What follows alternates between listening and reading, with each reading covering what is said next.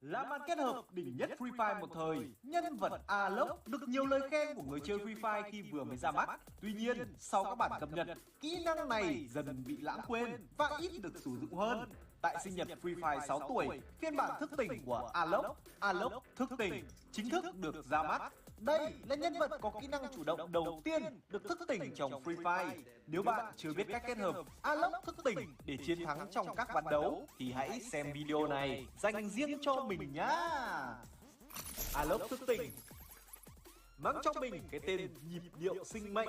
Khi sử dụng kỹ năng của Aloc thức tỉnh, sau mỗi 2 giây, các nốt nhạc sẽ xuất hiện cách nhau 2 mét về phía sau người sử dụng, tồn tại trong vòng 5 giây. Đồng đội sẽ nhặt các nốt nhạc để nhận được hiệu ứng hào quang để có thể tăng được tốc độ di chuyển và hồi 3 máu mỗi giây, tồn tại trong vòng tận 10 giây. Combo kỹ năng bạn có thể kết hợp cùng Aloc thức tỉnh.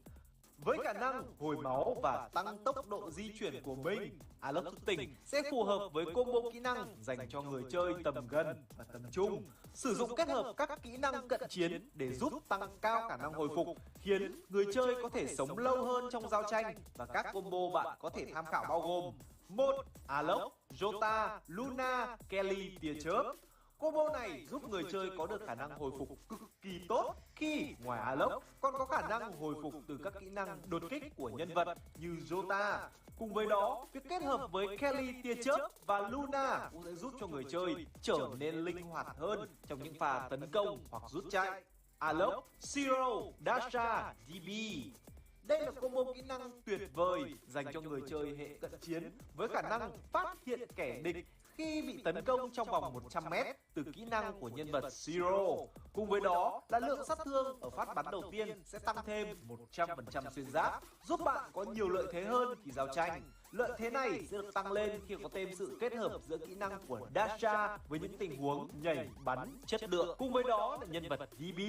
Đây là một bộ kỹ năng cực kỳ phù hợp với những người chơi ở vị trí tanker và xoay sở tầm gần. Với khả năng hồi máu và tăng tốc độ di chuyển cho bản thân, đồng đội khi nhặt được nốt nhạc, kỹ năng của Aloc thức tỉnh sẽ phù hợp với các tình huống chạy bo và tấn công đối phương. Nhưng không vì vậy mà kỹ năng này không phù hợp cho các trận tử chiến đâu nhá. Việc sử dụng kỹ năng Aloc thức tỉnh trong chế độ tử chiến sẽ giúp cho người chơi sử dụng tốc độ để chiếm lấy các vị trí lợi thế trong tử chiến. Các thành viên khác sau khi nhặt được nốt nhạc rơi ra cũng sẽ được tăng tốc độ và hồi phục, khiến cho đội hình của mình có thể di chuyển đồng đều hơn và có được lợi thế trước đối thủ. Bây giờ đợi gì nữa mà không gọi đồng đội vào game ngay để trải nghiệm kỹ năng của Aloc thức tỉnh thôi nào. Sao cứu coi cô đi ai nhiệm thứ 2 ai em bơi đổ đam đi, nó nghèo quá à. đổ đam em hai cái đầu nha. Đổ đam đi Đầu cái cu cái đầu Lào. Xíu thua mấy.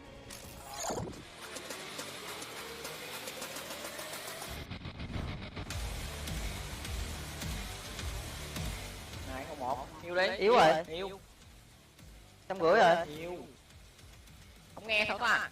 Chú Linh, Là kêu ra kêu hiu nó kêu rồi, kêu hiu không ai hiu cứ lao bắn tao đang bị dính Orion. nó quay lại hiu được mà, lao lên chị. Luôn về hiu. Tao bắn 3 thằng là yếu hết rồi. Tao đấy thằng kêu Linh nó hiu nó không lên luôn.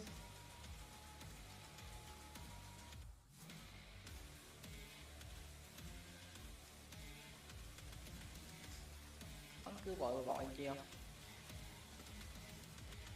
Tao cho nên là có ấy nha. Bắn nguyên nhanh.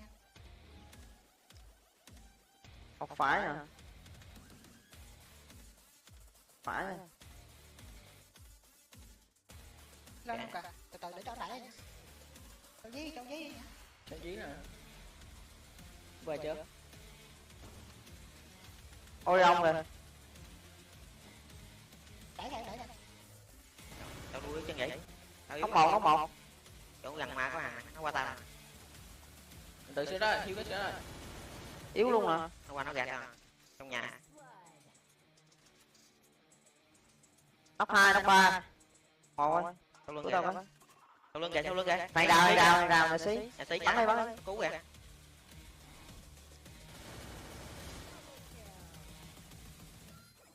Lục súng.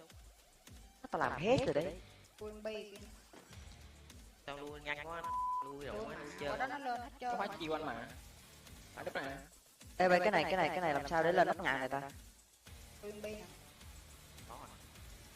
Ra đất. Ở đâu đâu, ôn bị đâu. Đây. Tao đi phải á, đừng nghĩ thế ta. Bắn đẩy gì quá.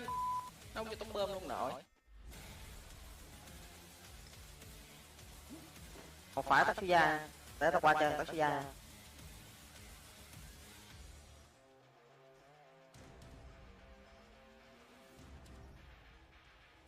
Nóc nhà nó có hả mày?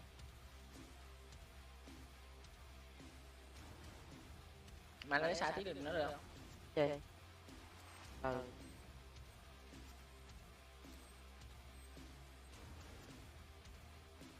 Đây chế kêu. Cần ghi nè, cần ghi nè. Cầm lỗ ghi.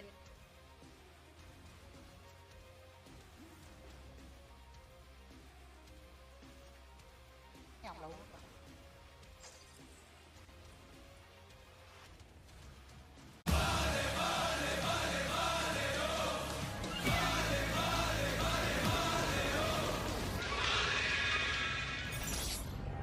Let's go.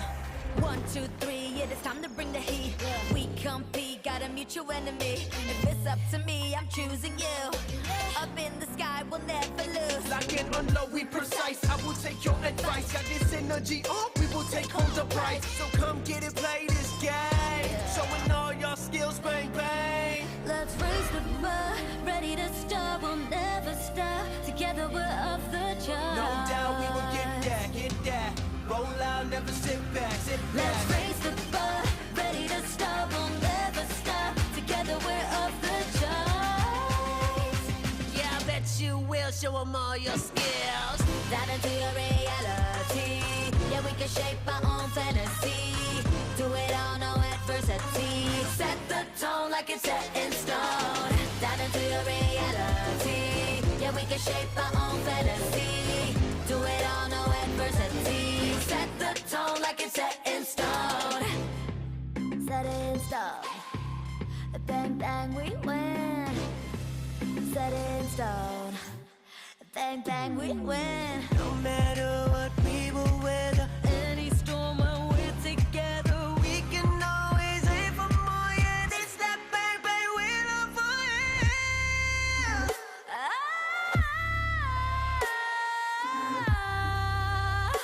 yeah. Set the tone like it's set in stone. Dive into your reality. Yeah, we can shape our own fantasy. Do it all, no adversity. We gon' set the tone like it's set in stone. Set in stone. Bang bang, we win. Set in stone. Set the tone like it's set in stone.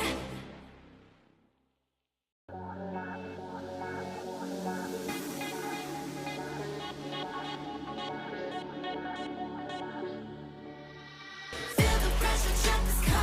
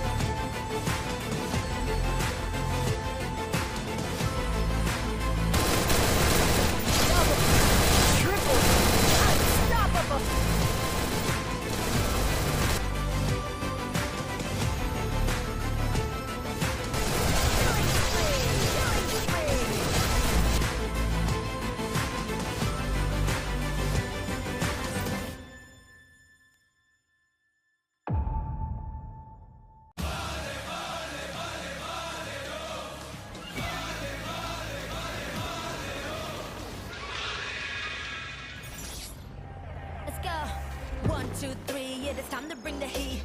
We compete, got a mutual enemy. If it's up to me, I'm choosing you.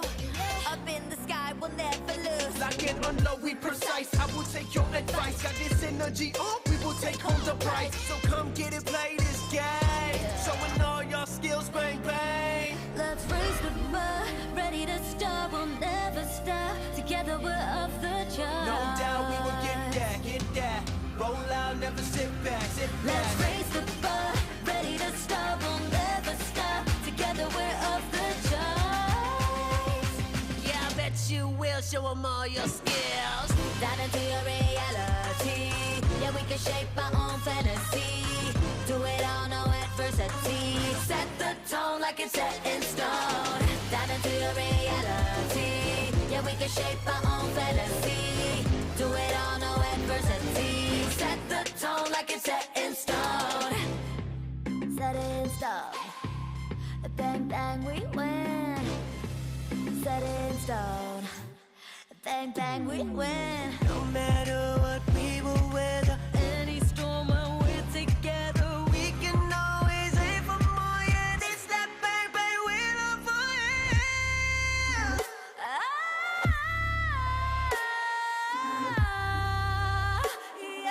Set the tone like it's set in stone. That is your reality. Yeah, we can shape our own fantasy. Do it all, no adversity. We gon' set the tone like it's set in stone. Set it in stone. Bang, bang, we win. Set it in stone. Set the tone like it's set in stone.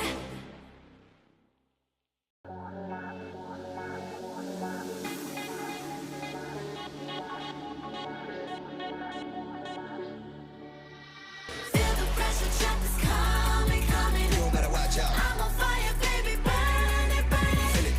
MVP like no one knows it, knows it. I'm too good for you, I'm too good for you.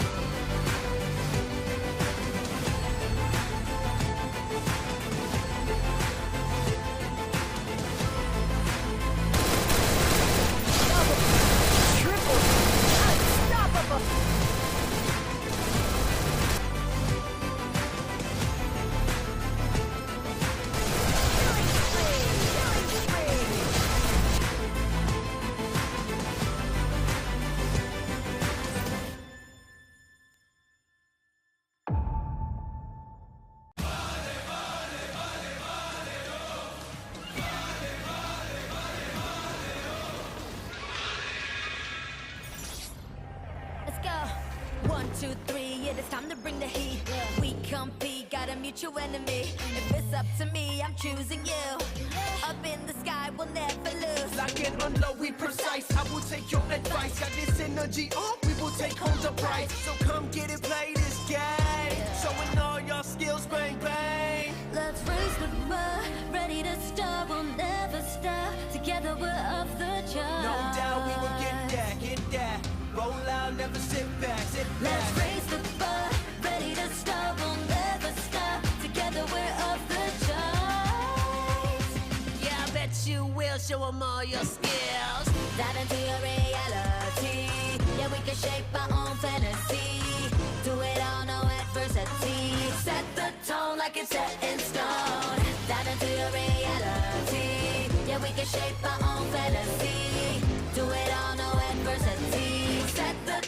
like it's set in stone. Set in stone. Bang bang we win. Set in stone. Bang bang we win. No matter what we will weather, Any storm when we're together, we can always aim for more. Yeah, it's that bang bang we love for real.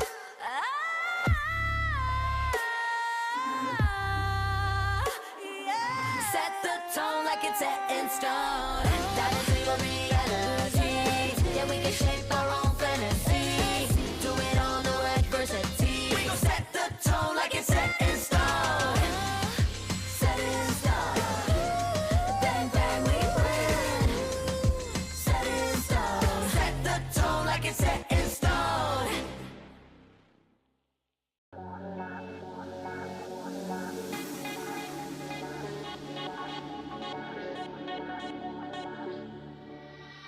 Feel the pressure, check is coming, coming. You gotta watch out. I'm on fire, baby, burn it, burn it. Feel it.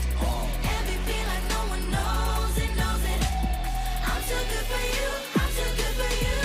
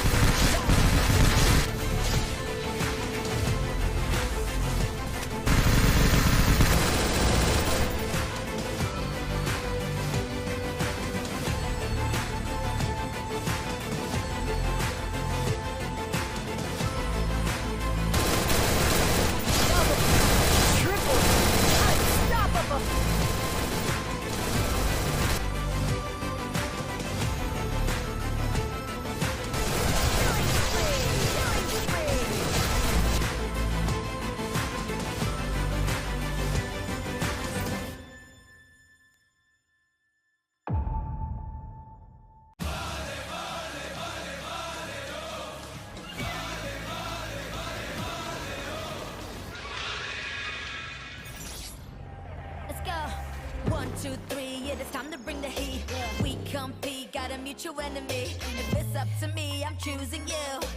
Up in the sky, we'll never lose. Lock and unload, we precise. I will take your advice. Got this energy on, we will take home the prize. So come get it, play this game. Showing all your skills, bang bang. Let's raise the bar, ready to start, we'll never stop. Together we're off the charts. No doubt we will get that, get that. Roll out, never sit back, sit back. Let's raise the bar, ready to start, we'll never stop. Together we're off the charts. Yeah, I bet you will show them all your skills. Dive into your reality. Yeah, we can shape our own fantasy. Do it all, no adversity. Set the tone like it's set in stone. Dive into your reality. Yeah, we can shape our own fantasy. Do it all, no adversity. Set the tone like it's set in stone. Set in stone. Bang bang we win. Set in stone. Bang bang we win. No matter what we will weather, Any storm when we're together, we can always aim for more. Yeah, it's that bang bang we love for real.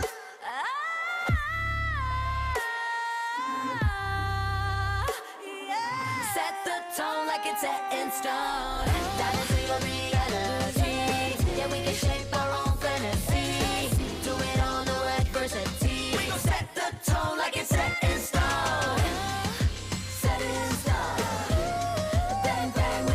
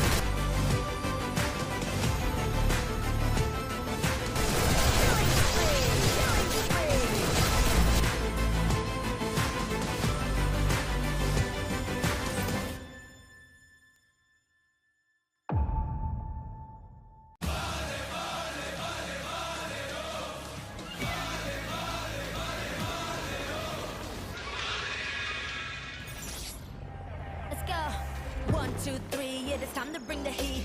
We compete, got a mutual enemy. If it's up to me, I'm choosing you. Up in the sky, we'll never lose. Lock and unload, we precise. I will take your advice. Got this energy up, we will take home the prize. So come get it, play this game. Showing all your skills, bang, bang. Let's raise the bar, ready to start, we'll never stop. Together we're off the charts. No doubt we will get that, get that. Roll out, never sit back, sit back. Let's raise the bar, ready to start, we'll never stop. Together we're off the charts. Yeah, I bet you will show them all your skills. Dive into your reality. Yeah, we can shape our own fantasy. Do it all, no adversity. Set the tone like it's set in stone.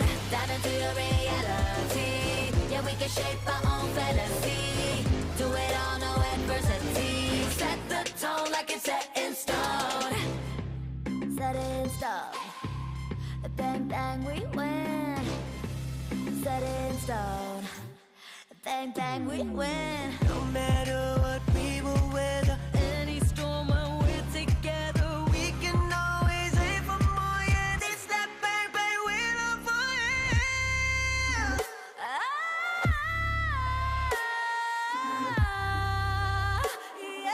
set the tone like it's set in stone. That is your reality. Yeah, we can shape our own fantasy. Do it all, no adversity. We gon' set the tone like it's set in stone. Set in stone. Bang, bang, we win. Set in stone. Set the tone like it's set in stone.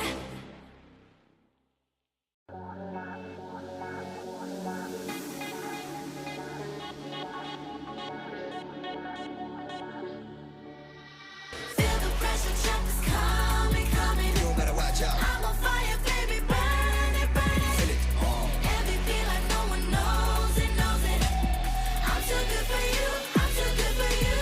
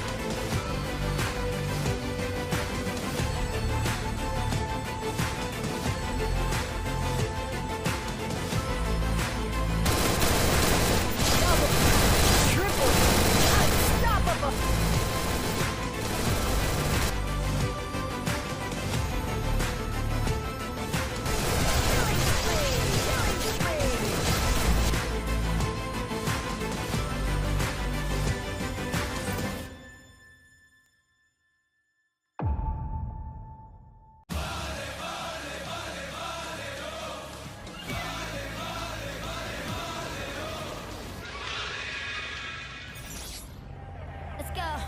1, 2, 3, yeah, it's time to bring the heat. We compete, got a mutual enemy. If it's up to me, I'm choosing you. Up in the sky, we'll never lose. Lock and unload, we precise. I will take your advice. Got this energy up, we will take home the prize. So come get it, play this game. Showing all your skills, bang, bang. Let's raise the bar, ready to start, we'll never stop. Together we're off the charts. No doubt we will get that, get that. Roll out, never sit back, sit back. Let's raise the bar, ready to start, we'll never stop. Together we're off the charts. Yeah, I bet you will show them all your skills. Dive into your reality. Yeah, we can shape our own fantasy. Do it all, adversity. Set the tone like it's set in stone. Dive into your reality. Yeah, we can shape our own fantasy. Do it all, no adversity. Set the tone like it's set in stone. Set in stone. Bang, bang, we win. Set in stone. Bang, bang, we win. No matter what we will weather, Any storm when we're together, we can always aim for more. Yeah, this that bang bang we love for you.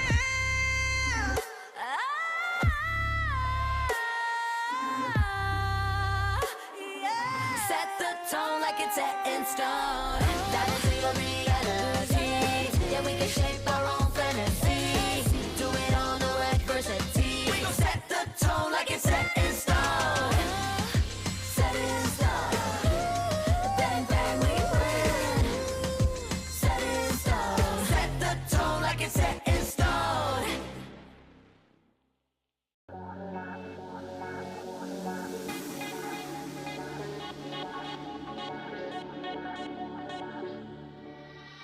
Feel the pressure, check this coming, coming. You better watch out. I'm on fire, baby, burn it, burn it. Feel it. Every beat like no one knows it, knows it. I'm too good for you, I'm too good for you.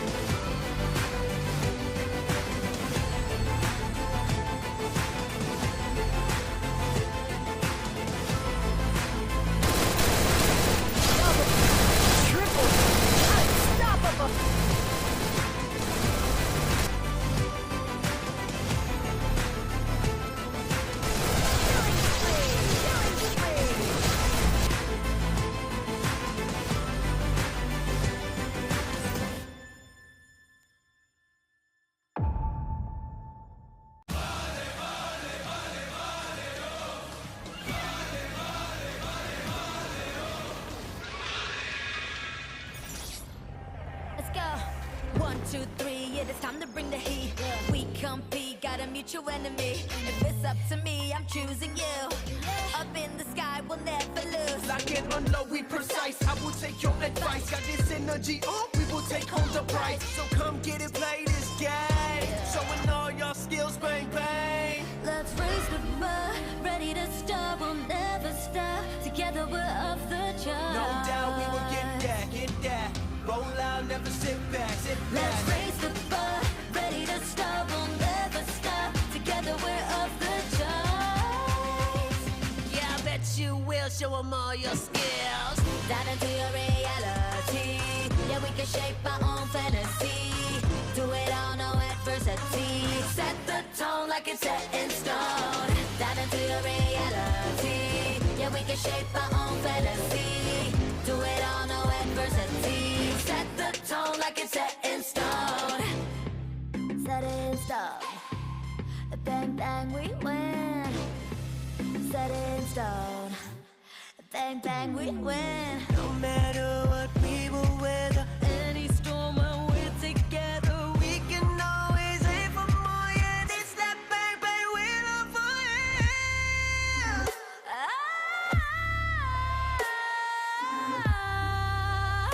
yeah. Set the tone like it's set in stone. Dive into your reality.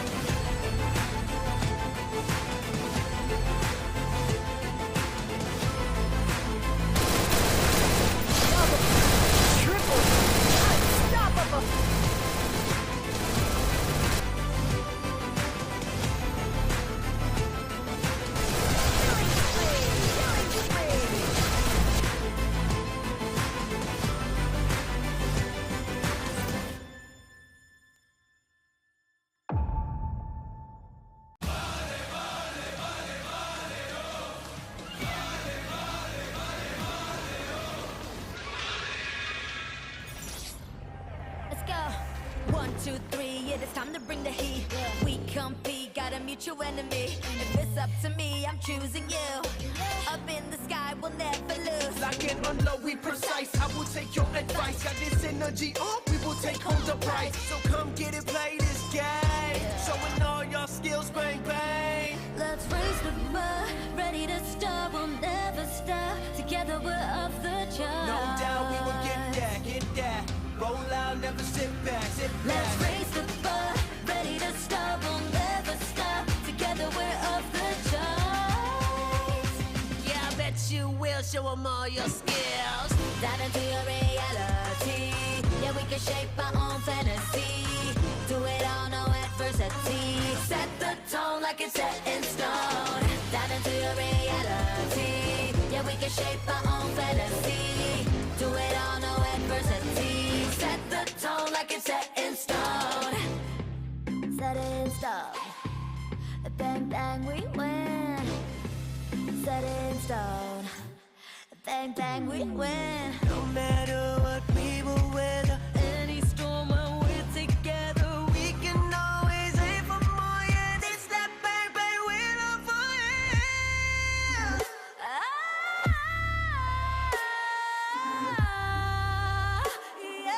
Set the tone like it's set in stone. Dive into your reality. Yeah, we can shape our own fantasy. Do it all, no adversity. We gon' set the tone like it's set in stone. Set in stone. Bang, bang, we win. Set in stone. Set the tone like it's set in stone.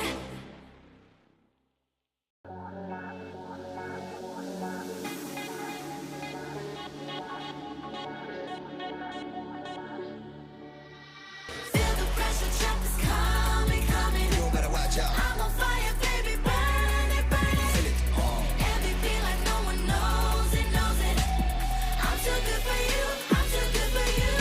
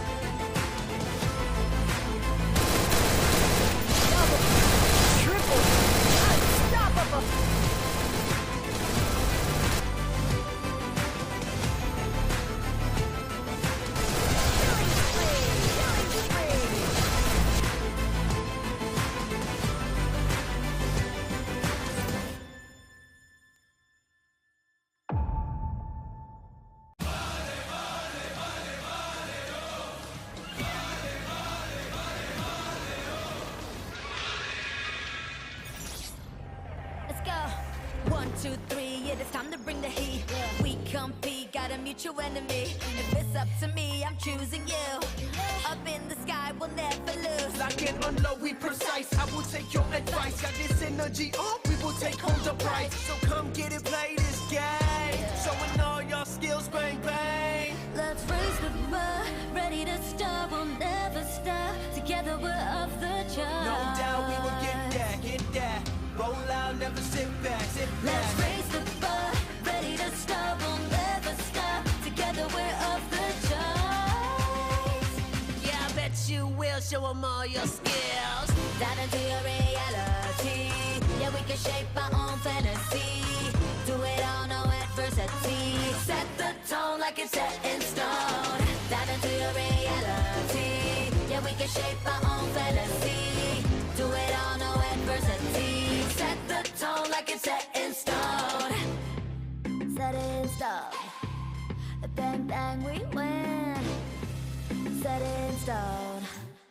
Bang, bang, we win. No matter what we will weather, Any storm when we're together, we can always aim for more. Yeah, this that bang bang we love for you.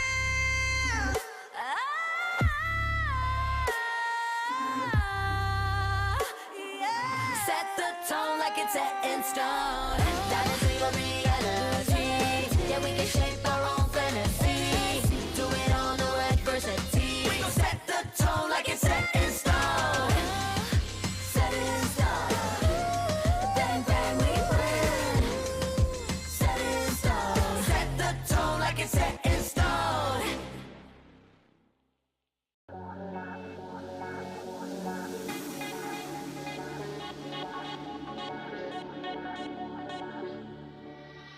Feel the pressure, trap is coming, coming. You better watch out. I'm on fire, baby, burn it, burn it. Feel it. MVP like no one knows it, knows it. I'm too good for you, I'm too good for you.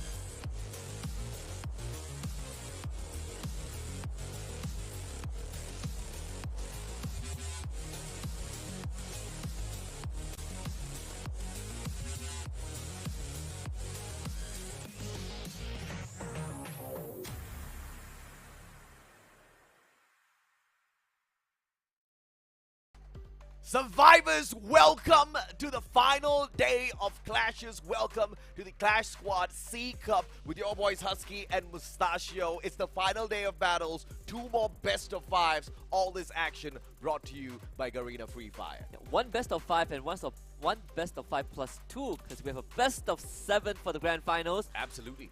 All 4 teams looking for that one final goal. The Mother Lode, a prize pool, and also the Covenant title to call themselves champions of the first ever Clash Squad C Cup. Now, Husky, we changed the title yesterday. It is no longer known as the C Cup. This is the Thai Cup. I thought we have 3 more teams. 3 Our more last teams. Indonesian team got knocked out yesterday. Unfortunately. I mean, they're sitting by the bylines. I'm pretty sure they want to find out exactly who's going to win the final bout. If or not they fell to potentially the champions, at least they can say, hey, dude, you know, they took us down, man. It wasn't any one of the rest, right? We put up a good fight, which they technically did. And I gotta say, there's a good chance, well, out of the 3 remaining teams, 1 team has a chance to win a back-to-back championship title. Oh, yeah. I know it's not Battle Royale.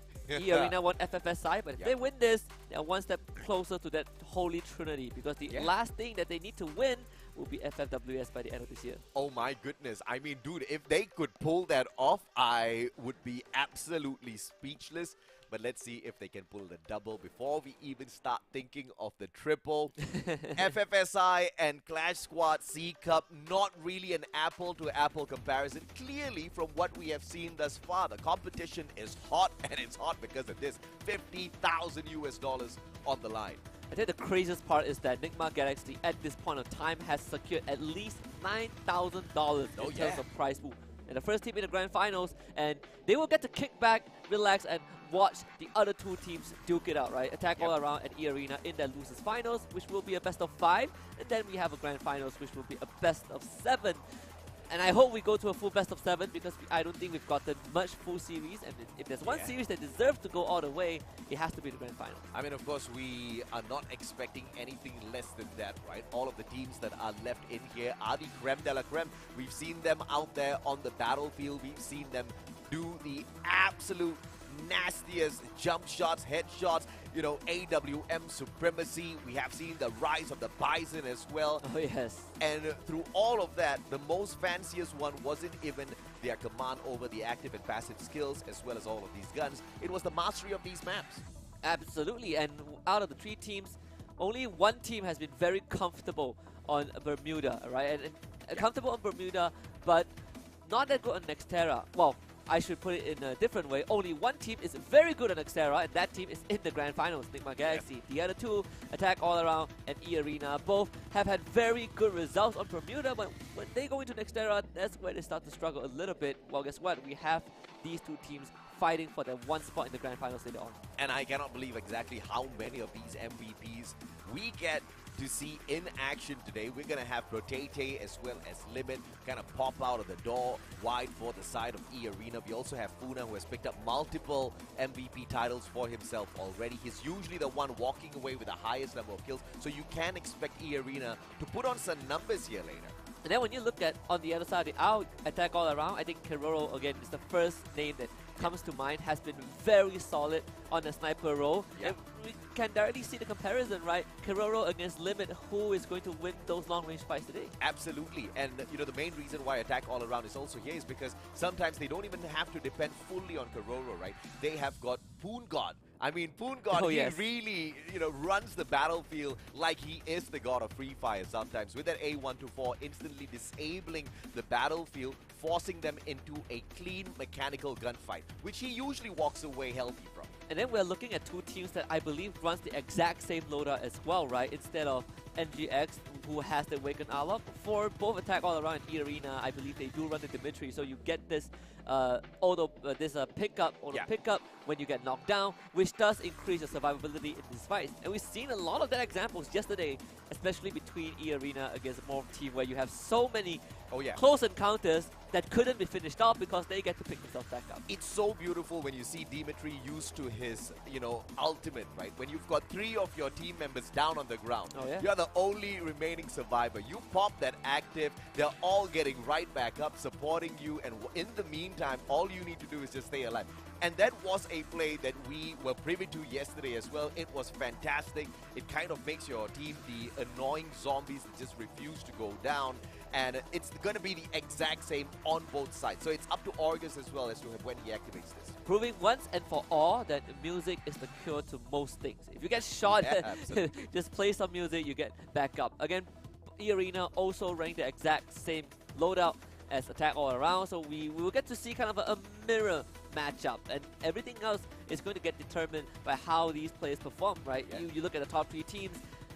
I would say with no surprise at all that all 3 teams are a very, very proactive teams. Very aggressive in their approach. We've had this discussion about, maybe some teams are more conservative, maybe they're better at punishing these aggressive teams, and all of them got knocked out. And you know, there's one thing other than, of course, the lineup that is absolutely similar between these two. both of them got whooped by Nigma Galaxy in the exact same fashion, right? Nigma drops the first Bermuda map, and then Gentleman sweeps them right back, winning out 3 games in a row. They've experienced it already. Even if they do get past this tiny little hurdle down in the low brackets, it's still a matchup against Nigma Galaxy that they need to worry about in a best of 7 later. Yeah, and they are looking to earn that spot. Both teams are itching for a rematch against NGX. Both teams lost in the same fashion. And I would say if there's one thing that NGX has proven so far is that these guys, they start off pretty slow, but once they ramp up, you have to be able to keep up with their speed.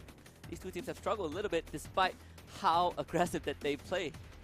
It is going to be a good comparison later on whether or not it's the Awakened Alok or the Dimitri that sets your team free and lets them run wild out there on the battlefield, because apart from that, it's just going to go down to the mechanical skills, which we have been treated to all throughout this competition of Clash Squad, C Cup, all of these teams. Like you said, Husky, they bring so much of quality to the table, so much of talent. The one thing I do hope is that they don't leave Clash Squad and then go back into your normal local majors for a Battle Royale mode and do the jump shot AWM, because I don't think it works in Battle Royale. So that is the one thing that it's better to not take away, but aside from that, I am all ears. I'm ready to see how these two teams clash in our very first map of the Special 5. It's going to be on Bermuda once more, and both teams are pretty darn good on the map. Well, let's see exactly what they end up with. 2 losses on Bermuda for Attack All Around, as you do have 1 loss for the side of E-Arena. They have 6 and 5 wins each. So that's a pretty decent stat if you want to be playing on this map, but it's not that great of a stat for me to bring up now because it's almost a 50-50. Yeah, and I think another matchup worth looking at is how Jump plays this, right? Because we saw yesterday against NGX, he was severely punished for how aggressive he uses the Tatsuya, and then you have Puna, who is kind of doing the same thing. So in this case, both of the Tatsuyas actually decided to not go for that initial burst, just taking safe position, showing a lot of respect. Preferring to use the Tatsuya to get away from a sticky situation later. Perhaps they know this engagement is going to be forced, and they both want this pistol round. Good grenade, not going to get a drop just yet unless Argus gets lucky. Karoro out of nowhere drops him and instantly puts him out.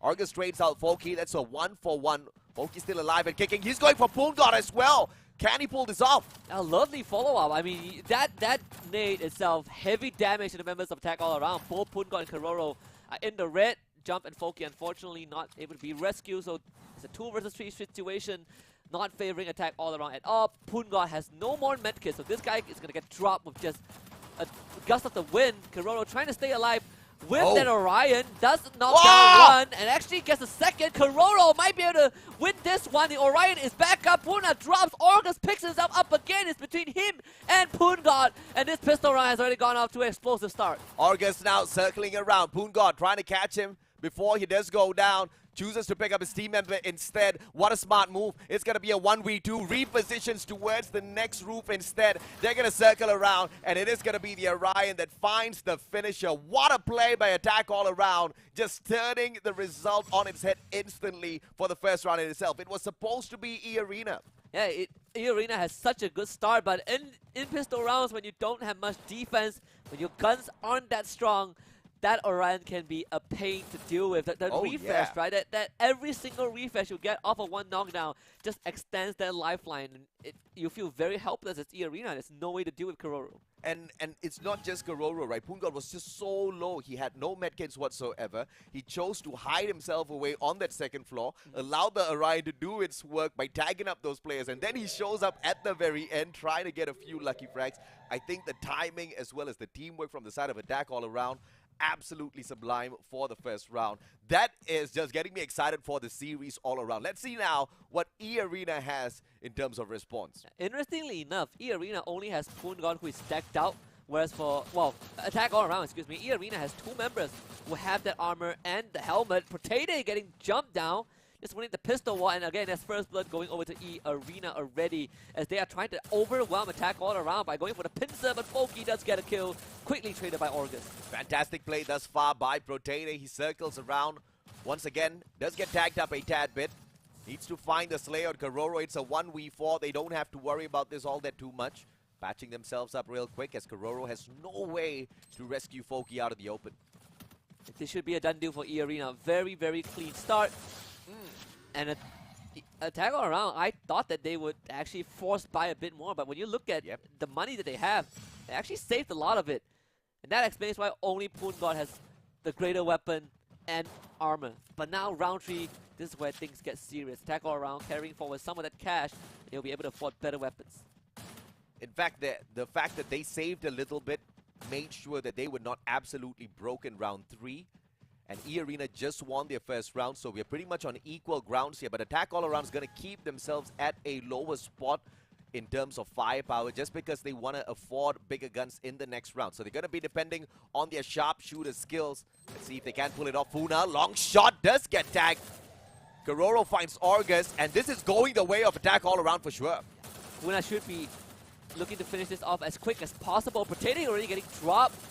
Foki does get down. Kororo somehow able to squeeze his way back into the building, and Funa is struggling to get the final damage in, and does it after quite a while. And E Arena also down to just 2, so this is actually not too bad for Attack All Around. Can they pick Poongod right back up? Attack All Around needs to reach out. Poongod is hanging on. What a nade! Jump is going to get a tad bit nerf. Limit circles around. Can he find the swing? Foki shows up with the Bison, trying to bait out that sniper shot before they can ambush. Poongod will get taken out. 3v2 numbers on the side of E Arena, and Foki's trying to flank around. If he pulls this timing off, it's going to be on the side of Attack All Around. Or it's down to Jump to survive this as much as possible, but they realize that they need Foki to help, and again, good crossfire. Foki with 2 in a row, but they are low on health. If Foki goes down, Limit can just reset the Orion ability, but no, doesn't find it. Jump from behind wins it out, and another clutch for Attack All Around. It's a 2v3, positioning supremacy to make a comeback from what they did not have on their side at all. Attack All Around initially with Foki trying to pull off that backstab. Changes his mind as E Arena started on the attack. Doubles back to help his team member out instead of just purely focusing on fighting some pure numbers out there. You got to respect the teamwork out of Attack All Around. Yeah, and they were on worse buys, right? They had 3 pistols and a Bison. They had to pick it off the crates of E Arena, and they were winning pistol fights against Bison, which is incredible. Poongod with 4 kills already. This guy is playing out of his mind right now, and E Arena strapped for cash a little bit. Puna to start off to get one of that knockdown. Potato losing this one against Jump, and Puna getting dropped very quickly by Foki. That's 2 for Attack All Around. Attack All Around, very aggressive. Can they find Jump? Argus pushes on, will be able to nail him with a pincer maneuver. Attack from the back as well. Foki does get dropped though. Kororo, the final savior, and he is going to stand a chance here. But Argus picked right back up. Grenade, does it connect? It doesn't. And it's going to be the Orion that positions himself right behind. Kororo really low on health. Bison from the side of Limit. Doesn't get it just yet. Finally does. Yeah, I guess they're not able to reset that Orion. So gets away. So gets knocked down just in time for E Arena to win that. That could have been another Kororo clutch. Just needed the press ability. Couldn't find it. Right now you see that AWM being picked up by Kororo. Limit doing the same. Will be falling back to a more conventional face-off between these 2 snipers. But again, the economy for both sides not doing too good. Losers is going to go broke after this round.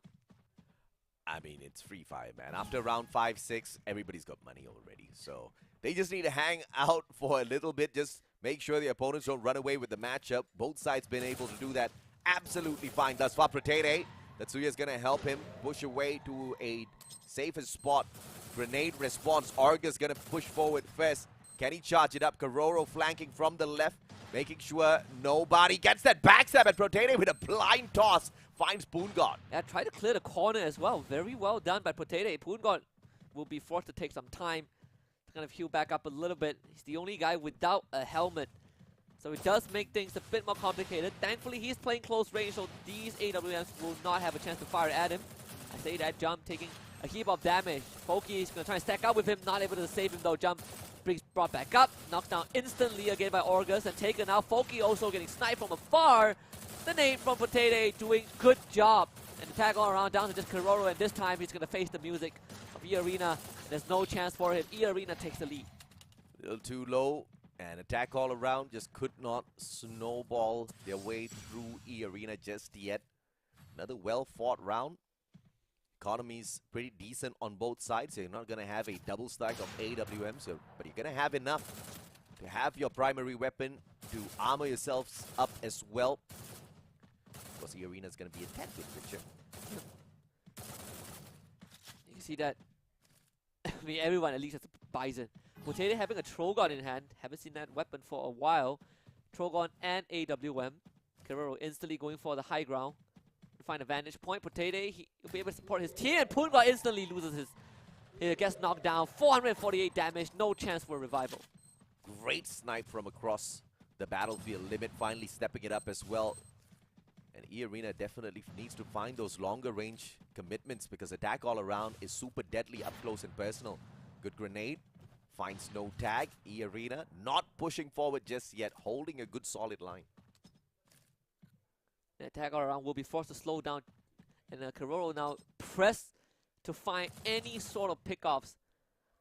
And this is the kind of situation, right? The longer the sniper stays static and not find any value out of those vantage points, the worse it is going to get for the rest of the team. They're going to get overwhelmed. Potato going for a cross and just catching the timing just right. Keroro couldn't fire any shots. Keroro positions himself in a really good spot as well. Limit has just no angle to work with and jump. Boosts forward with the Tatsuya. Just finds a couple attacks. No elimination just yet. And a little bit of a bait. He falls for it. Backstab from August too good. Keroro final player yet again. 1v4 made to 1v none. E-Arena slowly but surely moving away from attack all around. Yeah, great stuff from Potato. Massive reaction to dodge that backstab. And support from Puna as well to not only take out jump but gives Potato space to fight Keroro even from the low ground. 4 and 2 right now, E-Arena. Gonna stick to what they have and Limit able to afford double AWM at this point. The stats as well, they are looking fantastic. Argus not close enough to the rest of his team members to really make his Dimitri work anything out there on the battlefield. So not really doing much of that support. But if they're gonna just purely depend on all of their gunfights, perhaps they don't need to. Attack all around on the other hand. Depending on Poongod mainly, but he's not finding those shots just yet. Yeah, Orgus catching that gap.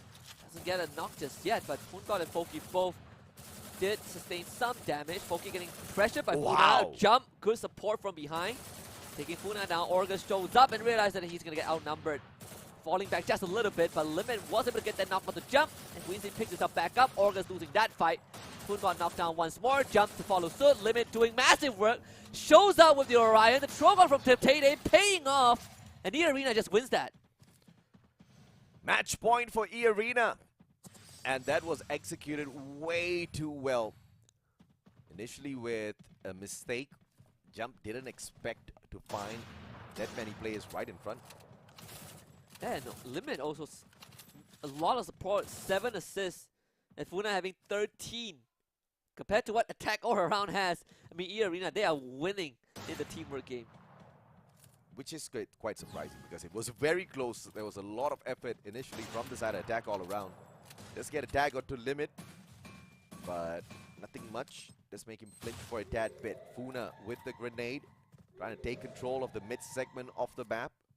Chooses not to toss it just yet. Poongod with a very slow approach. It is attack all around. Just waiting to see exactly what E-Arena does first.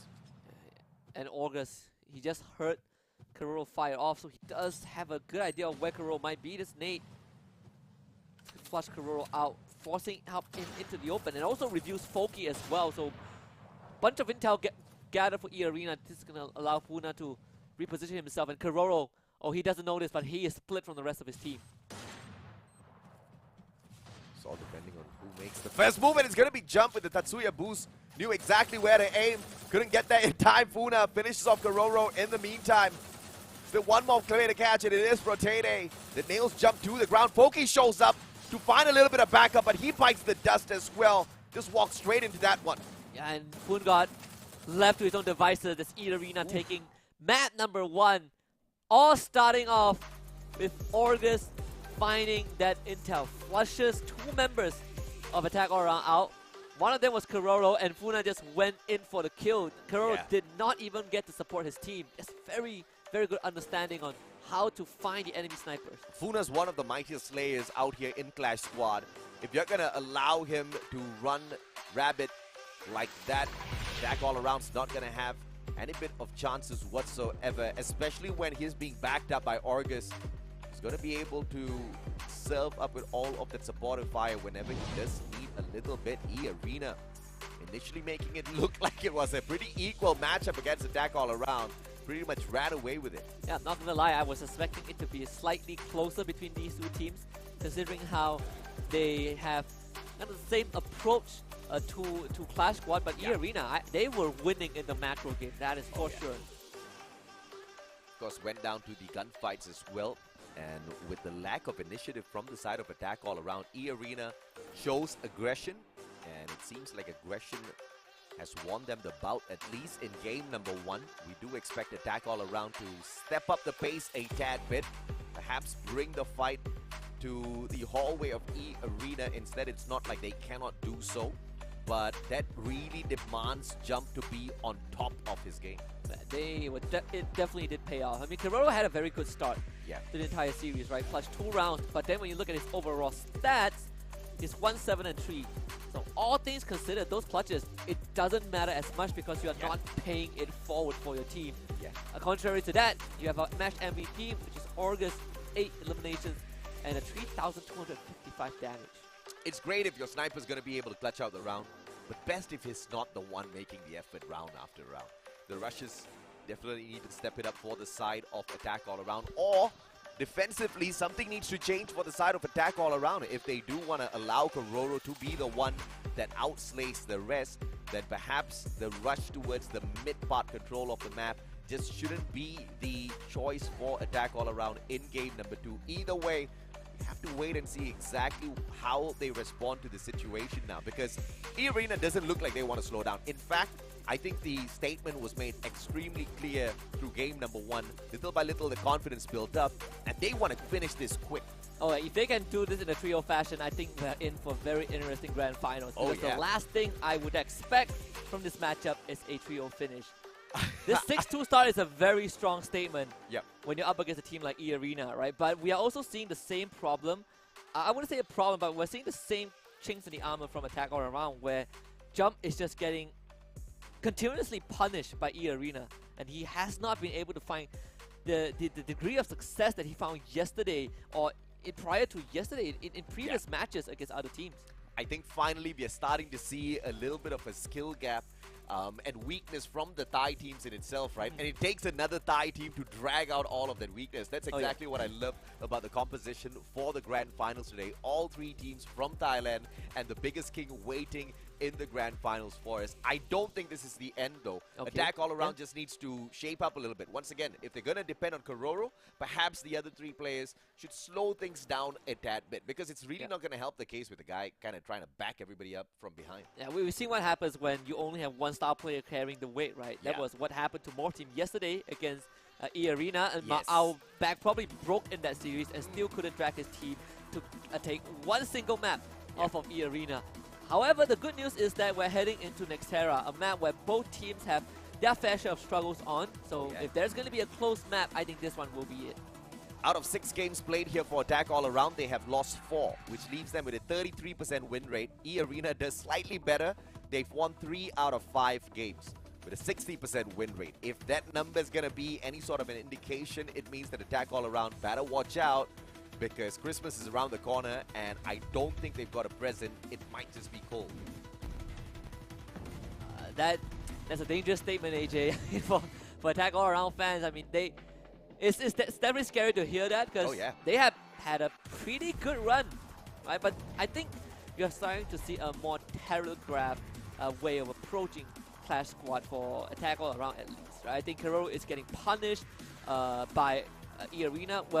We focus a lot on how Nigma Galaxy was shutting down Jump, but E-Arena, they're looking for Kororo, because if you can shut down the enemy sniper and give Limit room to breathe, he's going to win the round for you. Is it gonna happen at Nextera though? This has been the bane of Attack All Around's existence thus far in Clash Squad C Cup. They lost both of the Nextera maps to Morph. They lost both of the Nextera maps yesterday to Nigma Galaxy. So it's not looking great statistically for the side of Attack All Around. They just do not prefer to play on this map. But if they can perhaps wake up the beast in Jump, things will surely change. Yeah, it's a graph lab for round 1 again. I love that. I love that. One of my favorite starts to Nextera in Clash Squad. Such a crazy game changer when you've got snipers and shotguns, etc. Bisons in the mix at Grab Labs. At least with the pistol, kind of keeps things a little bit equal. Puna actually already engaging. Kororo losing some health, but Pungod getting a double. Lovely, lovely start. Puna picked back up, instantly knocked down. The Dimitri will not do too much, and E-Arena suddenly have just lost the pistol attack all around with a very, very quick start. I love that. So a lot of aggression coming out through the players of Attack All Around this time round. We talked about Jump. We talked about Jump a lot, mainly because Pungod was already getting a lot of our voice, right? This guy, he has been delivering for the side of Attack All Around non-stop for sure. Yeah. Jump usually is that second guy who's just slaying out in front. He needs to be on full form against the Arena. And what we saw in the last map was that Attack All Around didn't go for a full buy, right? They decided to save some of that cash, and they ended up getting overwhelmed by E-Arena with weaker weapons. In this case, I see everyone going for the double revolver, so this will be a more even one. Jump taking some early contact with Puna, and that's going to be an ice grenade just to block off the entrance, but Attack All Around, they actually have a very good angle to going for a pincer. Jump running the Tatsuya, but Puna instantly disables them. So the players within the vicinity, they're not going to be able to use their powers for a little bit. Hence the disengagement from the side of Attack All Around. Very smart. They slow the pace down. So they're going to run down the active skill of that A124 for a bit first before they do go ahead and react. So this is good time being bought by Attack All Around. Puna drop back down again. Does Jump expect this though? That is going to be important. He was spotted out. So Puna forced to back off again. That's going to keep Jump safe. Kororo playing from long range. And he's not going to get contested because there are no long range weapons to flush him out. But Puna does need some time to get his health back, and that gives some control over to Attack All Around. Puna and Argus in a lot of trouble. Without that helmet against the double revolvers, you are going to get punished. But Kororo just eating that ice grenade, pretending it doesn't hurt. About to step out. Puna spots his leg, waiting for the opportunity to just shoot him down. And the players on the side of Attack All Around just waiting for the circle to move instead. That's just going to fish out the players. Limit found. Protete dropped. Puna, the only one still alive. It's a 1v3. But Attack All Around makes that very quickly end. Hey, E-Arena going for individual drops and just got completely shredded by all 4 members of Attack All Around. We saw August drop down, lost the 1v1. Limit tried to follow, but there's too many people shooting at them. So it was a good attempt, but Attack All Around were very, very much prepared. Now round number 3, you see that AWM picked up by Limit again. In the previous round, it was Limit basically just winning the snipe war. So we'll see if Attack All Around can do better on Nextera. So far, Attack All Around has been pretty decent, running the case out there. Here in Protete, see a couple of AC-80s on the other side, but Jump, what a reposition! Double revolvers, holds an off angle, gets a couple of tags, forces them to use that medkit early. Limit almost taken out of the equation, but he manages to play that recovery as well. Argus now with a good flank around. Should be able to find Kororo first, that AWM. But Foki might just be able to put a quick end to him, but it'll take a lot of mechanical skills to jump around his glue wall. And once more, Argus tries to look for a flank. It's going to put himself in a very compromised position.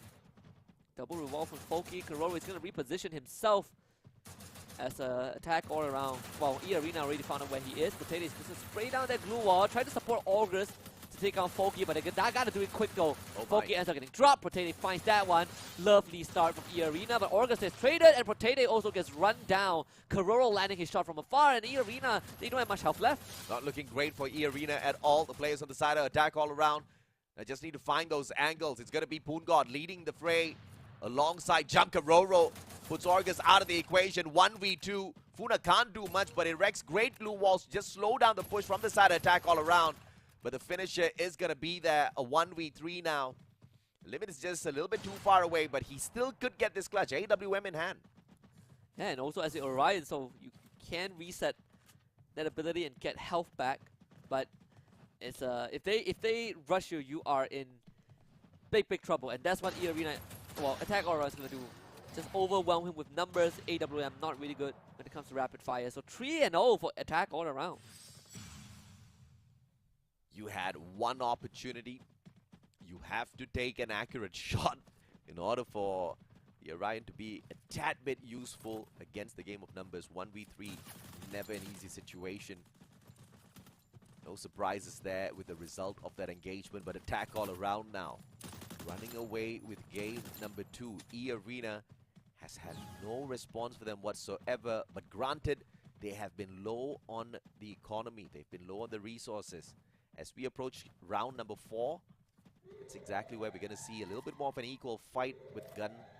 With the firepower! And Limit just shows up without even much of that. Takes the first shot. Yeah, very nice flank from Limit. Poongot taken out, that's what you need. Jump was able to win with the Mac 10 against Orgus.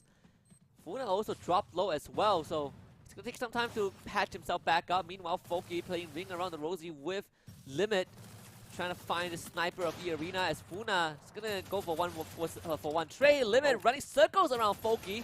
Kororo already dropped and Foki finds himself all alone. Limit still running. Couldn't land those point blank shots with the AWM, and Foki might have a chance with the double revolver, and he will drop Limit. Still in a 1 versus 2 though. Funa and Protede, they're going to get the job done, and E-Arena finds that first. E-Arena, very well played. It all started off with Limit's unsuspecting shot. And when you've got your Mighty Slayer Poongod down and out for the count already, it immediately breaks down on the opposite side. Attack all around, didn't see that coming. Let's see if or not Limit can pull this off once again, because he's just backing the team up from afar. Oh yeah. That's what you need. I mean, so far, Attack Aura has been basically winning the individual gunfights, but again, right, we're in round 5, so most of them have weapons already. You can see this double stack of E-Arena running straight into Attack all around. That's going to prompt a massive response, and you can see the Attack all around are doing just that, holding the perimeter of this building. And we can see one of the biggest difference here in this matchup where Attack all around's performing. Jump is back. 5 kills so far. The guy is not having an issue at all out there on the battlefield this time round. Poongod, grenade, toss. It's all about the timing. Good glue wall reaction from the side of Protede. Orgus survives that as well. Can he respond with a solid one? Nobody's home for both sides. Poongod actually goes for the drop down and jump again. Finishing off. Funa finds 2 in a row, and jump coming alive when the team needs him the most. Attack all around, winning this one with utter dominance. Poongod's got the backup he needs. Jump is on the front lines once again. This time, dealing the damage. We needed him to wake up. Man's woken up. Attack all around is right back in it. And this is not their best map at all. Once again, got a 33% win rate here, which is pretty much laughable if you ask E-Arena, who have had much better performance thus far. They're getting walked all over by Attack all around now. They can run straight into each other. I thought it was Orgus trying to catch the timing. Ooh. Jump under some pressure. Orgus won't be able to get him though, trying to break down that glue wall as much as possible. Jump still surviving and actually wins that one. Doesn't really matter, does it? Orgus getting taken out. Funa on the ground. Jump. He's going to try to be rescued by the rest of his team. Foki shows up. Limit. Just siphoning all the life of Attack all around, but it's not enough. I think Attack all around are going to get their 5th round. Folky does manage to walk away with a triple, and Attack all around looking for that match point. Protete all alone. He's got the Charge Buster, but in 1v4, there's no way in hell the Charge Buster walks out with this one. You've got to get the perfect timings and zigzag around each and every single glue wall that you have. Protete does have a little bit on him. Manages to dodge Poongod first. He backs away. SMG, but Folky takes an easy one. Yeah, we got a series on our hands. You can see Nextera is still E-Arena's kryptonite. Jump is what? 7-1-7. Finally warmed up.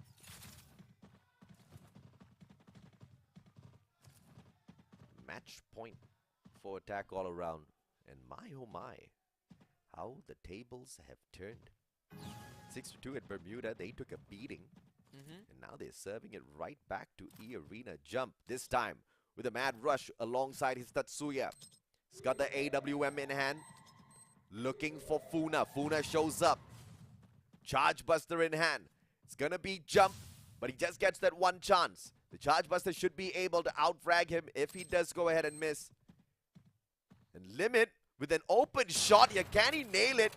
Doesn't take Jump down just yet. Jump turns around, sees the shot, engages with Funa. Kororo backs him up as well. Attack all around. Has got that solid backup from afar. Kororo traded out by Limit now. Funa dropped onto the ground, taken out of the equation. 3v3. Poon God gets eliminated as Argus shows up now. Jump circles around. Can he find the pump? It's the Charge Buster, but glue walls all around and through it still. Argus goes down. And suddenly it's a 1 versus 2. Limit once more needs to save his team and keep them afloat in the second set. Potato finish off very quickly. Jump and Folky, close range weapons. Charge Buster wanting to go for the one shot. Gotta get close to the Limit first though. Not the easiest thing to do. And Jump, he's gonna do it from the side. Limit spotting him out. The first shot comes through. Limit brings him down to half and pops the Orion soon as he spots them. Gain some distance, buy some time. But now Limit is in a really rough spot. Not much distance to play around and attack all around. They should have this match in the bag. Limit starting to take some massive damage and not able to find his shot. And Jump is getting the glue wall down. Limit finding the first knock. Jump looking for a finisher. Limit right in his face. Orion again. Jump losing a lot of his health. But no! Jump catches the timing at the end. An attack all around. They're going to give us a series for sure. He almost pulled it off. The monster almost walked away with that match. No way in hell was he gonna give that one away. Jump with the Charge Buster wins it out for attack all around. But it was a terrifying encounter versus Limit with the AWM. Managed to get the first player down, circled around, tagged out Jump as well. Brings out the Orion, hoping to bleed him dry, but just not enough. 6-1 as attack all around, one-upping E-Arena in terms of results. Just taking 7 rounds to close it out. So now we kind of see the which team is better on which map. E-Arena dominated Bermuda. Oh my, I hope this is not the case, man. Attack all around, they dominated Xterra. If we follow this pattern, I think we can go straight to the grand finals. No. Not Next again. map is going to be where we see if attack all around has really bounced back. This is where we need to see the fight. This is where attack all around really needs to step it up. And Jump cannot underperform once again. And we've seen the difference for attack all around. Game 1 at Bermuda versus Game 2 at Nextera. The difference was Jump. He was getting out there as the Tatsuya, rushing down his opponents, being that annoying little guy in their faces, still finding frags as you see the flank coming around, right? Kororo playing that long range, Poon God backing Jump up, Folky just being the support player. Everything worked out right for attack all around. Jump just was that missing puzzle piece. Oh yeah, and you can see this game, he absolutely tear up a storm. He was getting multi-kills. He was supporting his team. He was clutching things out. Oh yeah. And E-Arena felt very, very lost on Xterra actually. Just losing all of their gunfights. This one, look at Jump. Just the timing could not have been more accurate. 9 eliminations, 4,130 damage. After not showing up at Bermuda, we were begging for him to wake up for the sake of attack all around. And Jump not just wakes up, but he obliterates E-Arena. 9 eliminations to 4,130 damage, 22% headshot rate. And I believe in the final round, he even brought in a AWM to just make sure he had extra flexibility out there on the battlefield. Yeah. If you want a hustler, you want to look for this guy. And at the same time, instead of running Tatsuya, he switched to the Awakened Alok for this map as well. So very good adaptation from the side of attack all around, giving us at least a guaranteed game number 4. I mean, now we see exactly how he was sustaining a little bit longer out there on the battlefield. But if this is what the build is going to require out of Jump, I really don't mind, because I haven't really seen Tatsuya making game-saving plays for the teams just yet. Taking a page off of what NGX did, right? Yeah. They were the first team to run this Awakened Arlong, and they have found massive success with it. Yep. We've talked Yes. about the Tatsuya a little bit. He does give you some sort of mobility, but he's not kind of like the one that has a huge oomph when you need him the most, right? Yeah, he gets to places faster, but that doesn't mean much, because sometimes you get there first, you don't really have no backup. You go up against 3 players from the side of the arena, you're going to get eaten up, right? So that really doesn't work. You could kind of rely on Tatsuya for a couple of final second dashes to avoid a few bullets.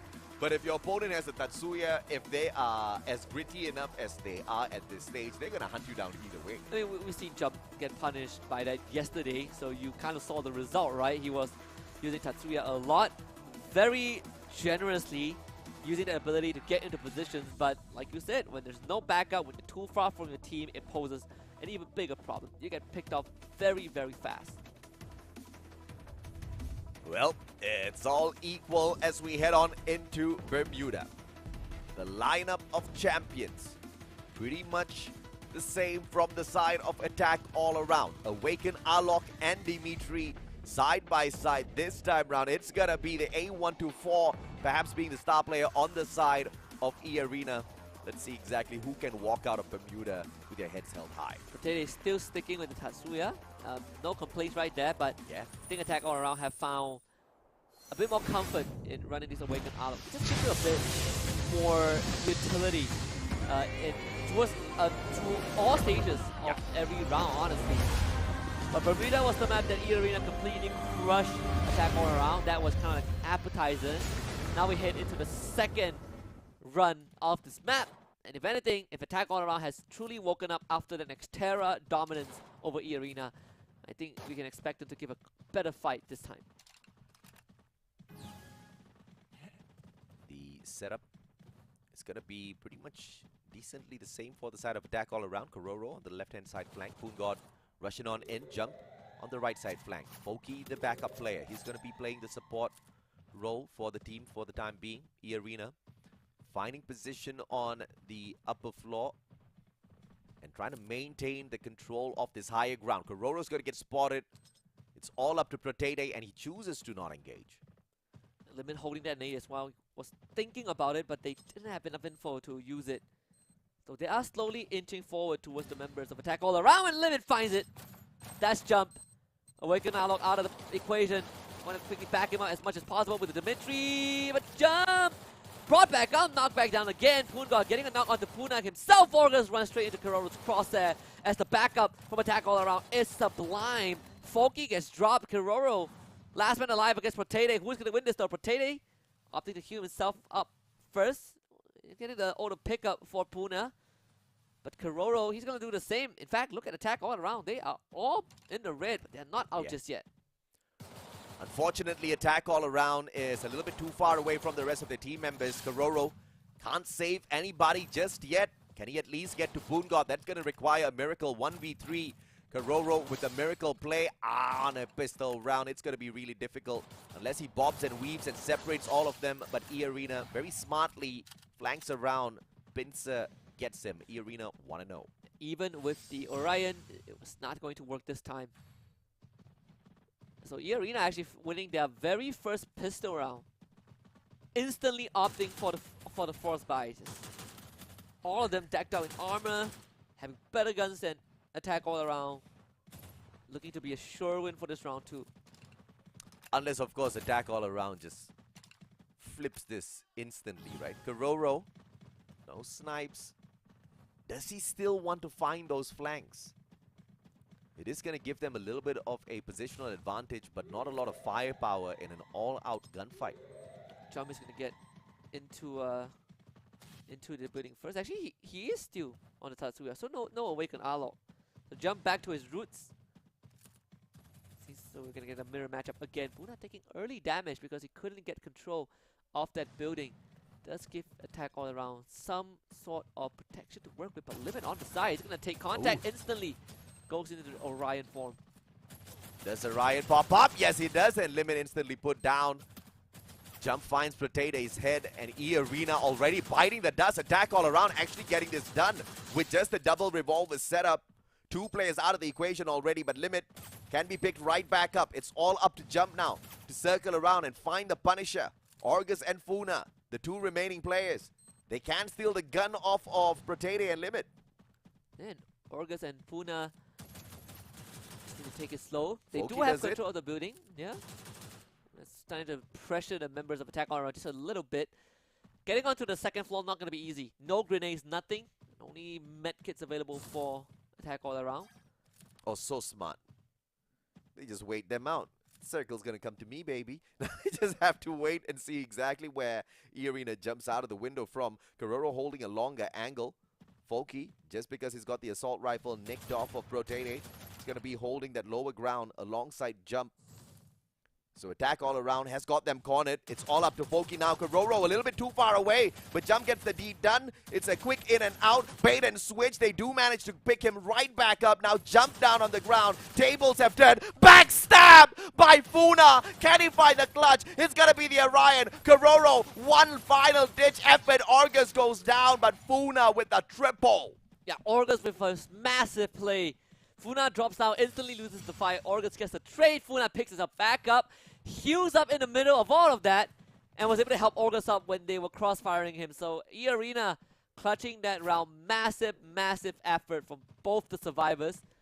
Heading into round 3, they're going to stick with the weapons that they had from the previous round. But Limit is going to go onto the AWM. And even better, he's going to sacrifice grenades, get 1 single blue wall, 2 medkits, but full armor. Such a clean flank around from Funa. Positioning that Attack all around just did not expect in that chaos. Potato with the grenade finds a toss. Jump bites it. Third of their health wiped off. Jump is going to be able to quickly recover. Funa sets himself up. He gets a grenade. Manages to pick up an AWM as well. So that's just going to overcharge him for this round. Yeah, trying to flush jump up, jump out again. E-Arena is this very systematic way of just flushing the members of Attack all around out. And to punish the people you want to punish, Jump and Kororo. Not to say that Jump is the weaker link, but he's always in a position that puts him far away from his team. And you can see he's trying to rush towards Potato, who is also a Tatsuya, so it's not the easiest thing to do. And Jump now finds himself stuck out in the open. Cannot win this fight, doesn't have enough health to do so, and once more punished. Boongod can save the day, but he's just finding this to be a slightly slower round. Funa tagged up already. That's barely going to tickle him. Kororo from up top, but Funa knows exactly how to fish him out.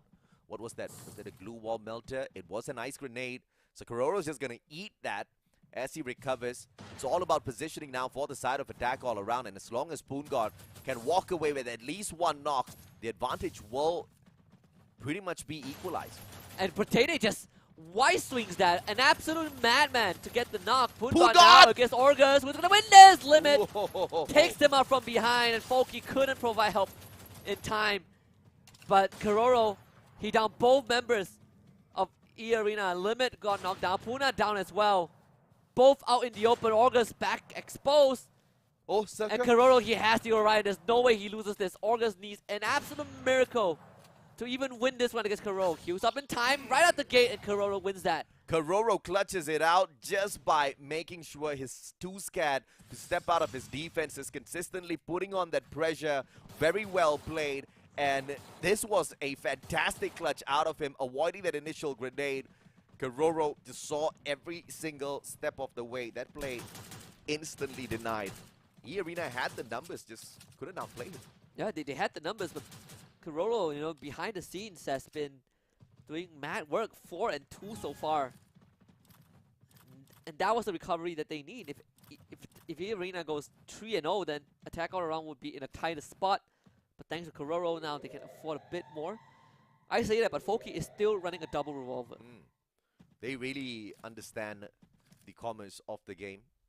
They don't really want to force their way through. If they can get it done with a cheaper weapon, why in the world not? If I can nick one off of my opponent once I get the drop, that's the kind of confidence we want. But also, you don't really want to deplete your resources if you do not win this round. So smart play coming through from the side of attack all around, respecting the opponent's arena.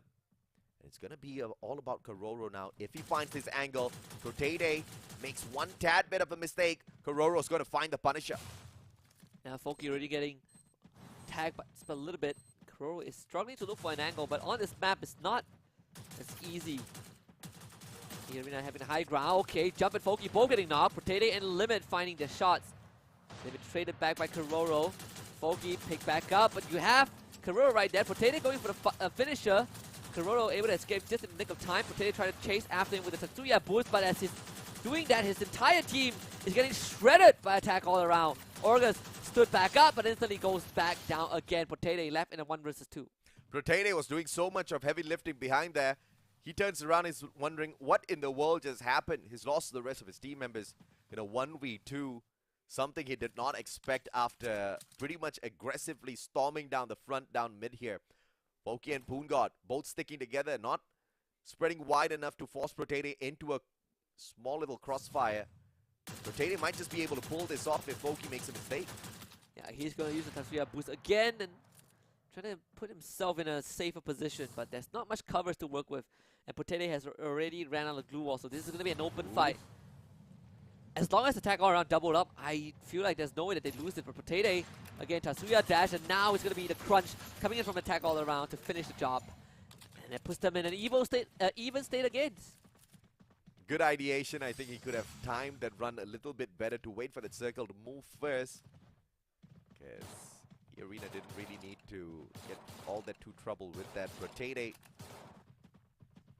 trying to outsmart attack all around, but it's all equal now. That's how we like it at Bermuda. Earlier on, it was a 6-2 scoreline.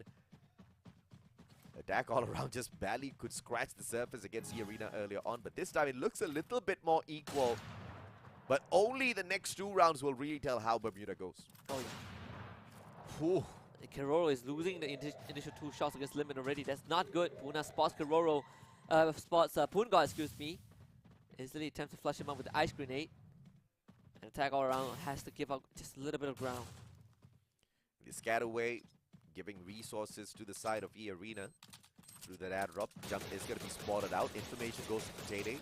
Stands by with the ice grenade. Tries to flush Jump out, giving Funa a clear angle. But Protede just eats that up for a tad bit of second. Easy to back away. And now he turns the tables on Jump. Let's see if he can catch him out. But a good blue wall by Jump. It's still going to keep them at a stalemate. Yeah, Protede able to keep most of attack all around at bay. You can see that they are not in the best of positions. Very much outside Poongod being the front line, but he's also struggling to find any sort of opening. Thanks to E-Arena surrounding this entire area. Attack all around when you spring the trap, can't find it. Poongod's waiting for the timing, but Limit might just be the undoing of him. Jump should find a way to circle around, punish Limit before he does the dirty on the rest of his team members. Jump's going to be the hope for the squad. Protede not taking initiative just yet. Both teams showing a lot of respect for each other. Back it away. Poongod gets tagged. No conversion. They're going to slow things down again as the circle repositions. This is going to be the opener. Yeah, they're going to try to rush Limit, and the rest of attack E-Arena will try to protect Limit. And they're doing a pretty good job, but attack all around are inching forwards slowly but surely. Jump on the other end. Limit goes for the swing. Jump! Oh my god! Drop shot by Puna. What a shot! Kororo, though, not able to win that one. And E-Arena holding the fort and just scraping by with the win. What a jump shot by Funa. I didn't see that coming. Attack all around. Sure as hell didn't see that one coming. That was one of the most stylish clutch shots we have seen in a while, and that was the undoing of attack all around. Over the fence, what a beauty. Over the fence, and they knew that Limit was going to be the target, and I mean, Puna is 9-2 so far. He's having a great monster, time. Man. I mean, E-Arena truly has a Slayer on their side, which is the main reason why Jump needs to keep up his end of the bargain. You can't just be depending on Poongod. Kororo's not going to be Ultimate Slayer. He's backing everybody else up with those long shots out of that AWM. I mean, he has just one less kill out of the total kills that attack all around has. That's the how problem. How much work he's been doing. They're going to try to Gonna go for 1v1, Puna. Forces Hugh just a little bit. He can turn around the corner. Puna getting backstab, still wins it! Uh-oh. Absolute force in the battlefield. Pungod takes him down with a grenade, but it doesn't matter. Puna picks himself back up and finishes off Foki as a statement. An attack all around, falling apart at the scene. For Tayday going for the rush on top of the roof on the jump. And E-Arena finds their 4th round. Team Ace E-Arena barely tickled in that round. It was such a clean one against attack all around, and Jump still cannot deliver on Bermuda for some weird reason. Everybody's depending on Kororo with those long angles, and most of them are not impactful eliminations at all. E-Arena, even as they get down in numbers, Funas and Monster, I mean, he spots them, he wipes them. Which is crazy. He was, what, he has less than half health. Foki shows up from behind and somehow loses the fight against Funa. 2 more rounds before attack all around will be put in the back seat, and once more the round starts and Foki lost half his health. It's not going to punish them just yet. Circle closing on in. UAV is going to be brought out as well. Might as well use it at this point. E-Arena looking for that match point for themselves.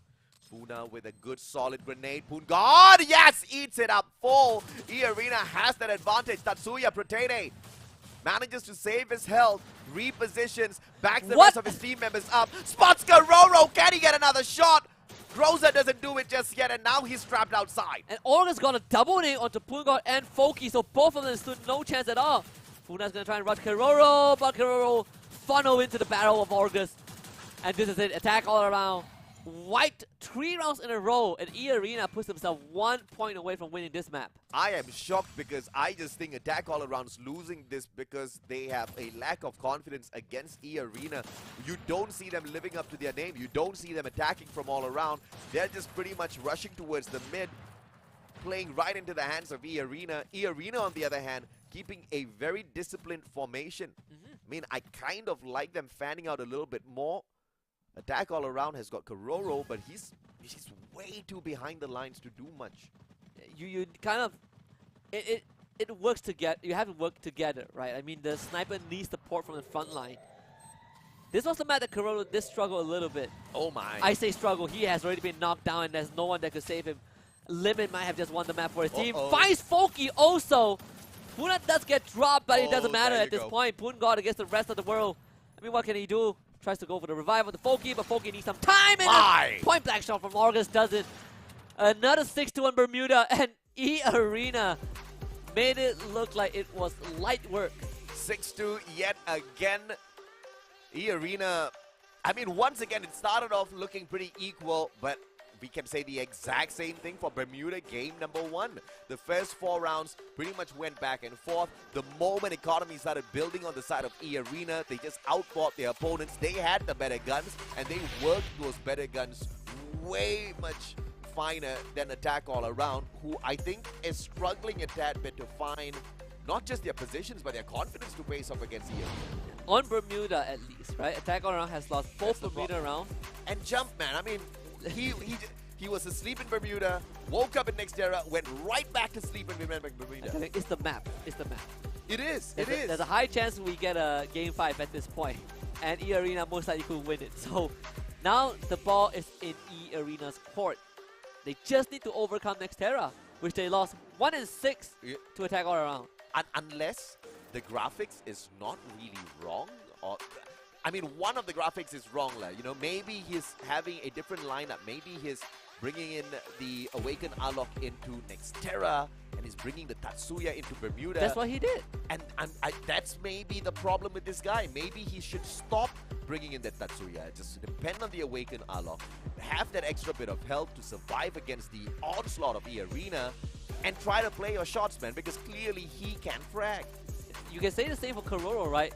On Nextera, he was landing insane shots. I mean, Bermuda performance not too bad as well. I mean, he's the only one that performed for the side of Attack All Around. You are right about that. So, it gives you a bit of flashback of from more team, right? Yeah. Like he was lifting weights on his own. But in this case, I mean, Limit just outdid him in every single situation. Puna with 12 eliminations by the end of this. Almost 5,000 damage.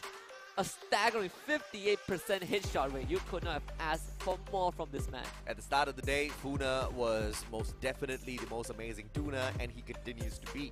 I tell you, this guy, MVP after MVP titles, and he is not done and dusted just yet.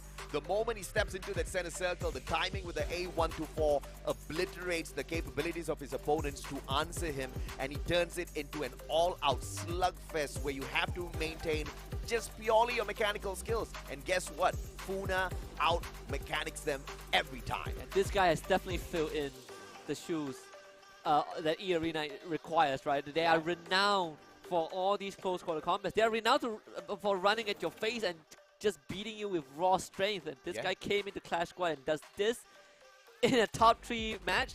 He is out of this world. But I'm a little worried for E-Arena as well, because what's up with Nextera, right? They stepped on in there. They are clearly showing that they are not giving attack all around any bit of room, any bit of chance whatsoever. But at Nextera, it's a no-show. It's a no-show. And I've got no problems with that being the case. It's just that if going by the numbers, if they continue winning out Bermuda, they're going to go to the grand finals. That's not going to fly against Nigma Galaxy. They're going to sweep them off of this competition. But if they can dominate Nigma Galaxy on Bermuda, I mean, then they just we saw won how that went. You kind of saw how that went. Not too well. They tried though. They had a great game, number one. In fact, both teams will be able to say that about Nigma Galaxy. Yeah, I mean, Attack All Around wiped Nigma Galaxy 6-0 in Bermuda yesterday, okay? Yeah. And then they proceeded to lose, what, 6-2, 6-4, and 6-1, something like that. Unfortunately, that's Nigma Galaxy, but that's a totally different story for the grandest of grand finals in the best of 7. Now we just need to figure out if or not E-Arena is going to wake up on Nextera and finish the series off, or are we just going to allow it to get dragged on a little bit? I don't want this to be a pure victory just because they've got mastery over one map. Oh yeah. I want to see the improvement from the side of E-Arena on Nextera. And if it's not going to be the case, then later I want to see Attack All Around just surprises on Bermuda, man. I need something. So it's like, if E-Arena loses the next match, then then Attack All Around will have to win. I mean, give me something. Just don't give me like, okay, you take Bermuda, I'll take Nextera, and let's just go back and forth. Yeah, it's a lose-lose. It's a lose situation for Attack All Around overall. Yeah. So they gotta wake up.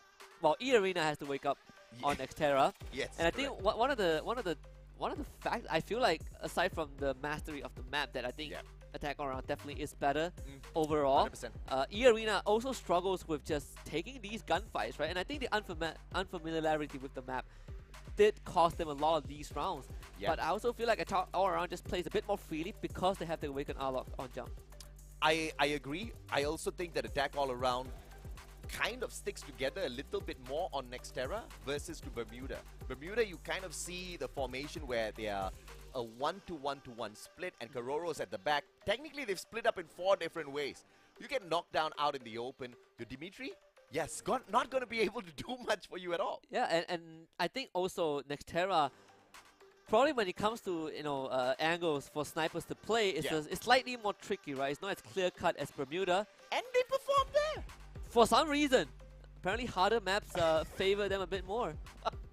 And that's just absolutely insane. And I think if you can master Nextera, if you can pull off all of those crazy angles, sure as hell you're going to be able to bring that into Bermuda as well. But that doesn't seem to be the case. Attack All Around seems to not find their comfortable spots on Bermuda just yet. I think, once again, it's a confidence issue.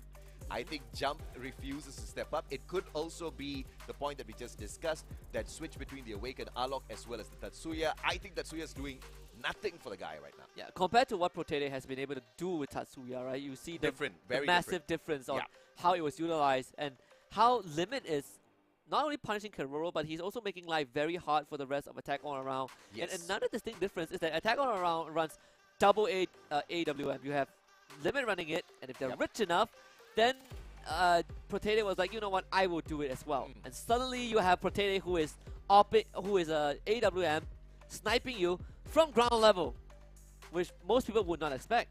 Most people would most definitely not expect that, but at the end of the day, it's just that back and forth between the map masteries that are just so vastly different, right? Because we kind of saw Attack All Around wiping the floor with E-Arena the last time we went into Nextera.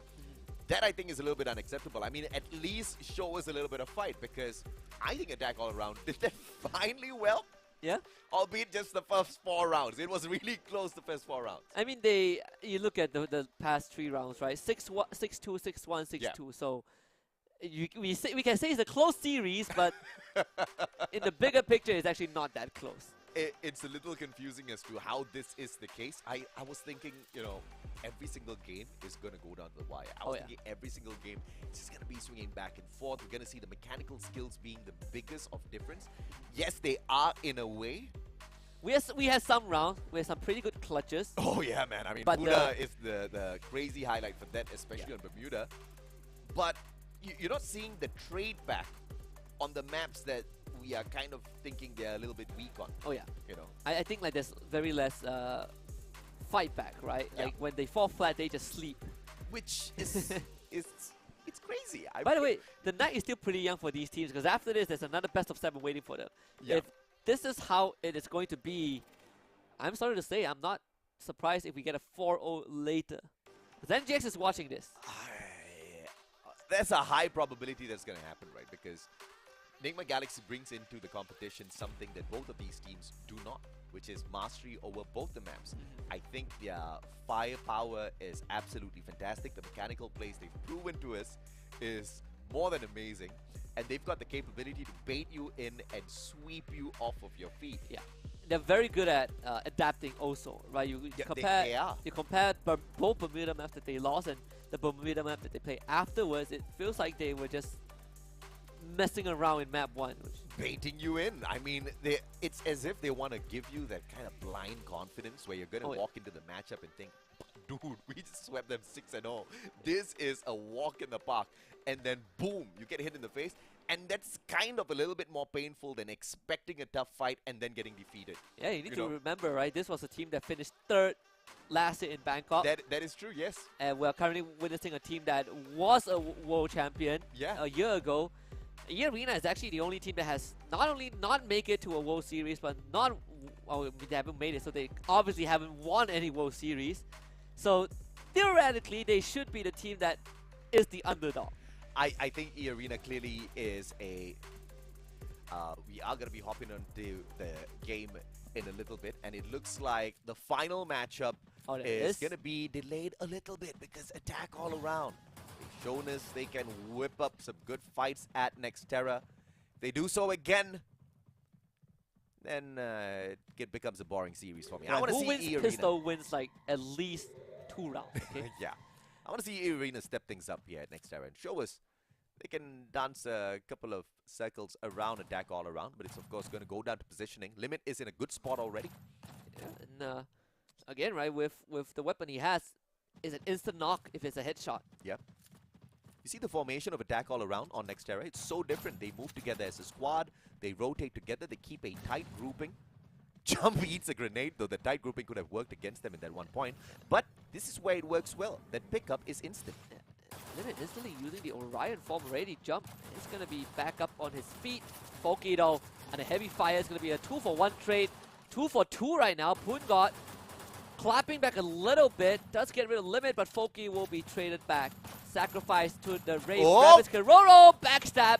Potato and Puna pincer him, and Poongod left again alone to his own devices.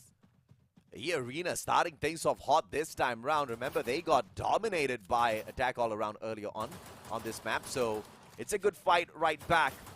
And it all started off with Limit initially finding them playing a little bit of distraction, but Funa just swims through the opponents once again alongside Orgus. Yeah, Orgus and Funa, kind of the, I guess, the new dynamic duo, right? You have the support player in Orgus. I never expected that, by the way.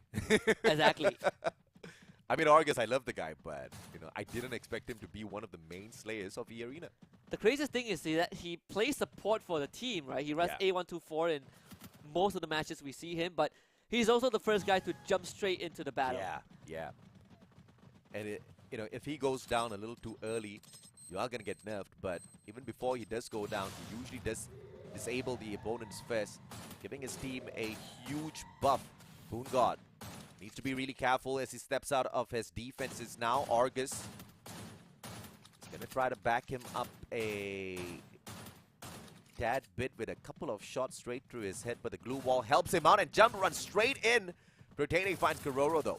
Kororo was punished on the other end. Limit goes into Orion form and suddenly they in a 1 versus 3. Oh my. He gets the reset What with in the the world? sight, goes back into the Orion and he's just gonna try and cut everyone down. Foki stood back up, but it doesn't matter. E-Arena, they have shown up again and wow, Limit. Incredible play to win that 1v3 for his team. And in that moment, he didn't even get an elimination. All he did was just buy a lot of time, manages to pull off a great melee scythe knock. No conversion, buys a lot of time with the Orion, annoys his opponent, slicing away at them.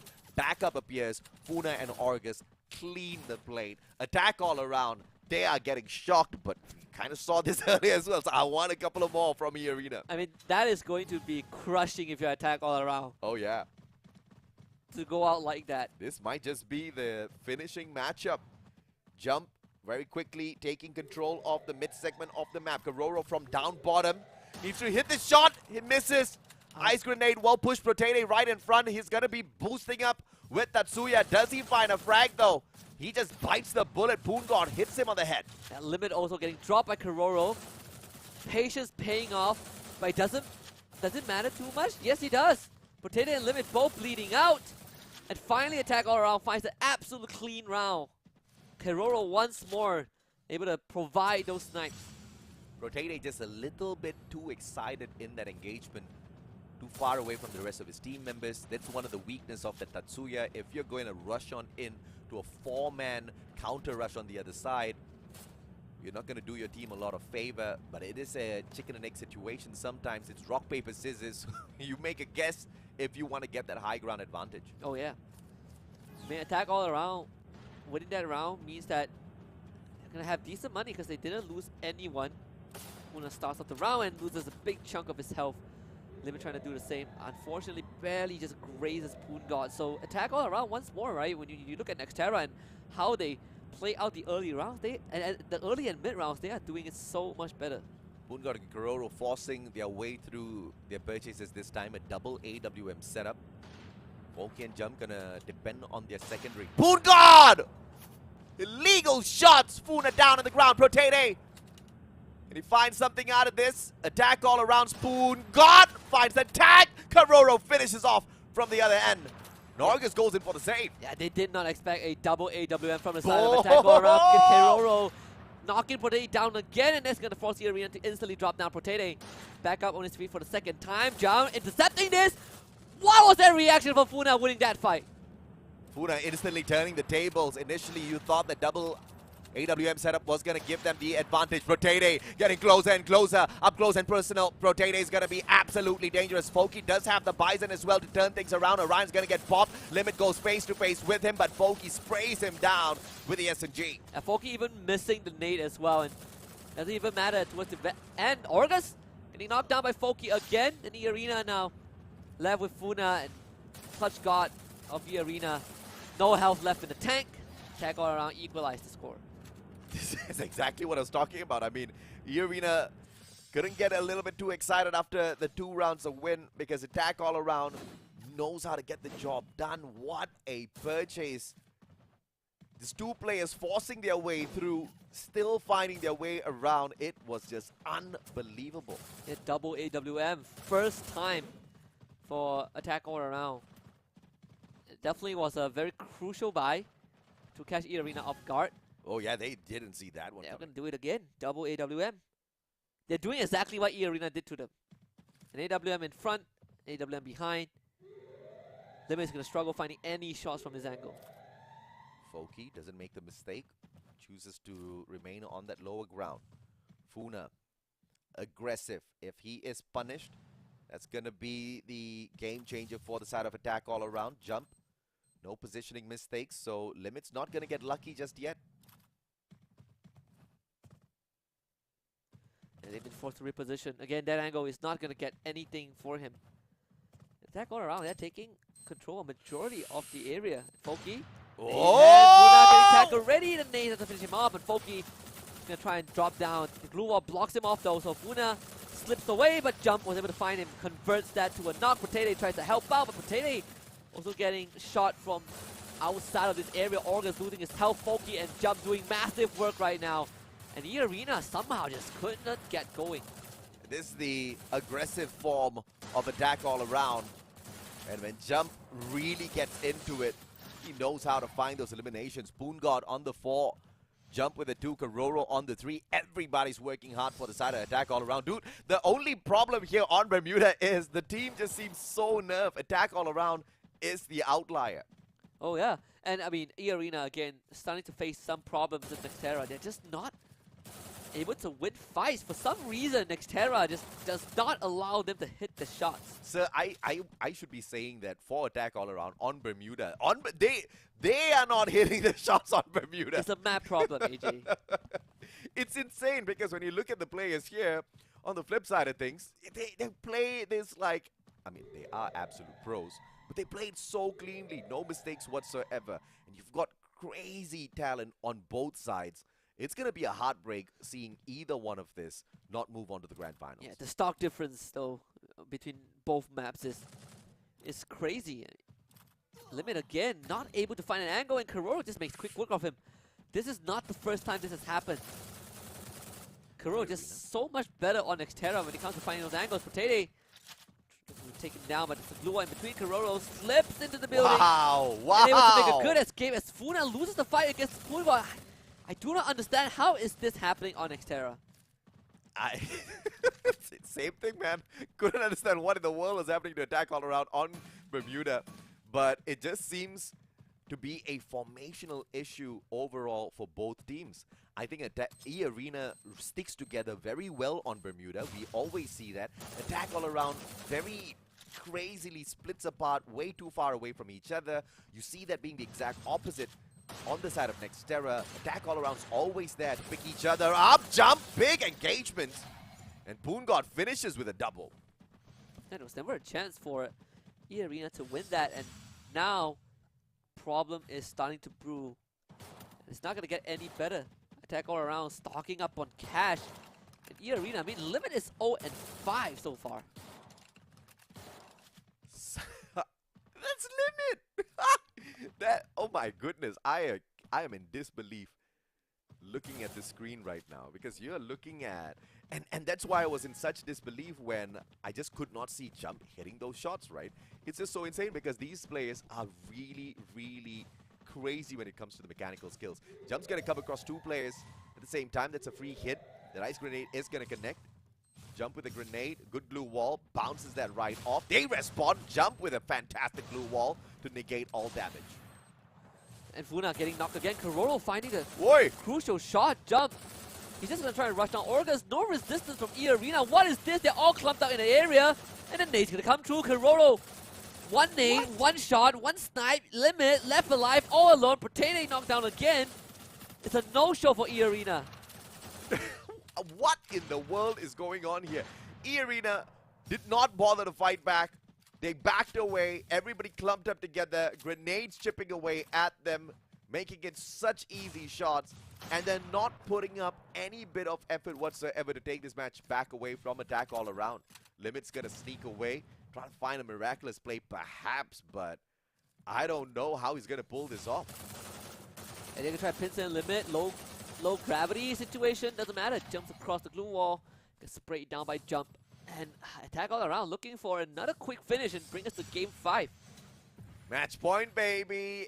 And this is what leads us into game number 5. If E-Arena wants to prevent this, they need to win 4 rounds in a row. But the way they have been engaging out there on the battlefield thus far just doesn't seem to give any one of us that confidence. No, not at all. I mean, E-Arena has been very, very sloppy on this map. Look at Kororo. Now he's doing fine. But it's not standing out because everybody else is finally doing their jobs. Yeah, back to Graph Labs again. That's unexpected. The map was sure likes this area. Potato around the corner. Cash some of the members of E-Arena. Oh, from attack all around, excuse me. Poongod, drop though, Jump as well. Still surviving. E-Arena right in front of them. Good name from Funa to start things. Potato finally gets the drop on the Jump as he stands back up instantly. Gonna jump over the glue wall right into the firing range of attack all around. They were waiting to spring the trap, and E-Arena losing both rotating, and Funa just like that. Where's the rest of the team? August loses the fight, and I think we're going to a game 5 at this point. Jump went down, he baited out the rest of E Arena, rushed on in looking for kills, but they get absolutely slain. The flaws of Nextera squeaky clean, wiped with the faces of E Arena. Could say the same thing for Attack All Around on Bermuda. I cannot believe it's coming down to game number 5 because of this. And if E Arena walks away with a serious victory, I'm going to be like, what? It wouldn't be a big surprise, right? And that means if if E Arena walks into if E Arena walks, actually it doesn't matter at this point. Dude, Whoever walks into the grand final, yeah. If you lose Bermuda, you lose the whole thing. All right. If E Arena can't beat NGX on Bermuda, that's it, right? Because Yeah. Nextera, no show at all. I could not for the life of me figure out what was the primary reason. It felt so sloppy. All the fights that they were taking. It just doesn't seem like either one of these teams are going to be able to punish Nigma Galaxy later on. The map mastery has been pretty much 50-50 on both sides. E Arena with Bermuda, Attack All Around with Nextera, and when the opposite shows up on the map that they haven't fully mastered, they literally don't play it. And it is shocking. And this was the situation. Even up to round number 4, you're seeing just a couple of eliminations on the side of E Arena. It's a lot of just very weird trades, right? Just 1v1s. Limit just with 0, bro. I mean, they're not winning trades. They're not winning fights. They're going 1 by 1. It's so weird. So congratulations to Nigma Galaxy for winning out the whole thing. But yeah, I mean, jokes aside, they are watching this happen, and I'm pretty sure that they are very happy to know that, as a matter of fact, it doesn't matter who they go up against at this point. It really does not, because there's so much of weaknesses detected on both the teams here at the lower brackets. 11 eliminations through 3,967 damage. Poon God once again shows off on the battlefield, but this is just such an awkward series for sure. 80% headshot rate. Poon God shows up, and question is, can he show up in Bermuda as well and change the fate of Attack All Around? And I believe I know what it's gonna take for Attack All Around to do this. Number 1, Tatsuya just needs to get kicked out of the equation. I mean, and number 2, they need to stick together. I mean, Kororo was performing pretty decent on Bermuda, right? He just needs someone by his side. He needs all 3 of the others to step it up, dude. I mean, the rounds where Attack All Around are winning, you can see Kororo doesn't need to do a lot of heavy lifting. Oh, yeah. In fact, he's got the... You cannot expect your sniper to clutch out every single round. I mean, he was it's great chilling. when they do. It's great when they... That's why they have Orion, right? Like, it's great they're when literally they do. not supposed to be in the front lines. Exactly. It's not supposed to be an expected task of your sniper round after round. But once again, of course, you know, assessments are important here, because I think the biggest difference, I'm still confused with the Awakened Arlok as well as the Tatsuya pick. I don't know whether it's a graphical error or it is the case, but there needs to be a formational difference. Kororo cannot hold the backlines on Bermuda. Yeah, and we saw that, right? It's the same thing as Nextera, right? Limit just couldn't win snipes on Nextera. Yeah. And maybe the wrench that they need to throw in the machine is just swap players. No, double AWM. That's what they did on Nextera, right? That's how they won their very first round. And they started winning because they were catching E Arena off guard. And that's what Arena did to them on Bermuda. I'm looking forward to this. It's pretty much what Nigma Galaxy did, right? When Dew wasn't performing, Caramel said, hey, dude, you know, you chill. You're having an off day. Let me pick up the AWM. Let me show these players exactly who's boss. Caramel stood up for the team, but we're not seeing anybody else kind of pick up the slack when there is a little bit of an off play from the team members. And I have to say this for both the sides, as they have shown great weakness on the side of course, E Arena on Nextera, Attack All Around on Bermuda. So the only team that can perhaps improve and show off and impress now is actually Attack All Around. Yeah, I mean, this is all on them, right? This map, this is it. This is the map that they lost 2 times. Both 2-6 to E Arena. Absolute no-show. Come on, Jump. Don't use Tatsuya, Jump. Don't do it, Jump. I saw the Awakened Arlok, but it could be Tatsuya. It could be. Don't do it, Jump. We'll find out in a little bit. I think that's the Awakened Arlok. It was, but we saw the same thing on map 3, and it ended up being a Tatsuya, so... Okay. I don't know which one is the biggest gun. Yeah. That has been happening one too many times during the Clash squad. All right, so if they were trying to play the coin flip, their luck is right now. This is now it's down to pure skills. Okay, win the pistol. Start winning the pistol rounds. One thing I would say is that E-Arena has been slightly more proficient with the utilities. I trust this screen. Show me jump. I want to see jump. Right, jump. Let's go. Jump. Let's go. Yeah, wake and unlock, baby. Let's go. Attack all around stands a chance. Yeah. That was the missing puzzle piece. Good flank around. I like the formation. Foki's just going to hold their backs. But E-Arena has got the exact same ideation as well.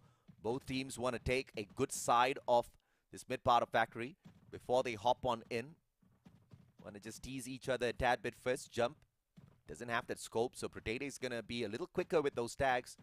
Not as much as damage as Jump though, so it all depends on who clicks faster. Well, basically that. E-Arena, they're going to take the slow. No rush, honestly, for both teams.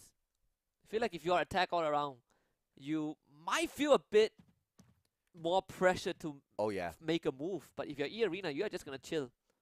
And I'm surprised that Attack All Around's just not playing their devastating maneuver of flanking around from both sides at the same time.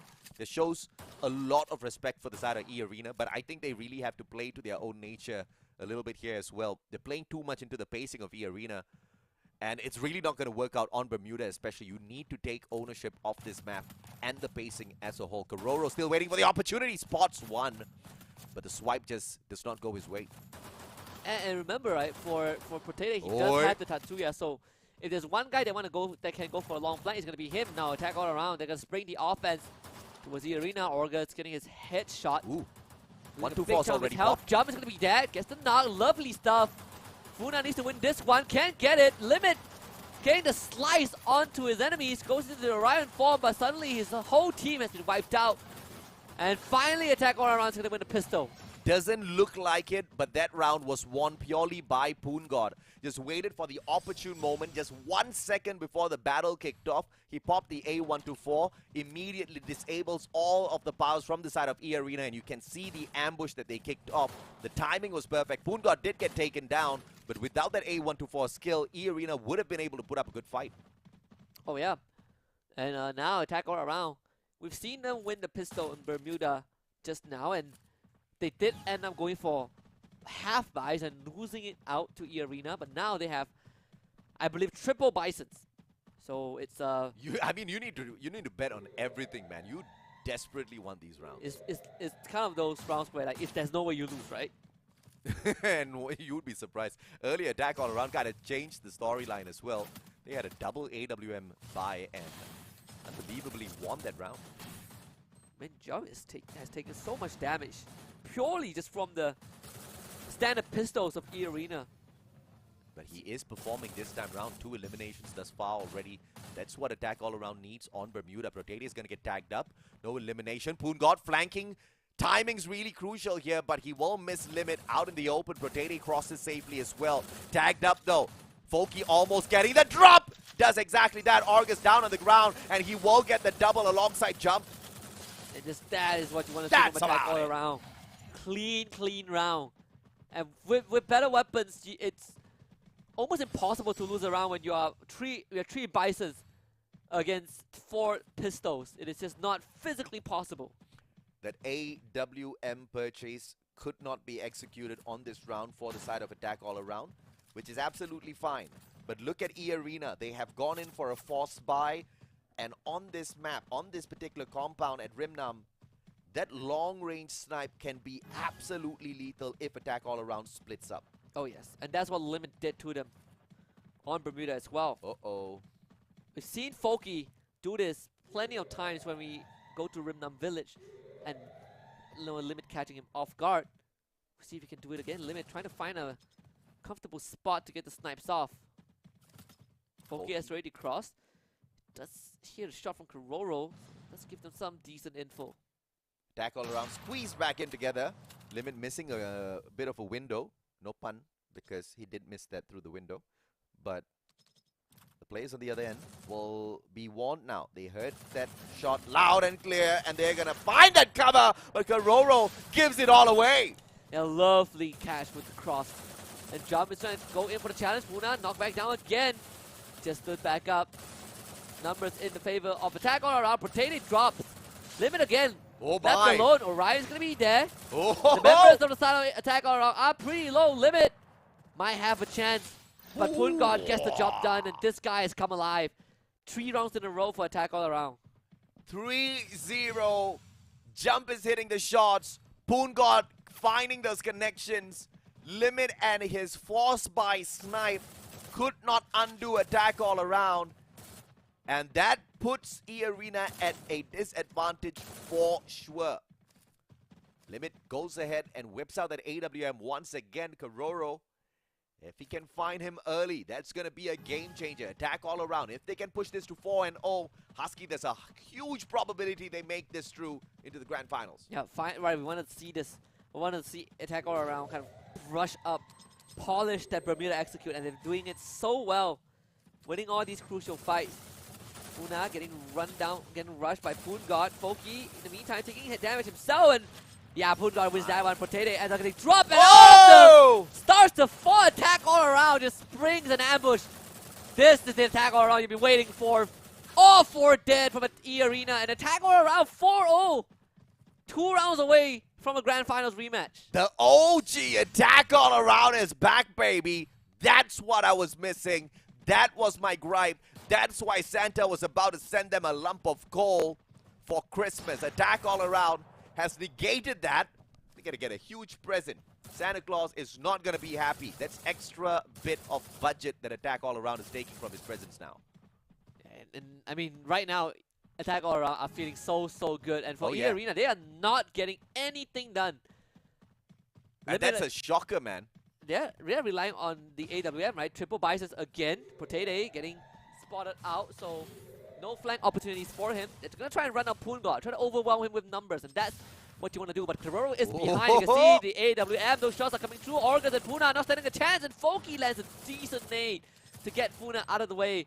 Limit also taking heavy damage, and attack all around. They can take this slow. Limit is going to get rushed. Pungod looking for the finisher. If Limit drops, this is going to be round 5 for attack all around, and it seems to be it. Pungod outplays Limit by hopping on top of the generator, giving themselves that extra bit of height. The flick just wasn't possible for Pungod, for the sniper Limit. And Kororo down on the ground, but that's not going to be much of a consequence at all. A 1v3 Protede has to save the game, but I'm expecting a lot. Manages to get the first one. That was way too much. Match point, no, I take that back. Series point for attack all around as they finally show up on Bermuda. Holy, 5-0. I mean, in what a fashion that they might be able to end this series, right? After getting crushed 2 times in a row on Bermuda, they come back and do this in the same series, the most important one as well. Giving me exactly what I wanted, making me wait for the final game. They surely know how to tease an audience. Jump, pushing to the far right alongside Kororo. Pungod gonna go in and find that rush alongside Jump, who's got the woodpecker in hand. Jump is feeling a little lucky today. Pungod with the AWM. Needs to find a swipe towards the left. Funa shows up aggressively, trying to take one for E-Arena. Does he get punished? Limit just finished rotating as well, so the team did well to buy some time for Limit to get into an opportune position. Attack all around this time won't be able to do too much. The grenades being thrown out very sparingly. Ice grenades here and there. Potato inching forward. Jump is going to be the first point of contact. They also see Foki from behind as well. Jump will not stand a chance as he gets overwhelmed by E-Arena. Limit drops low, but still staying alive. And they also have Foki pinned down in the shack, and Foki gets sprayed down. Kororo drops, and E-Arena mounting a clapback for the first round of this map. No consequence this far. Pungod with the Bison. Puna dropped, but a pickup is not going to be possible. They do lose him. Argus gets caught out, but it is an easy finisher for the side of Protede to at least salvage 1 round. But can they do that 5 more times to stay alive and move forward with the competition? I mean, it could be a Cinderella story or a miraculous comeback. Either way, this series has been set up to as exciting as it could be, this was the location, the dam, that E-Arena won on their very first Bermuda map just by having a good flank. Receive attack all around, falls in that trap again. Both jump and limit, taking massive damage. Snipers landing their shot. Poon got right in front. Puna under pressure already. Not even having enough time to set up, and limit is forced way back by attack all around. The initial engagements to the side of attack all around. The Arena will be able to patch themselves back up. If this continues to be a slow engagement, the Arena might just bite the dust here. Roro tagged up. Sorry, Poon got tagged up. But the glue walls will save him. Ice grenade response forces Protede to use up his medkits, sending in yet another to make sure they cannot get close enough to break those glue walls. Smart play, but that's just going to extend the time a little bit more. Yeah, Protede also forced back as well. Puna has massive info, but gonna try and go for the peek. And Blue Wall's gonna drop Kiroro. And Poon got needs some help. Jump goes down. Poon got dropped as well. Foki only getting one. Jump will be traded back as a consequence, but Kiroro is not doing too fine. He's in Orion farm, trying to siphon some help back. Needs help from Foki right now. Kiroro point blank shot. Foki shows up from behind and limit. Left all alone. The MVP of FFSI trying to save his team right now. Against Kiroro and Foki, both having AWM. Limit missed an isolated fight, but cannot find it. An attack all around. What a comeback from the brink. And they earned their rematch against Nigma Galaxy. Amen, and they show us that Bermuda is not gonna be too difficult. Santa Claus, they owe attack all around a tad bit of bonus this Christmas for sure. That was one heck of a fight. And the instant improvement, I swear to God, I don't know if they were baiting them in with the first two Bermudas just so that they could take this easy wipe. Because this looks so different. I feel like if they're baiting, then it's not the wisest move because you gotta play another best of 7, right? So don't really want to tire yourself out. It's Clash Squad. Yeah, but you know, it's been 2.5 hours, AJ.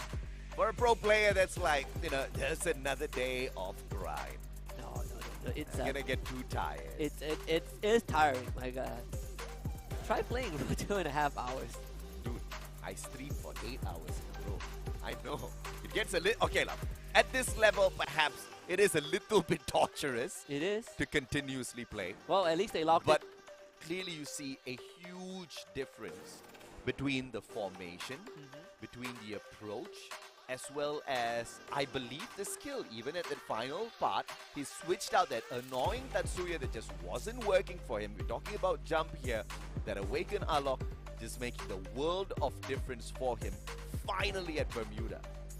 There's a high chance we see mirror matchups in the finals, right? That was the comp that Nigma Galaxy ran, and it worked out perfect. I wouldn't be surprised if Attack All Around just sticks with it until the very end. Foki woke up as well this time around, and he was probably just, you know, motivated beyond anything else, thinking that he could not depend on the rest of his team members on Bermuda this time around. He has to be that ultimate support, rushes on in there, and he didn't just support, he carried them in a lot of those fights. 10 eliminations through a very concise 3,745 damage, and the Bison most definitely doing him a lot of justice in this match. And like what, they, for Foki, not only getting 10 eliminations, but at the same time, really winning these crucial fights for his team, right? It really felt like, you know, E-Arena stood no chance at all, which is pretty weird considering how they dominated Attack All Around in the other two Bermuda maps. I mean, it was insane, right? Let's take a look at some of his skills here as well. He brings in the Kelly. He's got Andrew for that extra bit of buff. He brings in Diva. This guy was supposed to be supporting the team members from the background, but he's like, no, do not worry. I support by killing. Clearly, I gave you guys 2 opportunities at Bermuda to carry me, and I wanted to support, but since that wasn't working out, that little bit of change in formation, forcing Foki to kind of go out there and find those extra engagements, serve the team really, really well. As a support player for not only Free Fire, but for all the other games that I play, I can guarantee you when you get fed up with the main players in your team, you're going to do it yourself. Oh yeah. As the Joker said, right? If you want something done right, you have to do it yourself. 3-2 is the score, attack all around. winning it out at the very end. But look at all the scores. It's 2-6, 6-2, 6-1, 6-2, 6-2, 6-1. At least we get 5 games.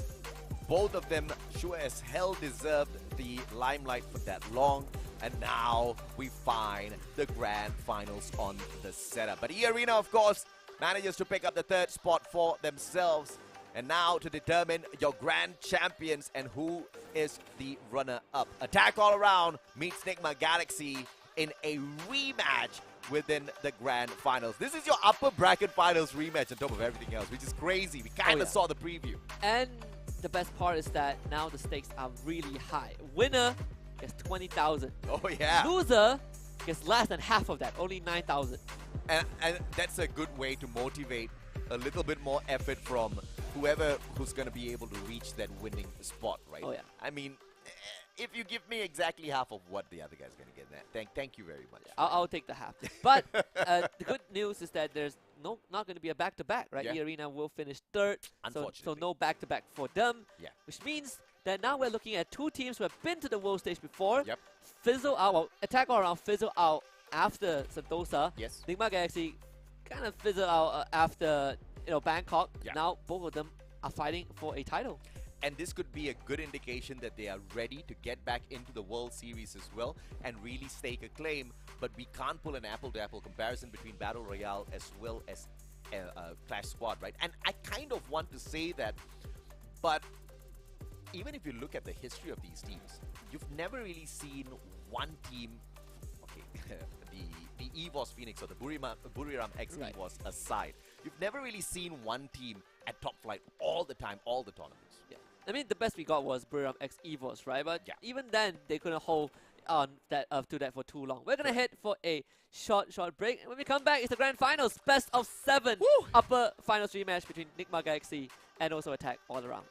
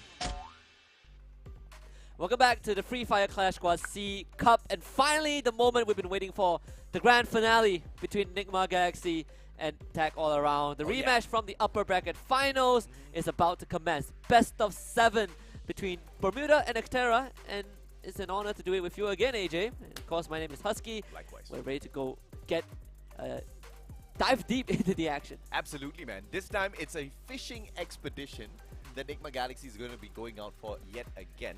They baited in both Attack All Around as well as E-Arena in the series against them. They let go of Bermuda in the most sloppiest of fashion, not even taking a single round, and then in the exact similar fashion smashed both the teams 3-1 on gentlemen sweeps each. Today, of course, for the grand finals, we want to see if or not Nigma Galaxy would be doing the exact same thing once again, or if they're cheeky enough to do it, can they be punished by Attack All Around, who clearly punished E-Arena earlier? Oh yeah, they absolutely dominated E-Arena in the last map. On Bermuda, right? A map that we thought that they would stood almost no chance, and they were able to adapt to it. It did take them quite a while, but now Attack All Around are all warmed up. I call BS on them though. I absolutely doubt that a top flight team like Attack All Around would have not figured that out sooner, you know? Because it was a very clear difference for that final game. It was a change of composition, it was change of positioning, and you know, the approach to the game as a whole was just so different, right? They played it just like how they played Xterra, very aggressive, sticking together, backing each other up, and not really spreading apart a little bit too softly to allow E-Arena to take any bit of advantage in that matchup at all. So my question is, what was all of that for? Was that kind of a step to get Nigma Galaxy a little overconfident? It could be. Maybe they took a page out of Nigma Galaxy's book and we'll give 2 rounds, right? Yeah. We'll give 2 rounds and then we'll sweep you at the end. Risky, but it sure as hell got the job done, because I think just like us, just like anybody else at home, at that point in time, E-Arena would have been under the assumption that there is no way in hell we lose this series now. There's no way in hell they're going to take Bermuda from us. Yeah, we just beat them 6-2 twice. Right. And then that happened. And right? then that happened. I think it was so beautiful the way Attack All Around was able to really break out of the shell finally. You know, if at all they did kind of throw the first 2 Bermuda matches, I am shocked at the quality out of Attack All Around, because you never know how these games are going to go. And for you to be able to do that confidently and then still win the final game, you know, that's one way to look at it. Or on the flip side of things, if it was actually them struggling, and you know, in just that one final game, they just got their act together, switched things around, and managed to execute it so quickly, that's super impressive as well. I'm telling you, it's harder to... People think that winning a game is hard, and I have no doubt winning a game is hard when you're up against opponents who are of equal level, right? Yeah. But you know which one is tougher? Throwing a game. Throwing a game is even harder. How do you throw a game and make it look convincing? That takes skills and guts. And clearly, we kind of thought Nigma Galaxy was doing the exact same thing, because it was the same old story. No show on Bermuda in game number 1. And then the reverse sweeps were just so phenomenal from the side of Nigma Galaxy. It was almost a no contest whatsoever. You know, it's shocking to think that these teams from the side of Thailand can envision it and execute it just like what they won out there on the battlefield. And I think it does pose a bit of a minor concern, right? Let's say under the assumption that Attack All Around, they were struggling in both the Bermuda maps prior to their win. Yeah. That does show some inconsistency, something that I think Nigma Galaxy has figured out long ago. Yeah. And if they're playing against a team that is inconsistent, you're hot and cold, and you take quite a while to figure out what the enemy wants to do, I think NGX might just shut it down before Attack All Around has a chance to come online. But in a best of 7, that's exactly what gives the full freedom for Attack All Around to kind of test the waters first and then try to make a comeback a little bit later on. Yeah. Because they've got the series as a whole. I mean, this was a team that destroyed E-Arena on Xterra and still got crushed by Nigma Galaxy on the same map that they're good on. Right, so we are seeing a bit of that discrepancy just based off of yesterday's result. Hopefully that changes today. Nigma Galaxy, no changes in the loadout. They are the first one to run the Awakened Arlok, and they're going to do the same again. Yesterday, I would say the star player, right? Dew and Fugod, both of them showed up huge. I think Nigma Galaxy is just one of those teams where you've got 4 superstars And if one of them does not perform, if one of them is having a little bit of a slow start, it is going to affect the whole squad, right, as a team. We kind of know Dew is the main sniper of Nigma Galaxy, but this is what's so beautiful about Nigma Galaxy. When you do see any bit of those players kind of having that slow start, immediately someone else steps into their place, and they take over and they deliver just as much, if not even more, on behalf of the team members. Yeah, and yesterday Dew was outgunning Kororo. Few God was demolishing Poon God, right? Oh yeah. That Jump wanted to run, but Stop was like, no, stop, you can't do it. It's individual outclass by Nigma Galaxy, and hopefully that changes, because I think, I definitely know that Attack All Around are all warmed up, right? This is a rematch that they've been wanting to face, and they put up a pretty decent fight against NGX. They have wiped them 6-0 on Bermuda before. This is doable. And, you know, if you really think about it, Attack All Around is truly blessed to have gotten that initial matchup against Nigma Galaxy, so now they know exactly what to expect from both Bermuda as well as Nextera. They got pretty much wiped. They know exactly what sort of strategy wiped them out. Oh, yeah. They had the wards to review. You know, they kind of see what works, what clearly does not work. They went ahead to solidify the theory against E-Arena. Clearly, it's checking out for them. Yeah, and clearly it works, right? Like, to a certain extent, I think for Attack All Around, they kind of know what are the better ways to win a game. You see how they play Nextera. Yes. For some reason, they are just so much more composed on that map. Yeah, I think the answer for Nextera is a simple stick together and dominate. Jump just does not callously rush into engagements like what he was doing against the players of Nigma Galaxy yesterday. I think that was one of the points where we were just so confused about, because why does Jump continuously boost his Tatsuya all the way into just 3 players on the side of Nigma, get wiped, and everybody else has to cover for him, right? Kind of saw exactly that happening on Bermuda against E-Arena, which he changed. And I'm expecting the change to kind of stick around. Because if he goes back to that form, I'm going to be like, why? Yeah, Why? you just stick with the Awaken Arlok, right? You clearly saw how effective it was. It gives you more survivability. You still get to achieve the same thing, right? You still get to be in the front line if you want to. You still get to support the rest. And support the rest. I think that's the most important part for him. In fact, Awaken Arlok is if Tatsuya had an ability to support his team. Yeah, absolutely, right? So you do get the boost. You do have to, you know, drop those notes that the rest of your team members need to pick up as well, which means they have to a certain degree, remain in a good proximity from you, which goes back to my point of how Attack All Around needs to stick together. And it seems to be all checking out for them. That Awaken Unlock forces them to stay together. It instantly gives you that extra bit of firepower that clearly E-Arena could not deal with. Oh, yes. When they were doing absolutely fine dealing with the players from the side of Attack All Around, one at a time. Yeah, and I think, you know, Nigma Galaxy has had that figured out long ago, right? Yeah.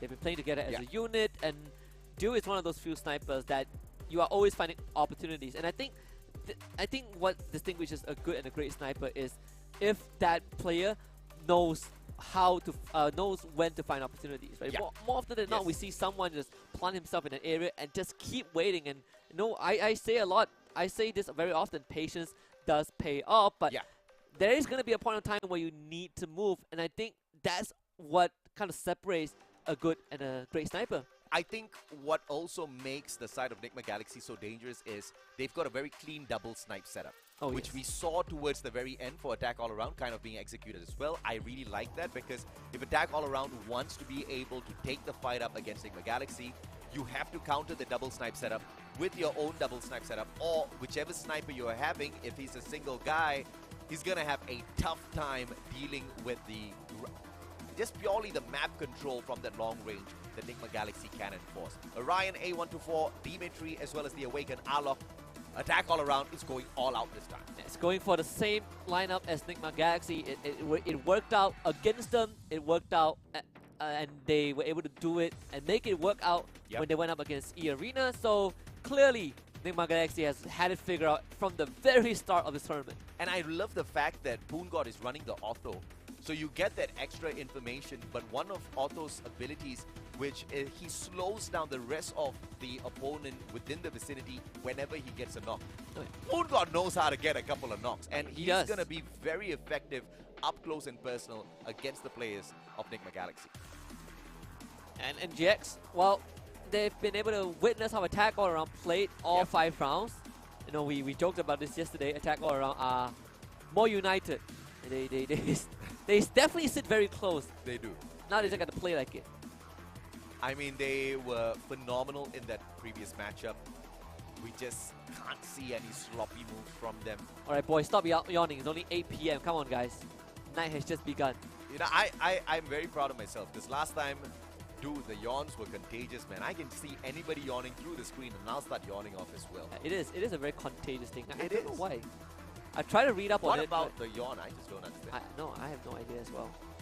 It's the same as the laugh, I guess. If someone laughs, you laugh as well. That's why you gotta have a strong personality, because you usually see others and you kind of start following in their footsteps, which I think if there are any bad plays out there, shouldn't be the case for the rest of the players out here on both sides. They have to kind of take charge and show them how it's done right. I make them play bad by playing bad myself.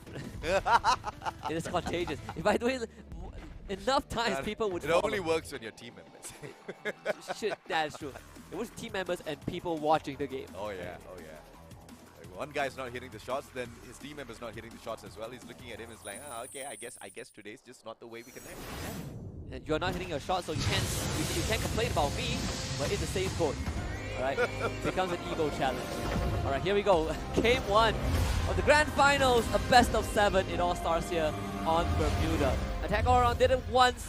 That was against E-Arena. Now, you gotta do it again against Nigma Galaxy. I'm so tempted to say if Attack All Around gets the first match at Bermuda, you know, I'm gonna get a little excited, but we all know how that one goes. Nigma Galaxy with their usual bait, giving away the first map and then just making that massive comeback. If they execute that once again today, this is gonna be an utter shock as to how they can be so consistent with those plays. Stop now, very aggressive. Pushed up fourth already. And Poongod's trying to catch him from the left-hand side, but it's a stalemate for the time being. Yeah, Dew instantly heads towards the roof as well. Not the best gun to play long range. I mean, it's a pistol anyways, but you can still get some pretty nasty damage in if you land those shots. Let's take a lot of precision though. Jump around the corner. Fugot's going to be there now. There's going to be the crunch jump. Needs an ambush. Keroro wins it against Fugot. Finds two, in fact. And Attack All Around off to a fantastic start. And this is what you expect out of Attack All Around, but it's the bait, bro. It's the bait. Dew, what is he gonna do? He's going to do the Dew. I don't think they're sponsoring us. No, unfortunately not. Keroro looking for the final nail in the honeydew. Though it's a very sick way to kind of torture the plant. Oh, don't worry. I've seen someone who actively cuts open a, they call it a melon, but I believe it's a honeydew. Keroro actually finds it, but yeah. So that guy does a watch party, and whenever the team that he supports loses or does something remotely dumb, he would slice a part of the dew and then like eats it. He calls. Sounds dumb, but I love it. He calls the team melons when they do dumb stuff. I love it. It's pretty funny stuff. Attack All Around, not looking to crack any jokes though. They want this game. They want to smash Nigma Galaxy down to the ground, not just in Bermuda, but back to back. We've seen them take one match away and then squander the rest. But that was all Nigma Galaxy who finally woke up in the series.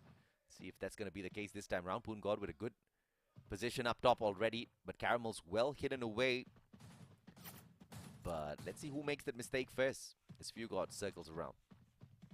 It's going to be a plan for Nigma Galaxy. It's, again, they haven't really warmed up, so it's going to take a while for them to kind of find a footing. Fugod taking some damage from Keroro at that range as well. Definitely not going to be ready. Only two of them have glue walls, and only one of them has a grenade. Not too much utility to work with. All of them are unprotected, no armor whatsoever.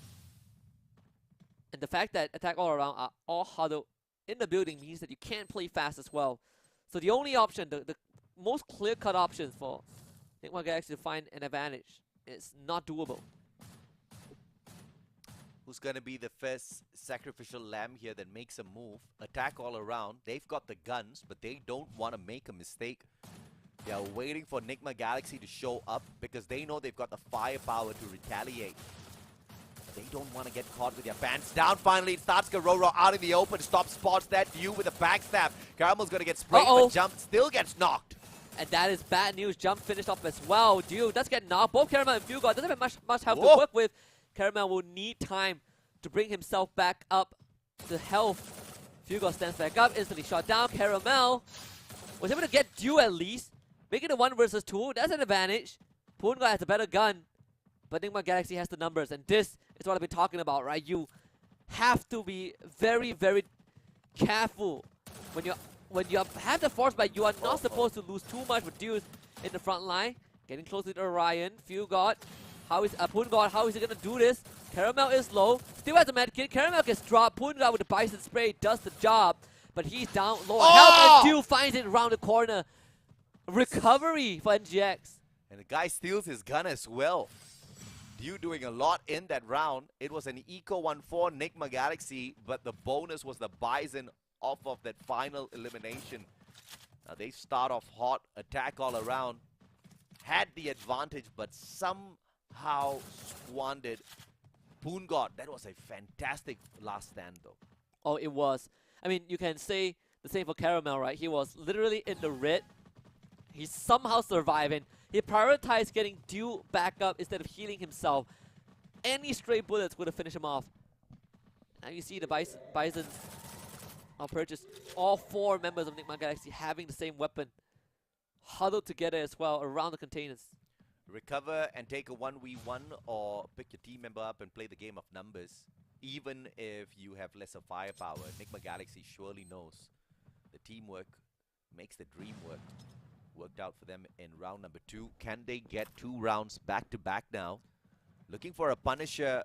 It's 2 Bisons versus the 2 on the other side. It's 3 Bisons actually.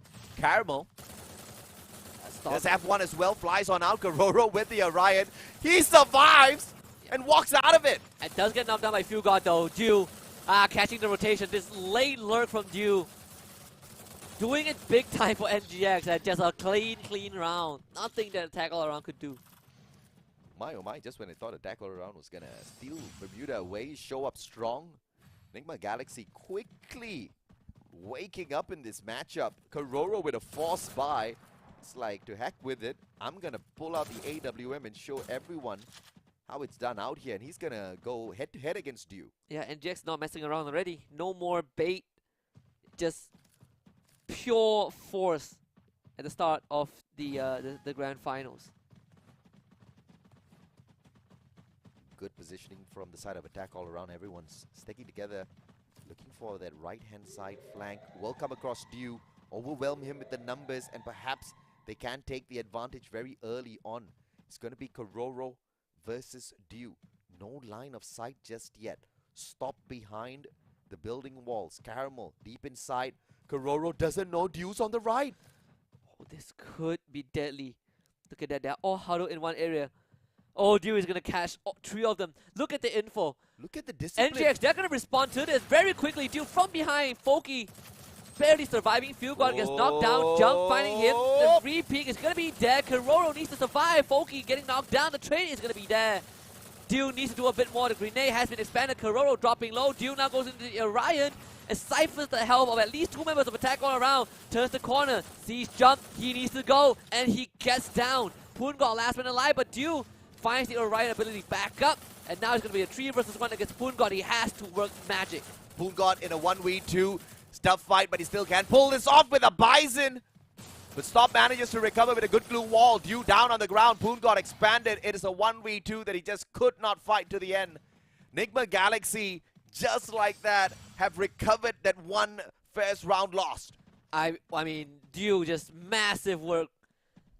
I mean, the trigger discipline. And the patience, right? The patience and being in such a good position gave them the win. And NGX now, they're starting to build up that advantage. Any amateur in the position of Dew earlier on would have taken the instant shot against Kororo because he just had the spot on him for so long. But just allowing Attack All Around to flank, getting that information, sending it back to the rest of his team members, allowing them to reposition before he struck, and a solid grenade to find that first elimination. This just gave Nigma Galaxy such a clean round there. Due with the 5 eliminations thus far already. Attack all around, trying to catch right back up. And this time it's just going to be a bloodbath down here in mid. And Nigma Galaxy continuing to kind of huddle around in an area. A grenade would do the name, but Foki is trying to find an opportunity. He's not going to have too much room to work with though, as NGX will start pushing his team back, and Duke finds an amazing snipe from Poongod as he was about to drop down. Foki will pick him back up, and Jump and Kororo finally paying it back. Duke pick back up, stop as well. Caramel on the floor. Duke is still there, but Foki is going to turn the corner and attack all around, ready to strike back. Stop is the final player. What can he do against 2 players? He does wonders. With the Bison, just needs to find Poongod, and the ice grenade finishes him off. How unfortunate for Nigma Galaxy, but masterful play out of Poongod. NGX, it was a very, very strong start as well. Attack all around, able to respond just in time with all of the with all the crossfires to catch Nigma Galaxy off guard when they went for the rush. That was what saved the round for them. It's going to be a rush towards the middle building. Containers on the right, the advantage for attack all around. And they use the bridge. Jump pushing on fourth. Dew might just disable him a little early here. That AWM versus the Bison. Poongod down mid already, looking for the crate very early on. Perhaps for a couple of extra utilities. It's all about the timing of this flank. Stop already at the door of his opponents, and he misses an opening. It does push attack all around back though, but look at this. Nigma Galaxy might find themselves in the 4 versus 3 as the main force of attack all around are all huddled on closer to the dam. NGX stop looking for an opening, can't find it, forced to barricade himself off because he does need some time to bring his health back up to a healthy state. Stalemate again. Here comes the rush. Fugod holds his ground. What a headshot. Kororo trades up stop. Poongod finds Fugod. And just like that, the defenses of Nigma Galaxy crumbling down. Dew backs away. He's got the AWM to work around with. Caramel looking for that long flank, and he won't spot Dew. And Poongod with the final finisher as Jump shows up. Attack all around with a very clean clutch right back on their side. And now it's even again. I even argue that attack all around, they're going to be a bit richer than Nigma Galaxy. Starting to be able to afford double AWM because he Poongod picking up one for himself and Kororo having 2 just in case. Foki not doing the most this game. 0, 3, and 9, but overall, attack all around. Foki has been getting the trace in, and that itself is very important. Very winnable still for the side of Nigma Galaxy. Yes, they don't have the double primary on their side, but they do have mechanical skills. And Caramel shows off with a very clean tag on Poongod, forcing that recovery, but also slowing down the repositioning from the side of attack all around. Dew's gonna spot out Foki. An instant flick onto Poongod, finds a connection. Foki's gonna get caught up. Nah, that one unfortunately does not find its target. Yeah, Foki crossing is massive. Now he gets to join the rest of his team. Start putting pressure on the members of Nigma Galaxy. Kororo having a very good angle to support his team as well as they continue to rush in. That UAV not standing a chance at all. Foki's gaining so much ground as well. Does he find the backstab though? As Nigma Galaxy has rotated around very cleanly, stops just being pressured by the circle a tad bit. Jump's going to start the initiation. Question is, does he get caught in a pincer? Fugod arriving in the nick of time, taking those shots up against him. Foki's going to get caught out by the circle as he's just a tad bit too distracted with all the noises. Kororo with that high ground advantage. Dew right behind him. Who takes that first shot between the two? Dew as he falls down to that lower ground. Gonna see the tag onto Foki. Recovery still possible, but out of nowhere, Poongod and Jump, they find those shots. And that, I think, would be enough to win this round. There's no chance for Nigma Galaxy to do anything. The patience again from attack all around. They just found a better angle this time. Interesting perspective of that fight. And that was, it all started when Foki was able to cross, right? Yeah. That itself put him in a very strong position to join the rest of his team, and they just swarm NGX. I really thought that Enigma Galaxy had that counted very, very well as they continued circling around as well. They pretty much swapped sides on the map. But the initial engagement, although going the way of Enigma Galaxy with the shots, this could not be sustained as attack all around just went in there with the sprays. Once again, jump, relentless, finds Dew as well, who tosses a grenade towards him, spots it in the nick of time, jump, cleanly backs away, a double grenade gonna get tossed towards the players of Enigma Galaxy. Nobody bites it. Yeah, Jump missing both of his grenade. A bit unfortunate. Bit of a wasted opportunity as well. Poongod tanking double ice grenades. Not really the best situation to be in. Needs some time. Misses his grenade as well. Attack all around, having weak arms this game. Karoro, well hidden Dew with the Orion, will avoid the shot. And now it's Karoro with the Orion trying to get away. Turns the corner, Dew finds a blind shot. And it's still going to be stop at him. Circling around. Poongod gets away. He tries to attack stop first. Can he engage? M1887. Dew with the backstab. Misses the first shot. Poongod. Can he hits the knee? What a clutch by the one and only god of Free Fire, Poongod himself. Meanwhile, guys, he tried to rush him down with 2 people and could not do it. Attack all around. Wow. They've won, what, 5 rounds in a row. That was a triple for Poongod. That M1887 really gets the job done. Close quarters combat. His opponents just didn't have the spray. Thank goodness he wasn't pursued by a Bison at that point of time. It was an AWM. So you know it needs to be absolutely accurate. This wasn't the case. That's one of the disadvantages when you buy 2 AWMs at once. It's good for long range, but when you find yourself in close range situations, suddenly your firepower diminishes a lot.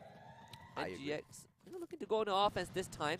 Not wanting to let attack all around dictate the fights. Foki is going to get pushed, AWM in hand, but he does have a secondary that he can work with, and that itself is enough to stop NGX from going in for the push. But NGX decides to double down this time. The grenade landing onto Foki, not enough to take him down. Back up, it's going to be that. Karoro, what a snipe onto Fugard. NGX caught completely off guard. Absolutely, man. They thought they caught Enigma Galaxy with their pants down, going out for the flush. And they most definitely did, but stopped now. Getting stopped halfway through his track as Foki shows up. Dew trades one back out. Poongod once again stepping up for attack all around. Can he find the 11th elimination? And even the 12th. Foki takes the last one, but Poongod clearly your MVP. Wow. What a first game from attack all around. They won pistol, lost 3 in a row, and came back 5 rounds in a row. Wow. Almost uncontested. Heroics from Poongod. 12 eliminations. Oh, he was a hard carry. He was switched on this time. Poongod barely missed. And it wasn't like the rest of the players were not doing anything at all. Karoro, this time, very effective with his positioning, and the snipes were hitting anytime they were able to bait out Enigma Galaxy. And all those times, Enigma Galaxy actually thought that they had the drop on attack all around. Yeah, it was a bait on top of bait, right? Yeah. If you remember, there's this meme in the church. This guy is getting aimed on by a sniper rifle. The guy holding a sniper rifle has someone aiming at him with a sniper rifle. You know, that one. I still don't know what show that meme is from, but it's pretty funny. I forgot, but I somehow remember that scene. Just don't remember where I saw it. But either way, attack all around.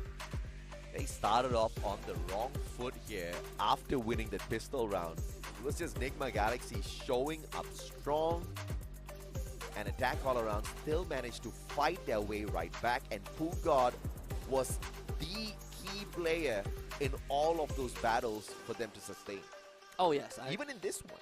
He was massive. I mean, Poongod, a lot of times when attack all around are put in a bad spot, Poongod just steps up his game. He is absolutely tearing through Enigma Galaxy right now. Look at that. All the big clutches came from this one man. Oh yeah, and you know, the jump shot at the very end with the M1887, avoiding the AWM target, letting it clip his knee, and then him taking the shot from an elevated position. He knows how to play Free Fire to its finest, man. 12 eliminations, A1 to 4, lethal in those CQCs towards the end, through 4,484 damage. Nobody cares about the headshot rate because he was super effective. He was way too effective. I mean, this is a great start for attack all around. Oh, Right? We were very worried about Bermuda. Yep. They were able to win it. It's 6-3. I would say it's still quite close. NGX did put up a decent fight. Now we're heading into Nextera. That is the map that NGX has not dropped a single time. But again, it's Nigma Galaxy, and I'm worried because we've seen this before. We have. In fact, we've seen it twice, and we've seen it done once against Attack All Around themselves. And back then, it looked so one-sided. It did. It does. And if Attack All Around can overcome Nextera, then I think we're gonna have a decent series on our hands. Oh yeah. But if they don't, we might go back to the same, 50-50 scenario. No. I think Attack All Around has already broken the curse of the 50-50 based on maps. I think the way they switched things up against E-Arena was testament that they deserve this spot in the grand finals. And the way they were taking that fight up against Nigma Galaxy, the way they turned it around, even when resources and finances just weren't all that too great. That is phenomenal. And I would be genuinely disappointed if they were forced to drop the ball now. I would be very, very shocked if they end up, if it was a blowout on Nextera. Yeah. Right? I mean, I know NGX, they have not lost a single time on Nextera. 100% win rate, sure. But if they end up winning Nextera again and keep the 100% win rate, then we're going to have a long series ahead, but it's not going to be a fun one. Absolutely undefeated on Nextera thus far, and Enigma Galaxy is also one of the most concise teams in the competition. They have played the least number of maps. They have played 7 maps lesser than Attack All Around has thus far in the competition. Hasn't really been pushed the distance by all that too many. They have gone into game number 4 in their best of 5s. But that's only because they usually bait their opponents in with the first game. Now, this is where we truly see if or not Attack All Around has a one-up on Nigma Galaxy. If they walk away with the strongest map of Nigma Galaxy, if they walk away and they ruin that 100% record of Nigma Galaxy, one might say Attack All Around can be your champions, but dude, what is there to say that that's not another bait? I mean, I'm telling you that it's the war paint. The war paint didn't work yesterday, alright? Attack All Around tried it, didn't work out. So, without it, and by using the same comp at NGX, they have found a way to win. That was the secret. Learn from your opponents. Learn from your enemies. I think Attack All Around did that really well. You gotta keep up with the times. You gotta keep up with the meta. Suya just... It's not gonna hang at this current level, unfortunately. It's not as good as you think it is. Yeah. All things considered, we're gonna head to Nextera for game number 2. All eyes are on Attack All Around. Can they win NGX on this map?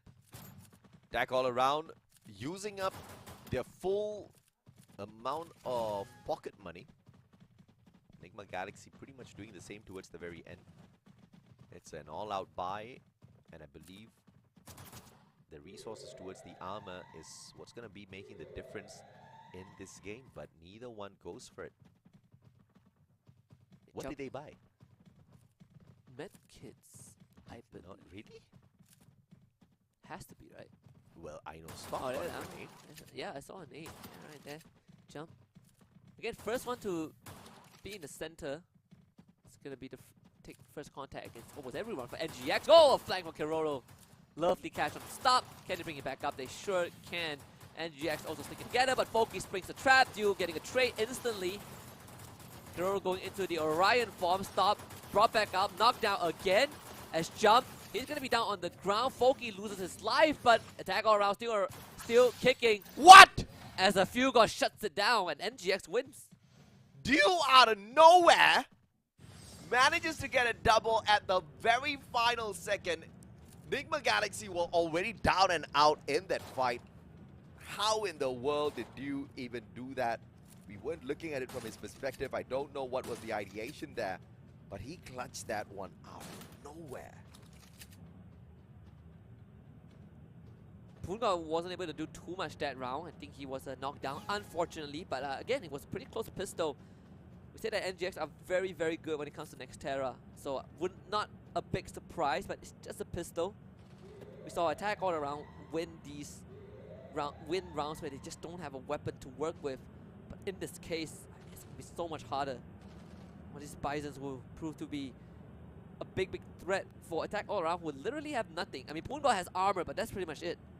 This is where we have always seen the best side of Attack All Around. When they are outgunned, overpowered with the amount of resources on the opposite side, is where they slow the pace down, take out a couple of players, steal their guns, and work their way up to the top. Can they execute that play here once again? If they do, Nigma Galaxy would be potentially the biggest losers here, although they do have the first round to their side. Good grenade, and it does get a good tag. Poongod getting Q-God down. It's going to be a trade. Karoro loses his life as Stop rushes him. It's going to be a 1-for-1 so far. Not the worst. Can Poongod get the weapon? That is the important thing. If he can't get it, then NGX will still have an advantage. I say that, but Stop losing a big chunk of his life. Foki going in for the rush. The nade's going to be there by Dio, trying to suppress Foki in the corner. Caramel and Stop showing up as well. Foki in a 1 versus 3, not going to win. Jump at Poongod for the clutch as Foki gets taken out of the equation. Caramel on the belt as Stop rushes on forward. He will find Jump, instant shutdown. Poongod really low, and the flank around from Caramel. The icing on the cake. Yeah, Attack All Around just does not have the weapons to fight this. So, them losing, not a big surprise. But now they're going to have better weapons to work with. 2-0, courtesy of Nigma Galaxy. Best map for sure, but it's getting pretty close, and I would say if Attack All Around had better guns in that round, it could have most definitely been to their side. And now 3 Bisons. Attack All Around's not wasting their resources just yet. One player still sticking to the pistol so that he can invest in the AWM next. Stop, very early engagement, sees the one and only Poongod run towards him, bites his bullets. Foki down on the ground. Attack All Around, losing 3 players from the get-go, and Nigma Galaxy sweeping them up in next Terra. Uh-oh, it is happening. It is slowly happening. 3 rounds for NGX. They still cannot... I mean, Attack All Around still cannot crack the code on Xterra when it comes to dealing with NGX. I mean, this has been pretty overwhelming thus far. Nigma Galaxy not really having to try much, but Karoro, that save has resulted in him being able to afford the AWM now with armor as well. So smartly played by Attack All Around.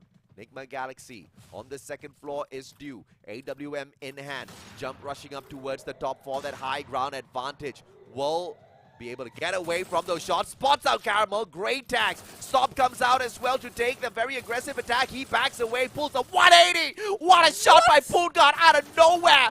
Backs up Jump.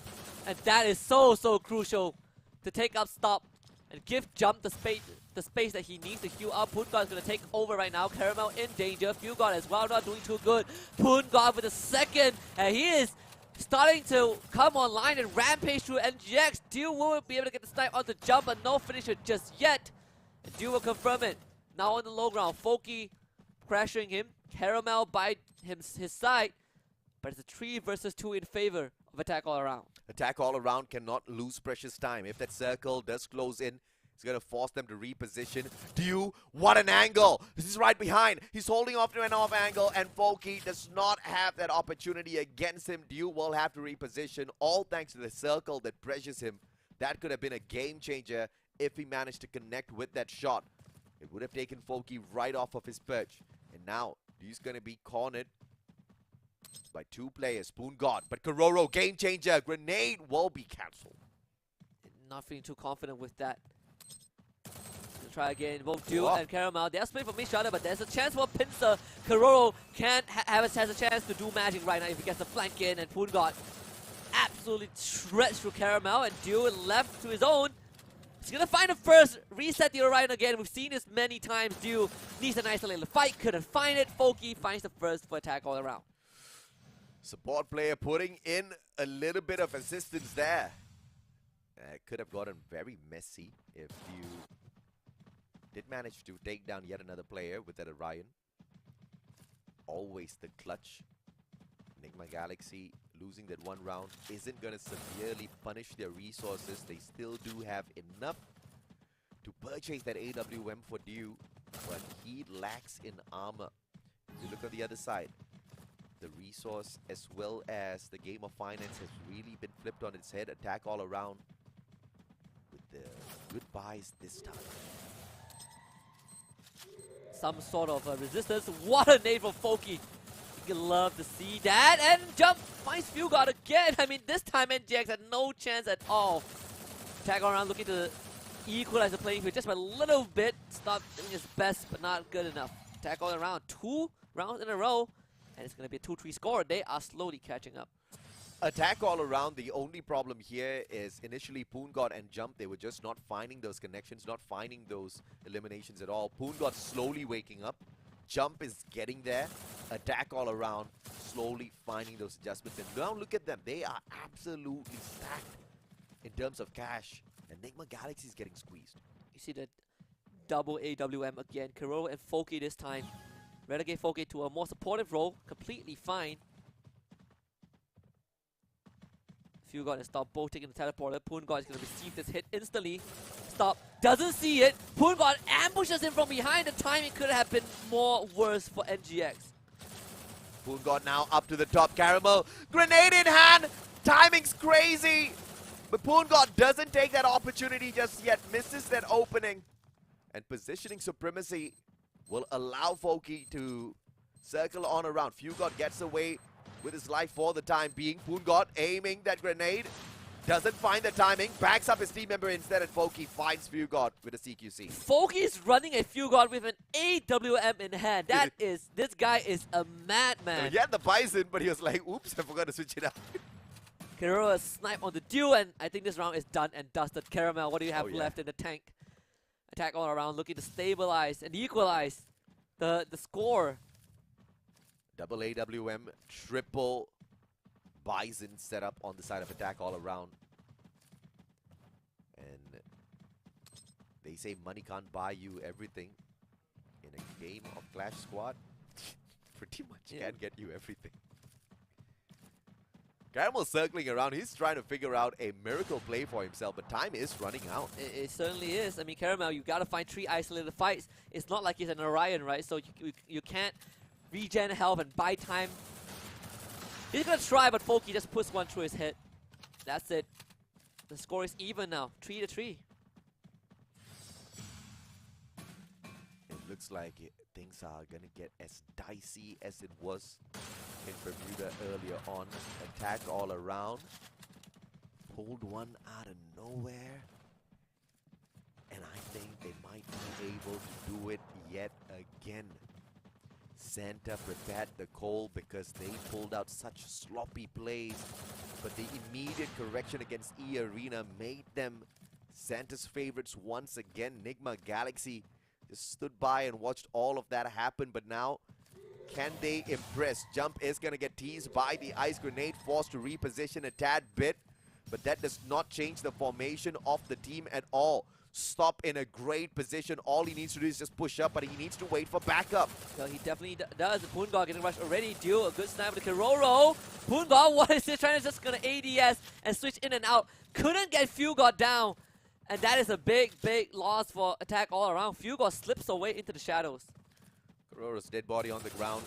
Can Stop, find that revenge answer. Is unfortunately no.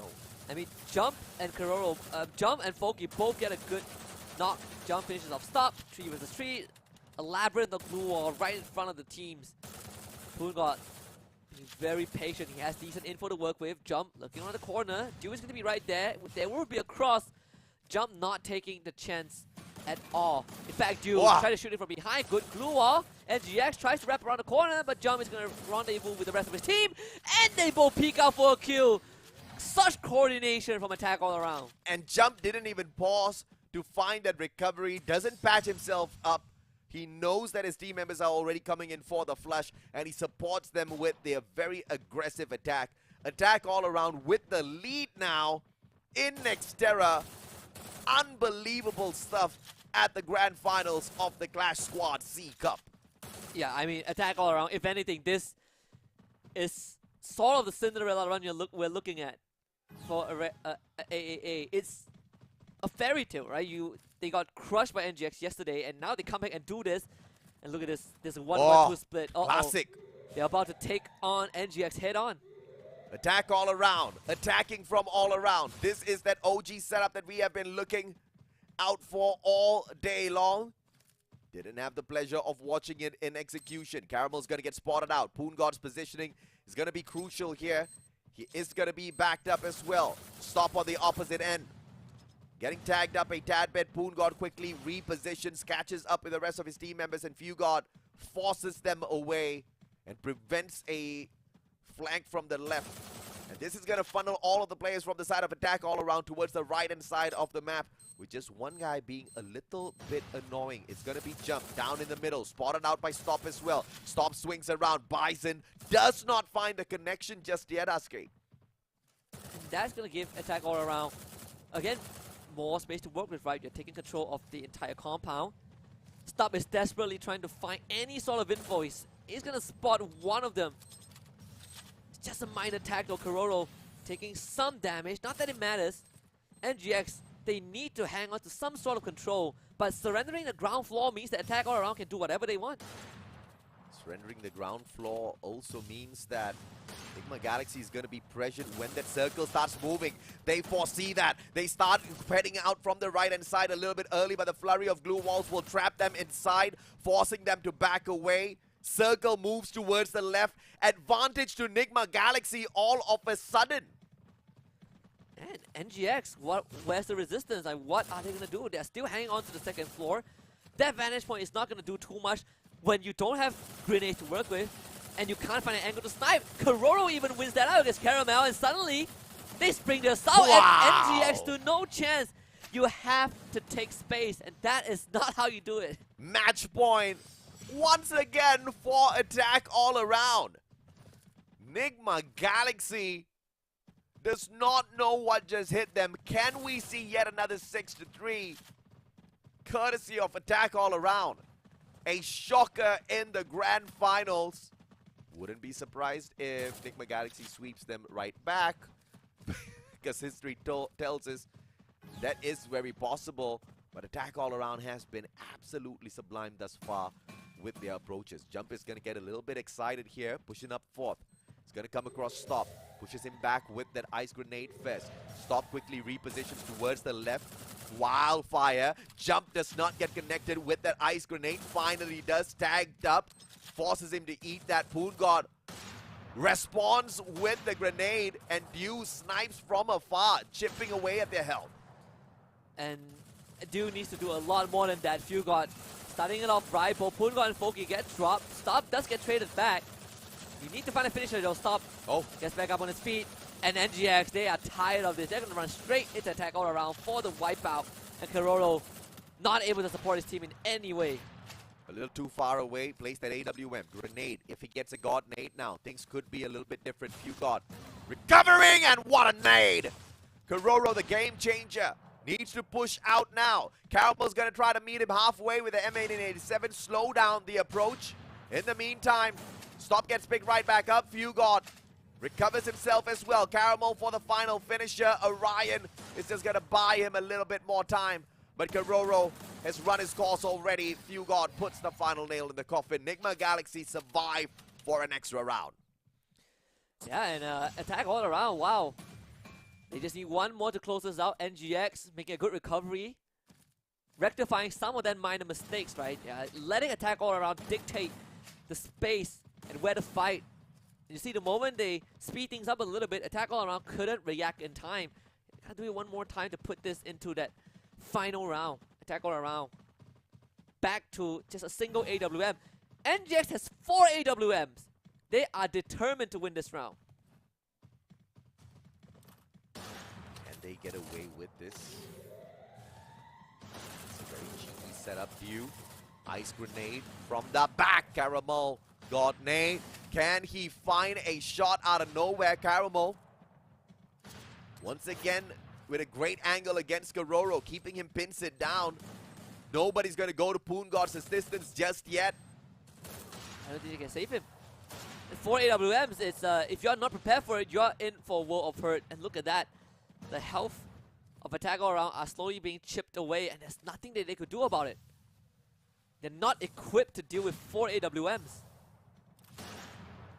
Enigma Galaxy just needs to force their way through. Brute Force is the only solution now. It's Attack All Around barricades themselves. They do have the numbers disadvantage. Stop with a great reposition to keep himself alive. In the meantime, Jump just being hurt by Caramel. Duel finds Jump out of nowhere from that high ground. Fuel God, finisher perhaps, finds Smokey as well, puts him down on the ground. It's now Kororo in a 1v4. If you are Attack All Around, you cannot play slow. AWM will win in these long fights because you're going to run out of utilities, right? When there are 4 of them, you have to be the one that is dictating how the fight starts, and then you gotta be able to overwhelm NGX, play on the weak side of the AWM. That's what they were not able to do. But Attack All Around, they're gonna do the same. 4 AWMs for them is about sniped right now. Everybody has got the cash to buy whatever they want. 18 blue walls on each side, 4 grenades on each side. Everything's maxed out. Caramel engages first. Shots will not connect as Fugard and Stop push on in for a very early flank around that left-hand side. You gonna be backing them up from the back. It's gonna be Foki and Jump getting tagged up initially. Enigma Galaxy with the advantage now. But if they mess up their positioning, Attack All Around could very easily take over. And that's gonna be thanks to Kororo, who has positioned himself really well so far. This, I believe, was the map that Enigma Galaxy did win. At least this area. Caramel on the low ground. Jump again. Dew is the one that needs to be taken out. That is the important target. Kororo left alone against 2 members of NGX. If he gets pincer right now, it might be over. Kororo, okay, getting few guard, alright. Ducks into a corner, Orion right there. Dew's nice Foki in front of Kororo. Was not able to respond in time, and it's not good enough from Attack All Around. Dew trying to stay alive, and yet another goes down. What a beautiful snipe. Jump was the next victim. Poon got so low on HP, goes in for the save instead, and Dew with the triple. He'll secure that for the side of the one and only Enigma Galaxy. I'm not gonna lie, AJ. Attack All Around made this really, really close.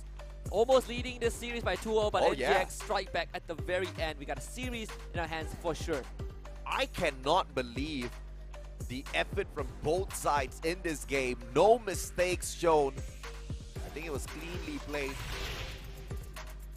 on both sides, down to every single round, every single maneuver executed out there.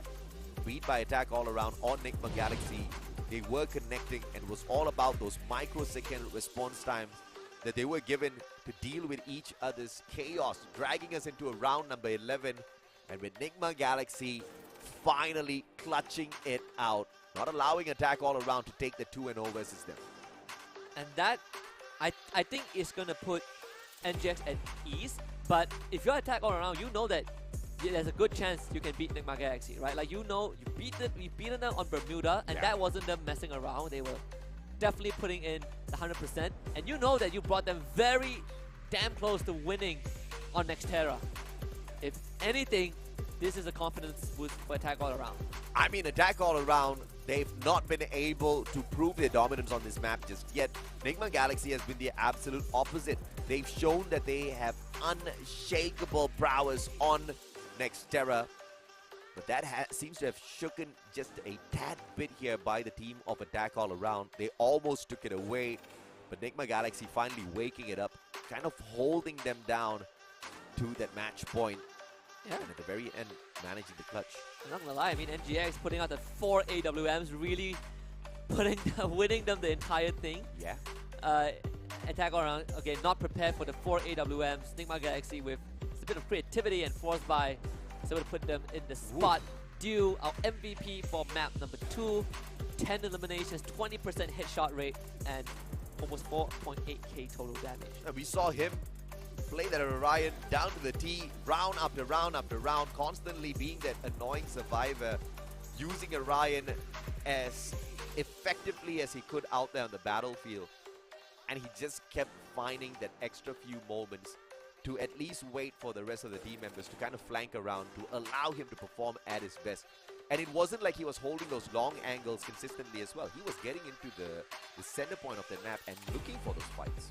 Oh yeah, I think at the same time he was also he also kind of woke up towards the very end, right? He's getting those crucial snipes. We saw how on Bermuda he was able to find a lot of that flanks, get those opportunities, and he was able to do the same towards the very end. But whoever made the call of, guys, we need to win this round, let's buy AWPs all the way, AWM all the way, that is a genius. You could call it a genius, you could call it a reckless move, but whatever it is, it was high risk, high reward, high cost as well. They went in all out for that round purchase. If they had gotten pretty much nailed to the wall, obviously all over. I mean, it's either that or they lose Nextera, right? So, and the clutch just came out. They have the clutch genes. They were in that state of flow finally after getting tortured by attack all around quite a number of times. Finally, they kind of regained their composure just a little bit. Not really rushing towards the middle part of the map.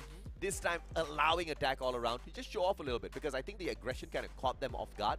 They were not expecting this form of attack all around, but that adjustment did manage to kind of get squeezed back in. Absolutely. Well, that means that we at least get, what, 5 games? Let's get 5 games. 6. Yeah. 6 games. 5. 5. If they can win out 4 straight. 4 straight. The journey has the night has just begun. Absolutely. Right? We have so much more games to come. Going back to Bermuda again for the third one. I'll be shocked if this is a flat out, 6-1 or 6-2 in this matchup after what we've seen, both sides capable of. I think, the first game didn't really get dragged out as much as Nextera did, but it really shows us that the attack all around we saw yesterday is not the team that's playing out there today. They were that team for a good first half, right? Then they came online towards the end, and now I think they're fully awake. Took them a while, but they're giving NGX the fight that they couldn't put up yesterday, right? We had a 6-5 game 1. Oh no, 6-3 game 1, 6-5 game 2. Correct. Like you say, right? I share your sentiment. It would be a shock if we go down to 6-1, 6-0s, 6-2s. I wouldn't put it past them though, because I really don't know if anyone's pulling a fake here. Who pulls fakes on grand finals, man? I mean, I want to believe that this is just all out, teams just putting out everything that they can in order to grab the victory. No cheese strats whatsoever to catch their opponents off guard. Doesn't seem to be the case, and it's been pretty much equal thus far. I mean, I would definitely want to see how attack all around proceeds from this, right? At least they're getting their supplements, they're getting their food in. Yeah. As well as chewing gum, whatever floats their boat and keeps them focused, but boys gotta eat. It's past dinner time, and if anything, if they win this one, they can have an even better meal. Gonna bear with it for just a little while longer. Back to Bermuda we go. NGX, they lost 3-6 the first game. Yesterday they lost 0-6. So some minor improvements for game 1, but this is where NGX really starts to come online. Or do we just see attack all around just take this all the way? We will find out as we head back into Bermuda in this grand finals for the second time in the series. Score at the moment, 1-all.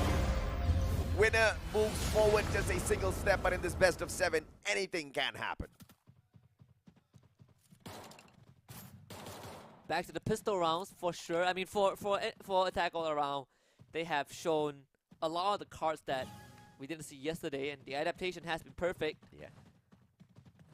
But can they do it consistently, right? The inconsistency was what I brought up earlier on. If they kind of play like a coin flip, then NGX, I think, will have a better chance of winning the whole thing. So attack all around needs to keep that consistency, that performance that they've shown us to even have a chance to beat NGX. I'm so curious how this game is going to go, man. Were they already at full effort? Or was that half-baked? Do we get a proper matchup now? It's all going to be pretty much answered in this one game. No more room for fakes. You don't get the opportunity to get cheeky. If you got, and I get some information, quickly backs away. Poki's not going to show up, just across the map just yet. Great positioning, but the circle's going to force him out though. Fugod needs to maintain that position. And he gets into a very sticky corner as well. Fugod really taking a big risk with that maneuver. Roro going in, 1v1, wins that one against Stop. Attack all around, having a great start. Foki now is going to be there as well. Attack all around, sticking together like a platoon. GX is going to be planned. Fugod is going to be outside, having a flank alongside Caramel. The nade is going to be there as well, but Dew is under immense pressure and he needs help. Stop charged in there without a lot of backup at all, which is a little bit disappointing to see from the side of Enigma Galaxy. Here comes Karoro with the boost. Orion catches Caramel's back. Fugod tries to get away, gets dropped by Jump. It's a 1v3. They can't do much. Dew shows up, and he's just got to run away towards the very bitter end as Attack all around pulls out a clean round against Enigma Galaxy. Absolute clinic from Attack all around. What a pistol. I mean, the fact that Karoro is running straight into Enigma Galaxy's member and winning that fight is straight up insane. 3 mini Uzis. 4 mini Uzis for NGX. What is this? Goodness. What happened to the Bisons? Let's go, man.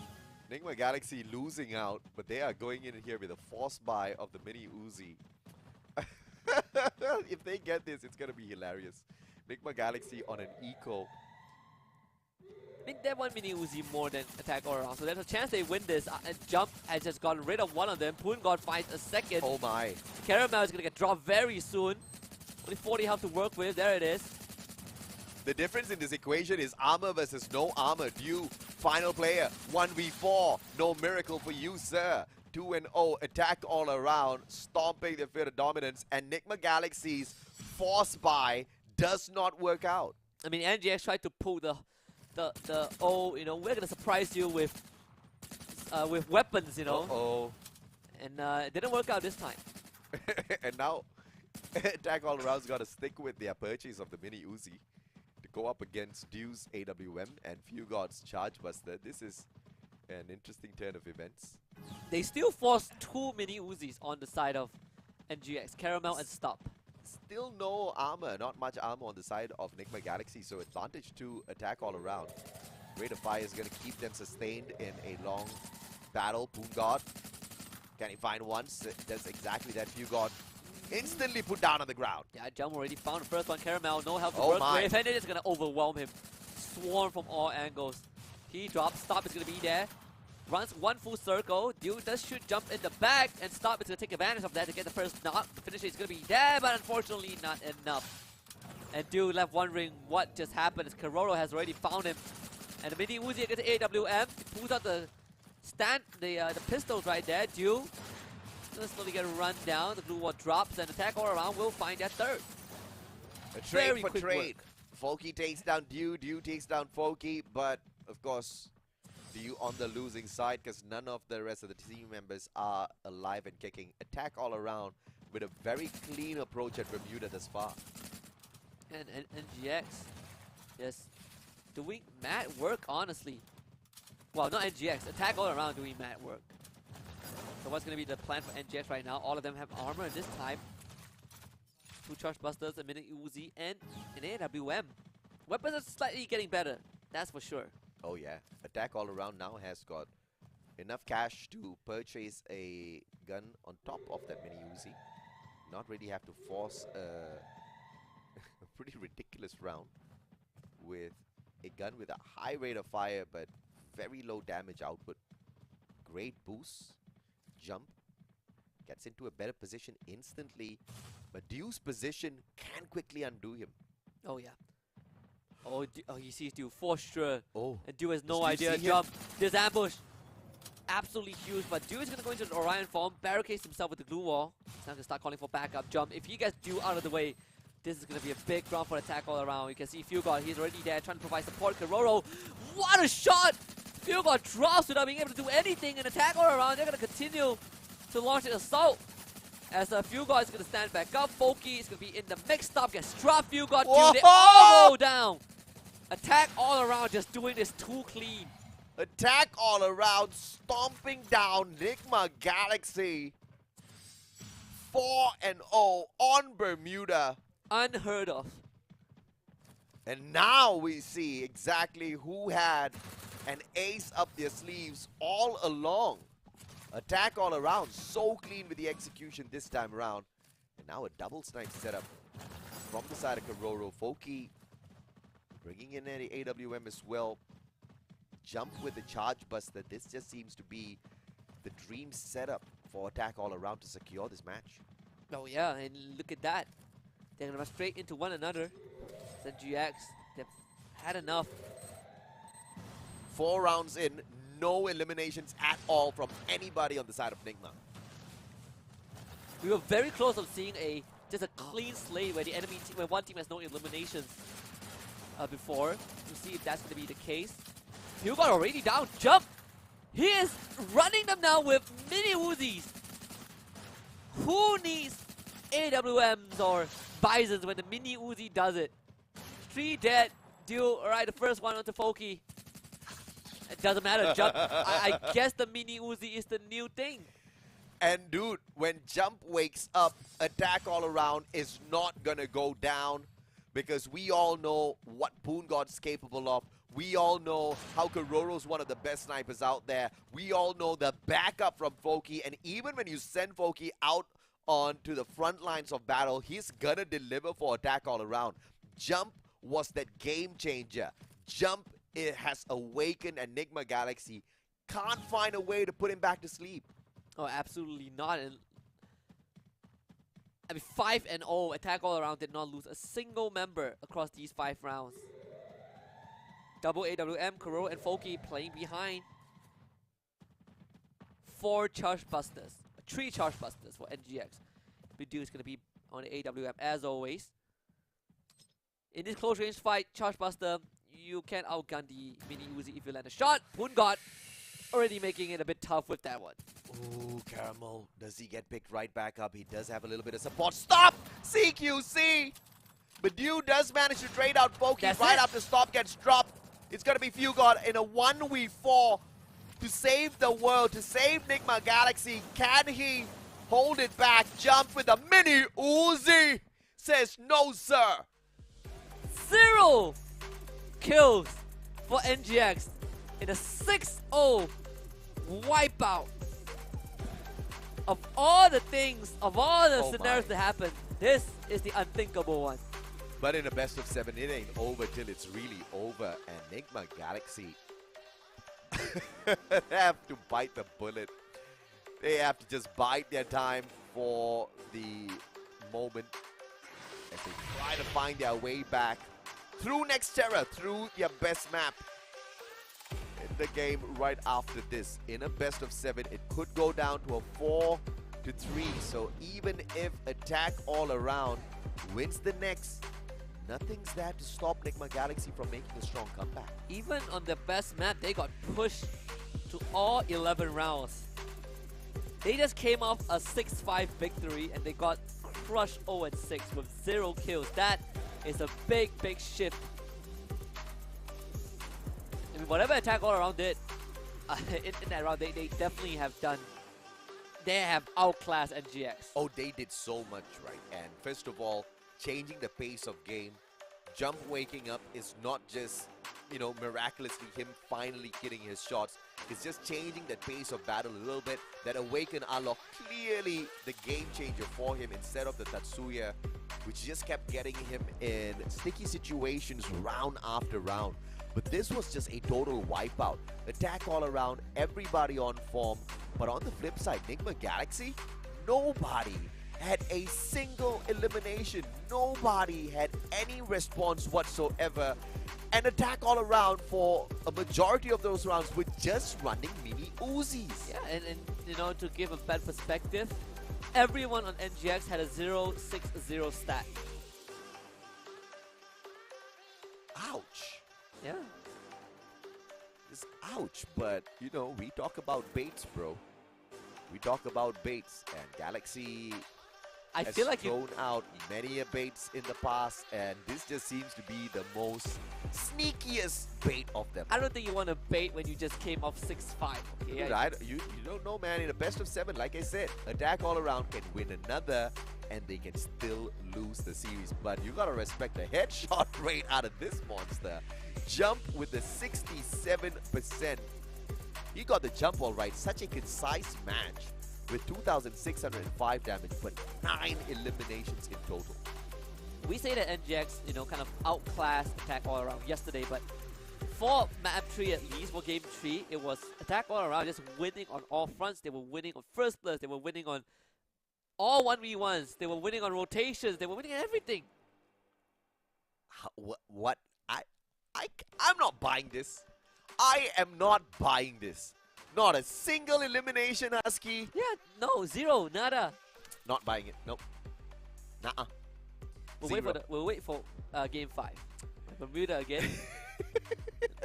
Maybe we'll get a better idea. I think we are pretty much geared up for a hell of a ride in this best of 7. 100%. Thailand's putting on a show. Oh yes, they definitely are. I mean, it's a Thai finals, right? Yep. Just fact that it's always going to be a close one. Or maybe they just want to make it look like a close one so that they can intimidate all of the other regions even further.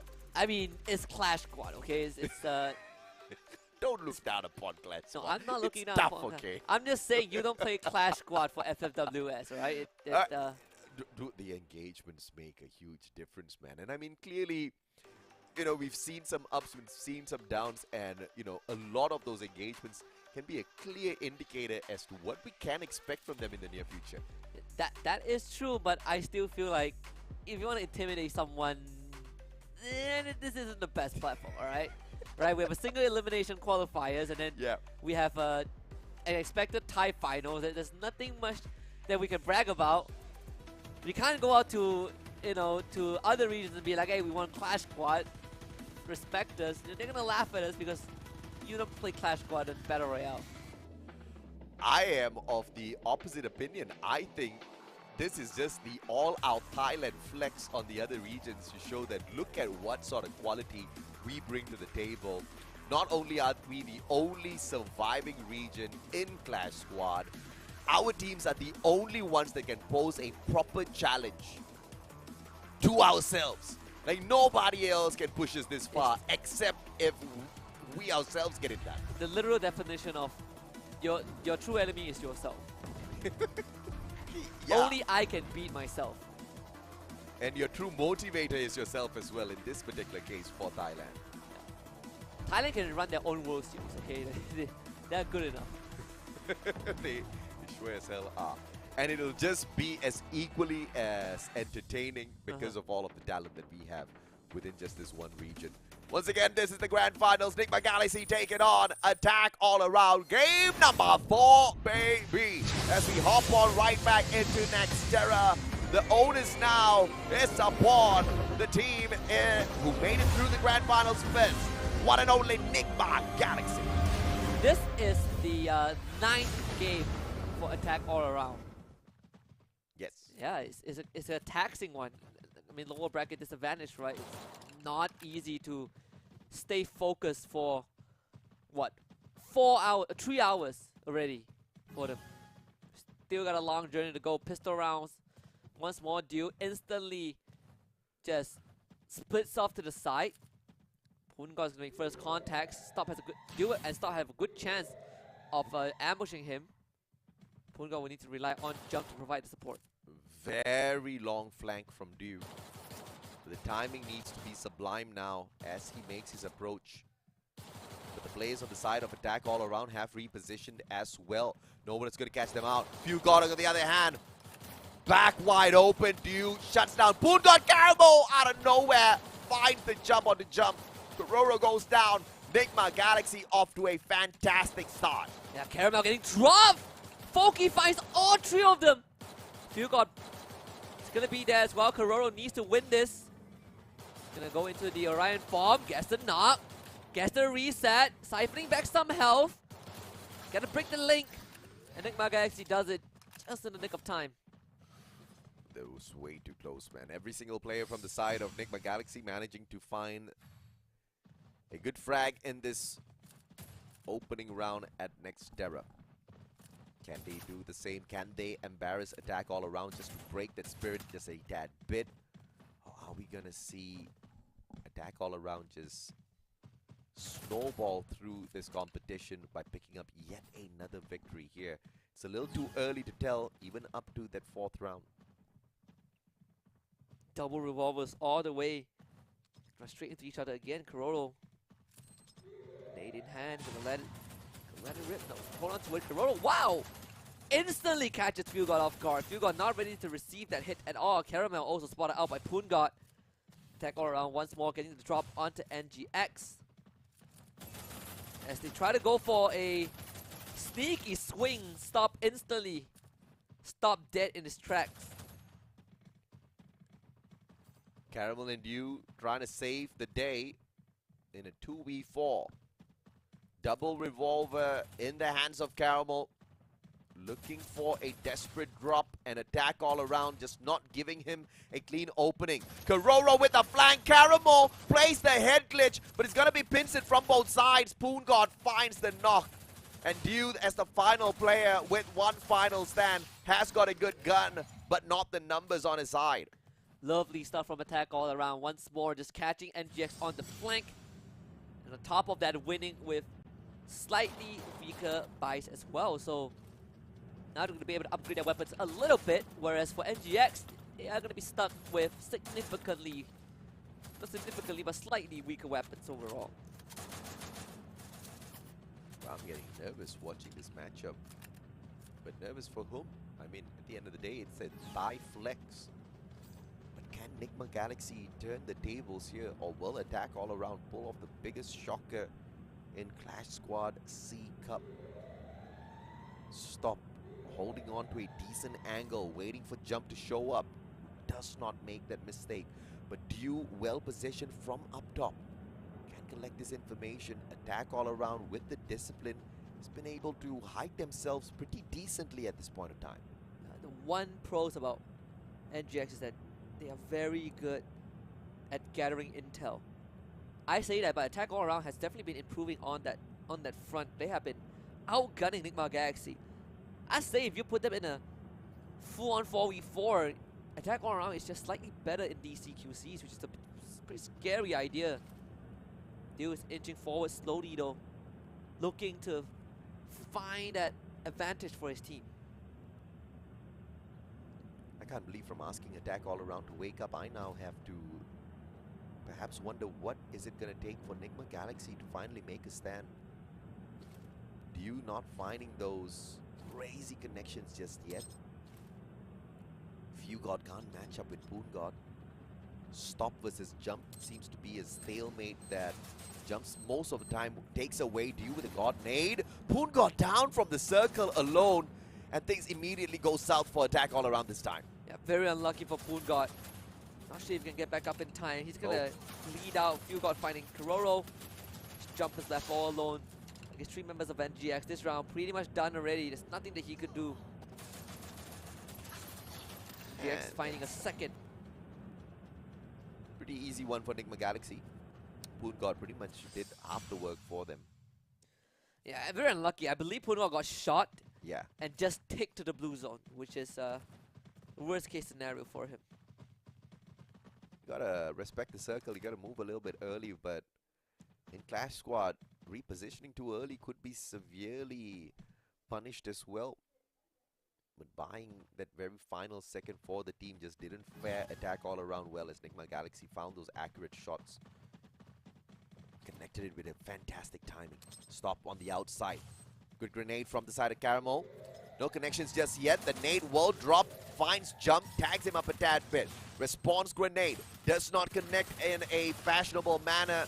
And NGX will be able to reposition. And Fugod finds one in with a guy's grenade. I don't understand. I mean, Kororo was all up in the front. I mean, they need to have backup at least. If they do that, 3 members of attack all around down. Stop is bleeding out. It's all up to Foki. Such a weird interaction, and they just get the round to NGX. critical mistake from attack all around. I don't understand why Kuro just runs in like that. I think he was expecting a grenade from, I believe, Jump or Folky, but there was just no connection there. Enigma Galaxy used a very awkward opening to just find some sloppy shots between. Surprisingly, they connected, and now they're 3-1 up.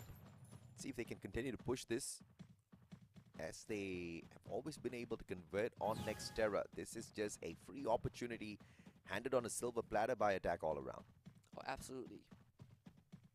Now that's going to cripple their money a little bit. Looking for Attack All Around. Need some recovery. Jump spotted out already. Only has a Mach 10. Not the best of weapons. Kuro firing off his first shot. Doesn't find anything. Dude doesn't find a position that can catch anybody off guard just yet. Attack All Around has been punished by him because he has held those off angles in the past. But now can he buy a lot of time more for himself as the circle forces everybody a little bit closer together? Stop with the reposition. Dew on the outside flanking from the right. Enigma Galaxy want to find a right hand side takeover, but nobody else is on the left to find that distraction. Yeah, Jump catching the back of Dew just by a little bit. Need a bit more damage, so stops to be there. A lot of gun barrels pointing at that entrance. Gotta be a bit more systematic. Hugo losing a lot of his health thanks to the Orion from Kuro as well, but Kuro ends up going down first. Stop getting that one. Folky trading back with the UMP. They need a bit more from the side of Attack All Around. These close range fight is working out for them. Hugo getting dropped as well. Kuro stands back up. It's down to Stop and Deal to try and win this. Folky the first to go. Punga second to follow, but Stop couldn't do enough as backup comes in time from the rest of Attack All Around, and Dew is left all of his own. Dew couldn't go back in there for the save. Orion, Dew, Sniper can still get the clutch though. 1v3 as the players stand right back up. They're trying to recover. Any bit of opening will be an advantage to them. No lethals to play as well from the side of Dew. UMP, not enough. And Jump wins that one for his team. Attack All Around needed that round. It's a bit scary, but the composure was there from Attack All Around. They didn't kind of just jump straight into the frying pan and got overwhelmed by NGX. She waited a bit more for backup. That's the play that I want to see from Attack All Around. They just need to win one more round to put the economy back in a better state. Double charge buster and then UMP from NGX, and they also have an AWM for Dew. We haven't seen the big game changes out of those character skills in the past few rounds. All out just mechanical plays. Jump, trades a good grenade. Dew avoids it with the Orion. Very decent play. A good glue wall will block out those shots as Spoon God eliminates Stop from this round. That's going to be a clear opener now for Attack All Around to get a little bit more aggressive. Dew will have to back away, get tagged up as well, and put on the ground. What a shot. An execution by Jump. Yeah, and that was the last of his glue wall as well, so he knew that he's going to be dead. And this is going to be a quick work for Attack All Around. Again, we're back in the even state. It's 3-3. Even Stevens, as Attack All Around scratches and claws their way back into this match. A 3-1 is not the way we expected it to go. Especially not in favor of Attack All Around, that's for sure. Oh, yeah. And Enigma Galaxy might have just gotten caught with their pants down here this time around. Caramel's not dealing the kind of damage that we saw from him back on Friday when Dew wasn't really showing up. And you need everybody to be on their top form as you engage with such an aggressive team in the form of Attack All Around. Jump, good blue wall, ice grenade's not going to tease him. Stop does not find that grenade connection. And what in the world? Tosses that ice grenade, takes himself out. Jump finds Fugod, too easy. This one has to be Attack All Around. Yeah, that's an absolute disaster. Jump is holding the fort all of his own. Caramel finally drops him, but it doesn't really matter. I wonder what happened to NGX. That was the worst case scenario. Sometimes you just make a boo-boo of a play. Just happened to be that round for Enigma Galaxy. A free one for Attack All Around. They might argue with that because they did get 3 out of the 4 kills. But you know, advantage to their side for sure. Double AWM just for Kororo himself. Poon God whips out the AWM as well. AC-80 in the hands of Jump. This is a very clear-cut strategy by Attack All Around to keep the distance this time round between themselves as well as Nigma Galaxy. And this is one of the best compounds to play these long-range attacks. This needs to be the sublime aim for the team of Attack All Around. Poon God now. Kororo with a snipe out of nowhere. Few God drop. Poon God needs to take advantage at the same time. Tosses in a grenade. Does it connect? He eats up a grenade off his ult. Kororo and Poon God need some time to queue up, but stop. He's getting pressured from underneath by Jump as well, so needs to fall back to the first floor. Attack All Around, surrounding the entire building this time. Nigma Galaxy struggling to find some space. Attack All Around, they're going to slow down a little bit. Stalemate between the two.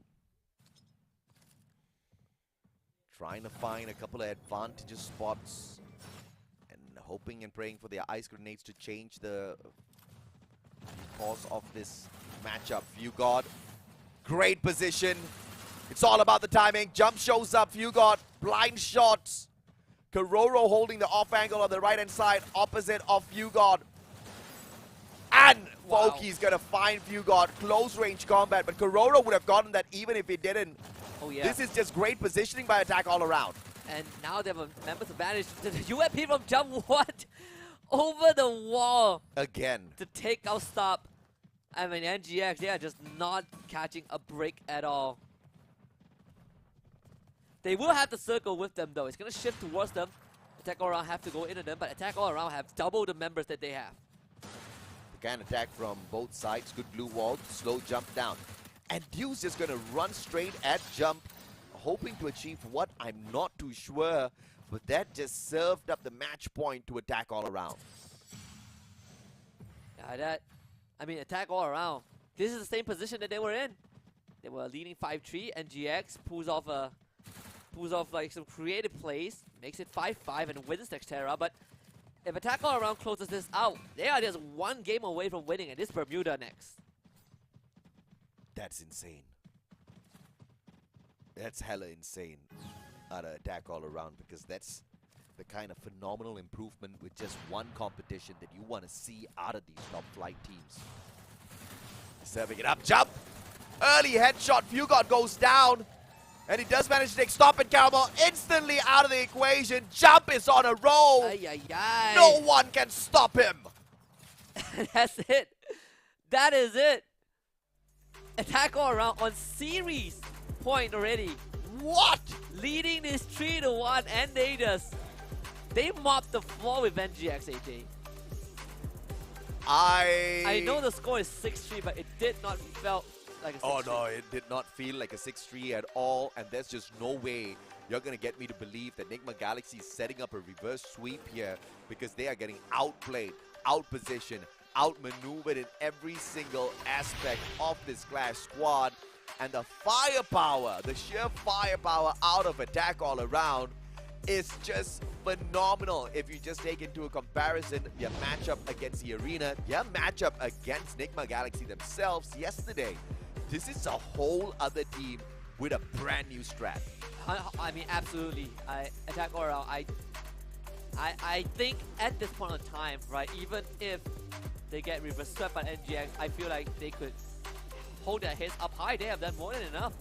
Why would you say that? I don't want to see no reverse They have sweep. exceeded expectations, right? I came into this, I think, my money was definitely on NGX, Yeah. based off of previous performance, but with what Attack All Around has shown, I definitely think that they've improved tremendously over the last 24 hours. I think they have improved, but, you know, it's only gonna be one that is impressive if they take this all the way. Because at this point, if Nigma Galaxy pulls the sweep off again, it's the same old Nigma Galaxy, giving away a couple, taking away your whole house, right? I That's mean, just... A couple doesn't mean series point, okay? I mean, that's a bit too much. that's unfortunately what a couple is in this best of 7, because I don't think they intended to drop the Nextera match where it kind of went down to the wire. But this game, it was just one-sided. It was. I mean, Surprisingly. NGS got 3 rounds, and Attack All Around just ran with the rest. this round in particular, Jump holding the fort so well. And of course, you have round 8, right, where Attack All Around, they just circle NGX on the ground for the longest, well, not this one, but the round before, they circle NGX for the longest of time, overwhelmed them with just pure macro rotations, and the last 2 rounds were just a no-show. What? 90% headshot rate Get out of here. with a UMP. 10 eliminations, 4,576 damage. I'll take that. I tell you, it's the character difference, man. 90% headshot rate. The Alok has given him something. He was nowhere close with the Tatsuya and the crazy dashes. Tatsuya, he had a 90% death rate. This one was a I mean, we say that we need Jump to really step up and come online, right? Change to the Awakened Alok, do something Yes. that actually, was able to benefit the team and also allow him to pop off. Yeah. And here it is. He is delivering on every single request because he was the game changer at the start of the day. The emphasis was, can Jump perform? Oh yeah. If he does, it's gonna be attack all around. But I would have never made the guess that that's gonna be the factor against Nigma Galaxy themselves, who clearly drew a straight line between themselves and the rest of the team. Yeah, he was doing it with the Mini Uzi. He was doing it with the UMP. Yeah. So he's gonna do it with the Mac 10 next. No. Get out of here, man. I think Nigma Galaxy owes us 3 back-to-back games, or at least 2 back-to-back games. Drag this into a match number 7, and then that's a free-for-all. If it wasn't a free-for-all thus far already, right? They will have to earn it, unfortunately. We're going back to Bermuda, alright? You know, these Thai players can earn it when they want it. That is true. You look at again Bermuda stats, right? 6-3 on the Yeah. first one, 6-0 on the second one. It's gonna take a lot to recover from that. It's gonna take a lot to recover, no doubt, but I think it's more of, the players themselves having to overcome their own mental state at this point of time. Oh, yeah. This is where it really gets put to the test. Absolutely, because they've got the skills.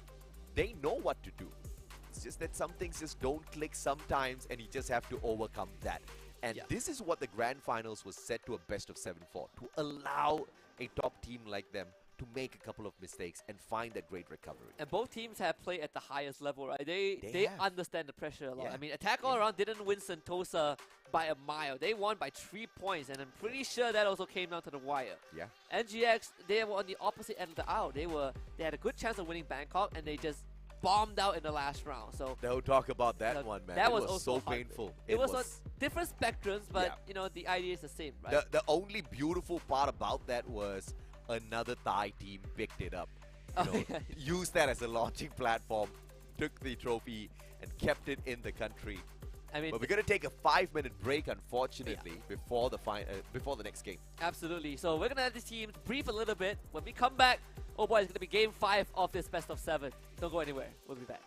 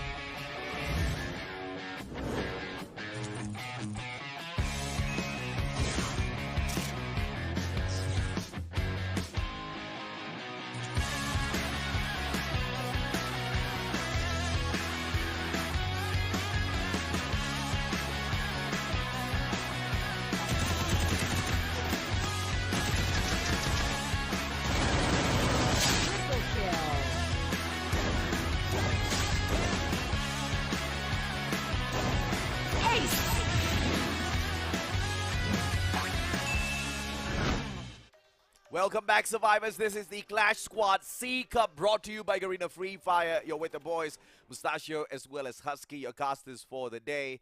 And it has been a pretty long one, and I believe it's got the potential to get even longer now. Even longer and more exciting, hopefully, because there's a chance that this is our last match, but there's a chance that this is our third last match, depending on how NGX does in the next map. We're going on to back to Bermuda.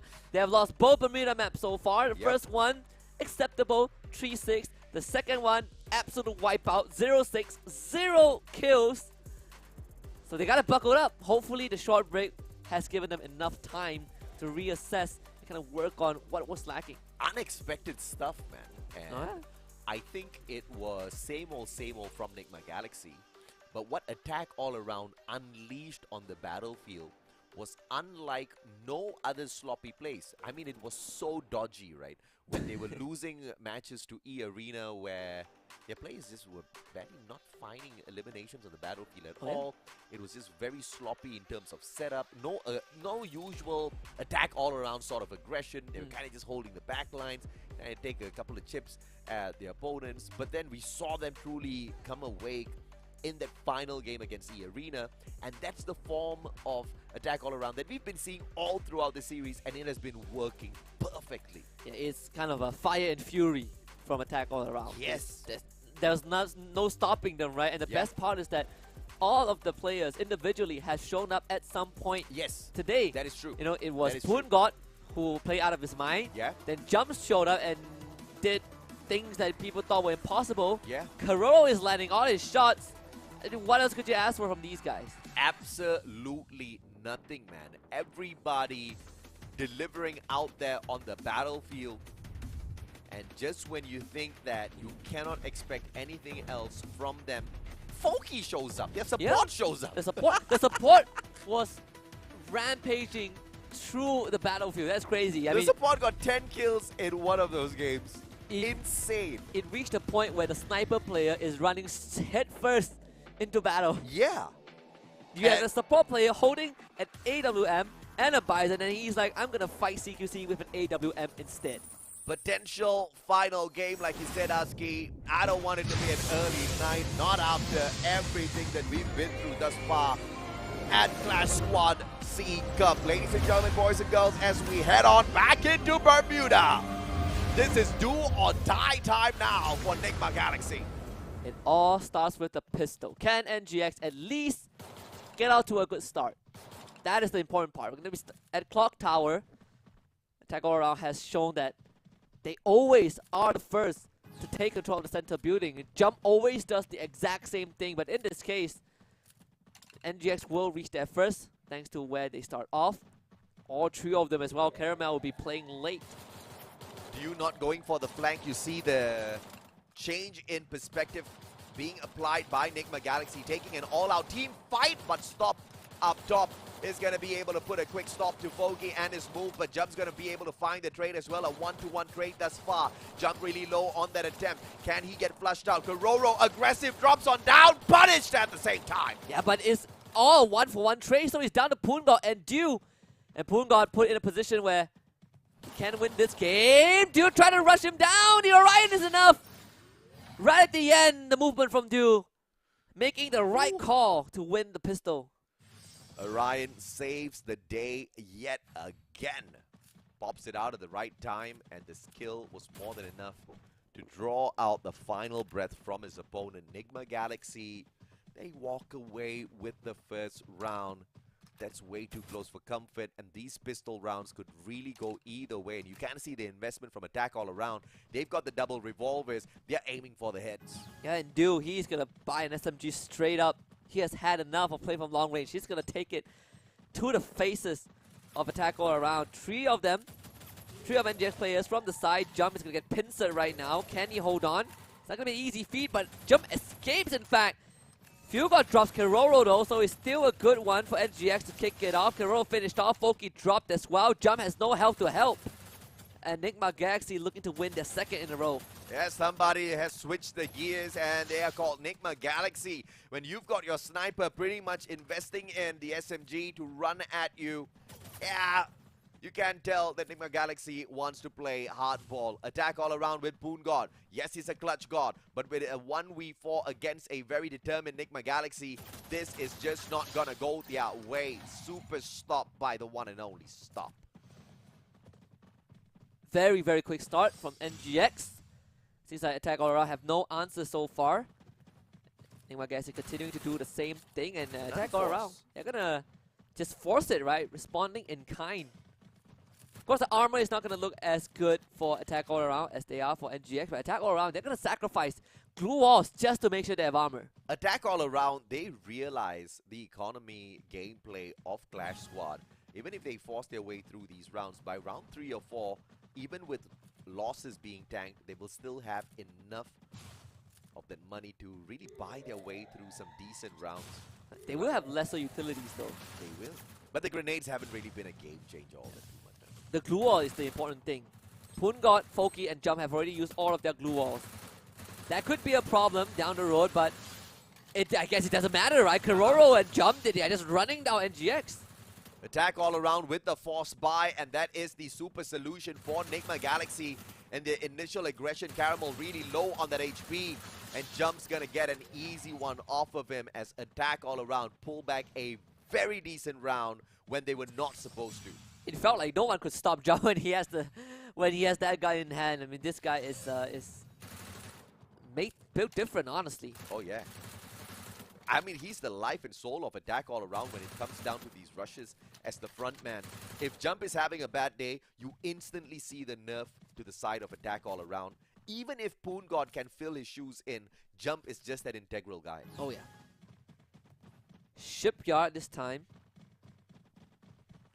Kororo wishing he has a sniper to kind of work around with, but not yet, sir. It's not gonna matter too much when the enemy sniper is like, you know what, screw it. I'm fighting in the front lines. You know? That's where you can really turn the tide of the game, man. I mean, if you are gonna be the only sniper on the battlefield able to take these long-range shots, and you've outplayed you to a point where he's like, I'm giving up on this sniper duty. Yeah, but that means that the NGS will always have one extra members in CQC, right? They can overwhelm you, and we've seen that many, many times. Stop and Fuel are taking some initial damage. Kororo, looking too good. Fuel God just runs him down with a double revolver. Dew escaping with the Orion as well. Caramel low, but not down just yet. Stop though, not so lucky. Poon God finds him. Caramel stuck behind the glue wall. Fuel God down low. It doesn't matter. Poon God turns the corner and takes him out again the second time. Dew pulls out the AWM through the glue wall. Will be able to find Foki, but he needs 2 more drops. 2 more kills to win this. Can he circle around and punish Foki? Spots out Dew as well. Poon God getting the damage done from the left, but Dew holding on for his dear life. Foki is not going to be saved anytime soon. And Dew actually has a clutchable chance here. He just needs to connect well. M82B in hand. Surprising pick off a sniper. He's going to be able to penetrate through those glue walls, but just doesn't get any bit of timing to play it. Poon God rushes on in. Dew goes down. Attack all around equalizes. Yeah, very, very clean round overall from Attack all around. Again, just winning the trace and the initial fights against Nigma Galaxy. And Dew finally. And these were all forced buys from the side of Attack all around. It's turning into round wins. Look at that. AWM pulled out from one side. And Kororo, now he's going to have a slightly cheaper one, but goes through glue wall just the same. The M82B. Kororo on the right, meeting Dew halfway. Wanting to play the legendary snipe setup. One glue wall penetrator, another one hit obliterator. Initial shot onto Jump already. Only grazing him by a little bit. The armor did mitigate a lot of the damage. But Poon God, he is very close to NGX. He's thinking about the nade. Fuel God cancels his, so Poon God is just going to walk up. He's taking a lot of space from NGX. He spots one though. Wants to cut that space down a little bit, and I don't know if that aggression is going to serve him well.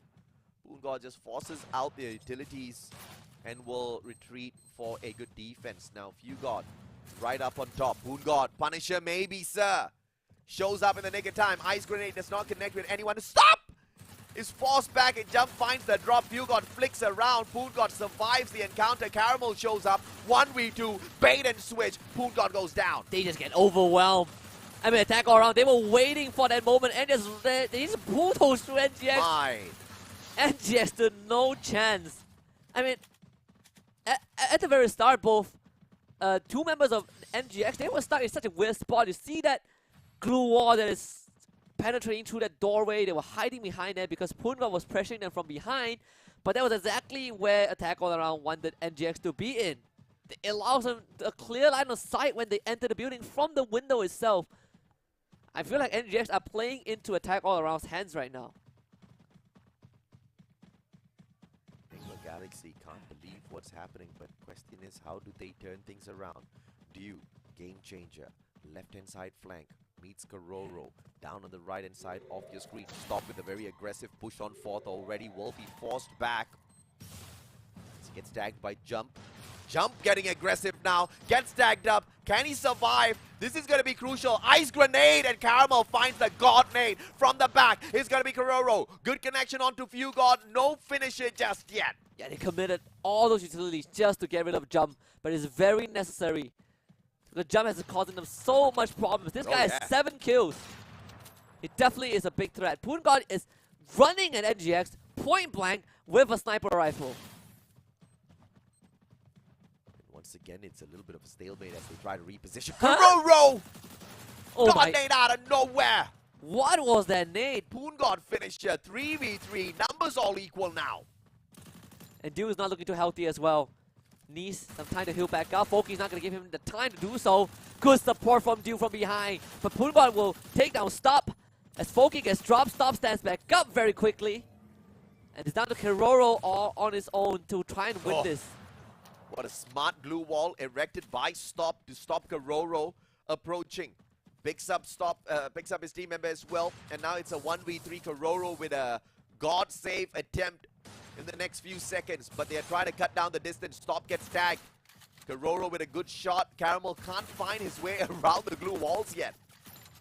And Kororo, he's going to come out right into the open. It's a 1 versus 2. That's it, right. Gets the knock and resets instantly. It could be winnable for Kororo. He does it again. Kororo with all three. God! When you need him the most, he does it. Kororo! You see?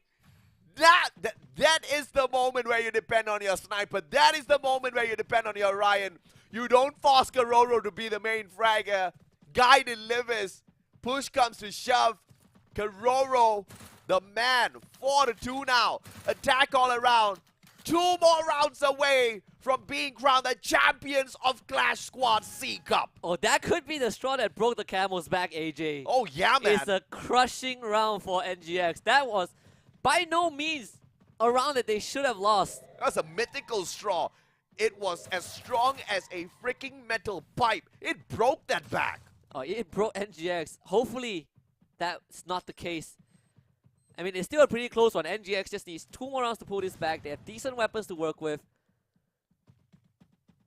They're going to slow it down just a little bit. But you can see, I mean, attack all around, they're setting up. The way that they set up these attacks are so well done that NGX, not only that they can't get info, but they are also forced to give up space because attack all around realized that, well, there's not much resistance. We're going to start running into them. And on top of that, no early tags from the side of Enigma Galaxy, so the Dreki's not going to be working. Nobody's patching themselves up early. No extra bit of information leaked to the side of Enigma for them to take advantage of. Stop's going to find one. Ice Grenade forces a reposition. Poongod circles around Stop. Can't find one just yet. M1887 will be forced to back away unless he wants to eat a grenade. Poongod now with the shower. Meets Stop halfway through, and a beautiful bump out of Stop puts Poongod down and out. Yeah, lovely stuff from Stop. They needed someone to take the initiative, and that is exactly it. Again, 4 versus 3 in favor of NGX. No way to squander this, right? No way in hell, man. Watch out for Jump, though. Kororo is going to be isolated. Dew already used that Orion. Fugod not looking too healthy. He's taking down as well. They need to break all the glue walls. Foki with the initial spray down to Fugod. That's going to be number 1. Fugod finished off. Jump drop low, not down just yet. It's going to be a 1-for-1 trade. Foki doing it big time. Kororo finally down on the ground. Jump to follow suit. It's Foki left all alone. And this should be NGX's round, and they find it back, clawing back into the series. Unfortunate that it was a Orion that he was playing with. Sorry, Dimitri that he was playing with, but couldn't find the pop as he activated it a tad bit too early. It would have been a game changer because the 2 team members that were taken down were just beside him. Oh yeah. Those auto pickups would have been devastating for Nigma to deal with, but that's exactly how the cookie crumbles by the end of the day. Nigma Galaxy fighting for their dear lives. Losing the next 2 rounds equals them losing that #1 spot to attack all around that they were confident they could take out. Poongod already taking an initial shot from Caramel. Double AWMs from NGX. They're going to fall back to the same thing. Just play that long range, stop, and be forced away. A plethora of utilities from attack all around. So both teams taking some heavy initial hits, but they can see Jump cross by Stop. He needs to stop this. Don't let Jump get the space. Oh, what a tag. Jump does get tagged up. Stop circles around.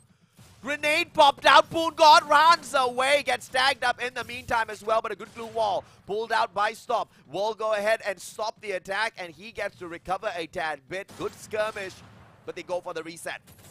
Do they know that Karol is behind the wall? They have to, right? Poongod turns the corner. Stop needs help right now. Gotta survive.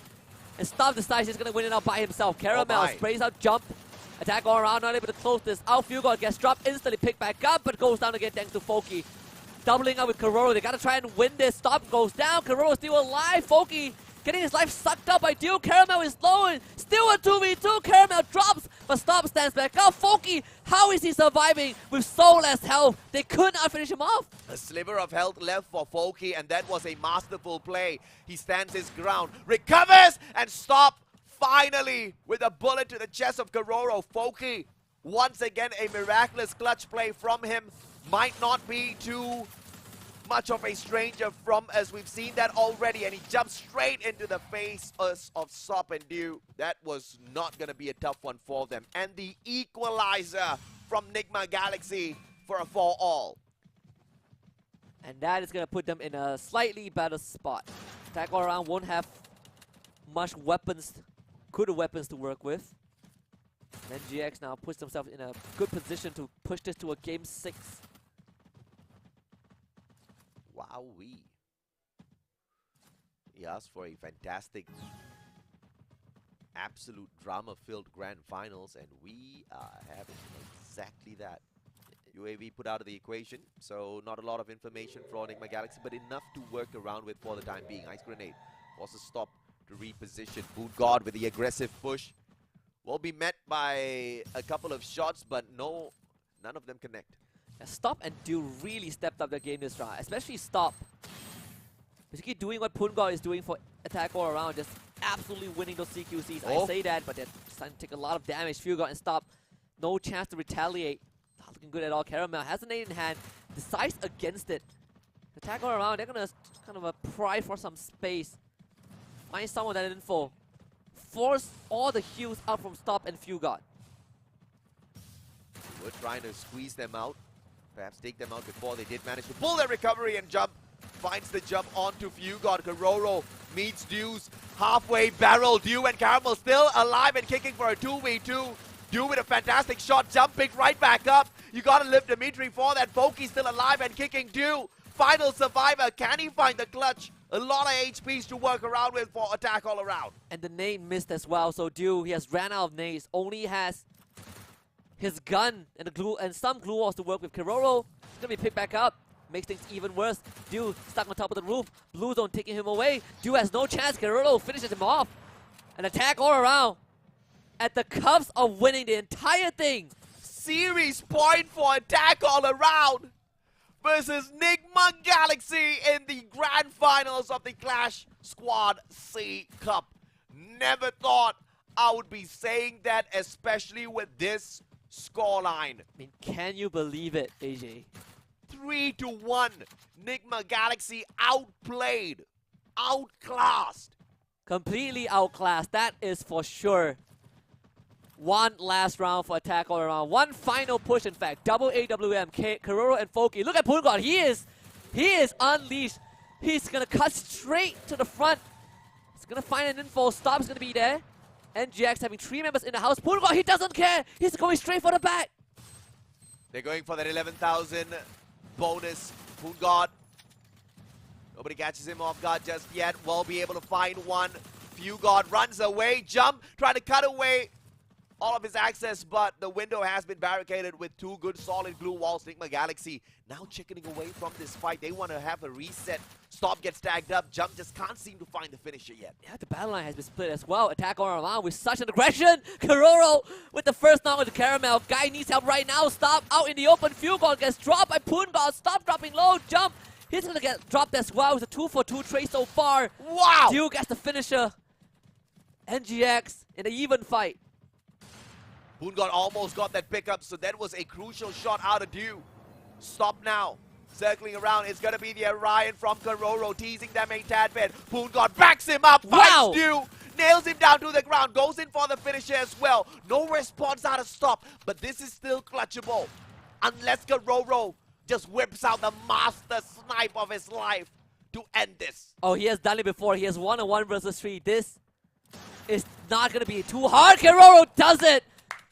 Attack all around 4-1 in such a fashion to absolutely crush Nigma Galaxy in this grand finals. The first ever champions of a first ever Free Fire Clash Squad C Cup. And they did not do it the easy route. They surely fought their way up. We saw the adjustments. We saw the improvements. Attack all around. They didn't have an easy journey. Getting kicked down into the lower brackets. Having to meet again with E-Arena. Taking them out of the equation. Booking their slot once again against Nigma Galaxy. But this time, instead of getting reverse swept, they whooped Galaxy out of space. Yeah, it was different for sure. Attack all around. Just outlasting Nigma Galaxy in this long marathon. And that was a good chance that Attack all around wouldn't even make it, right? Yeah. They had to play 5 games against E-Arena on a map that E-Arena absolutely just mopped the floor with them.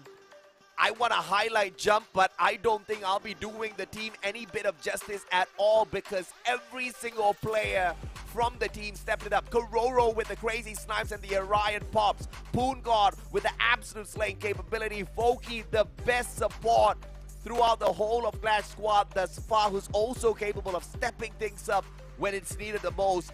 And Jump, he had just to make sure that he does not fall asleep today, and boy, was he away. I mean, my play of the entire finals 100% has to be Karoro. We say that one clutch would be the spirit breaker, and I think they crushed the spirit of NGX.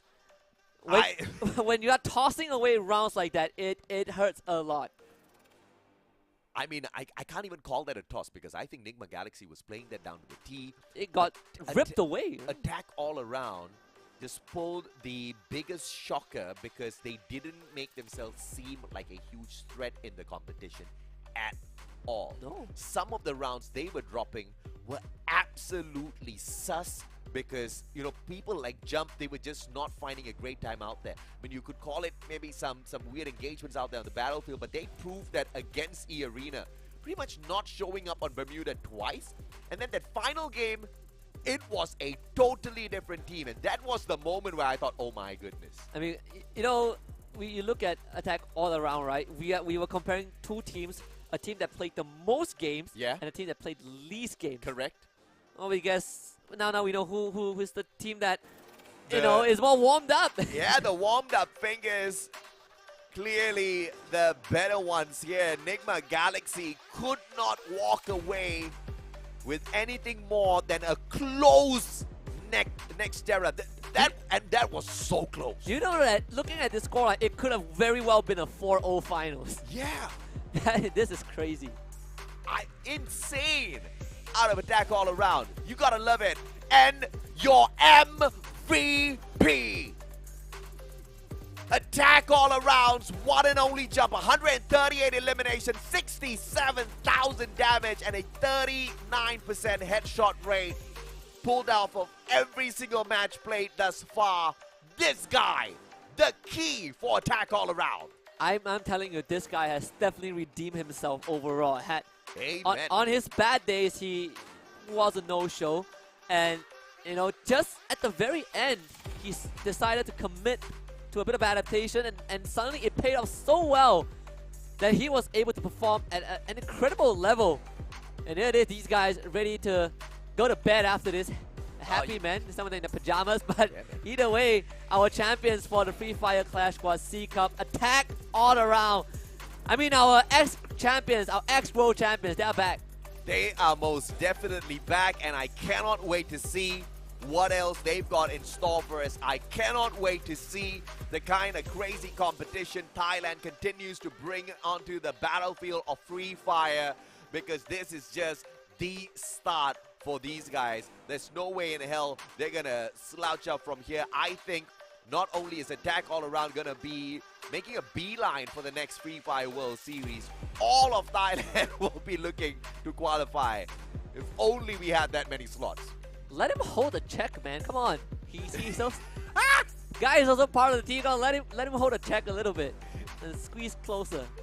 Got a an awkward double thumbs up, but I'll take it. Yeah, that's how you know that these are just very young players, right? I'll take it, man. They have many years ahead of them. I cannot believe my eyes. I cannot believe the results that we have seen here today. Attack All Around, making history, showing us that you must improve on the fly. You can't just have that one simple setup that you've planned the day before. You think that this is going to be that perfect solution against your opponents. You find out that's not the case. You have to devise on the fly. And it's one thing to say, okay, let's change up the strats. It's a totally other thing to execute it against a world-class team like Nigma Galaxy. And I think when you are put on the spot, right, it makes it even harder. My goodness, I mean, they fought back, they got the revenge against E-Arena, and they managed to take that away from them in the very last game, and they managed to execute the craziest of revenges against Nigma Galaxy for kicking them down into the lower brackets, but thanking them for the extra bit of warm-up. Yeah, absolutely. And that's it for our very first Clash Squad for Free Fire C Cup. So it's been a pleasure commentating alongside AJ as always. My name is Husky. We wish you guys a very, very good night. We'll see you guys in the next one. Goodbye.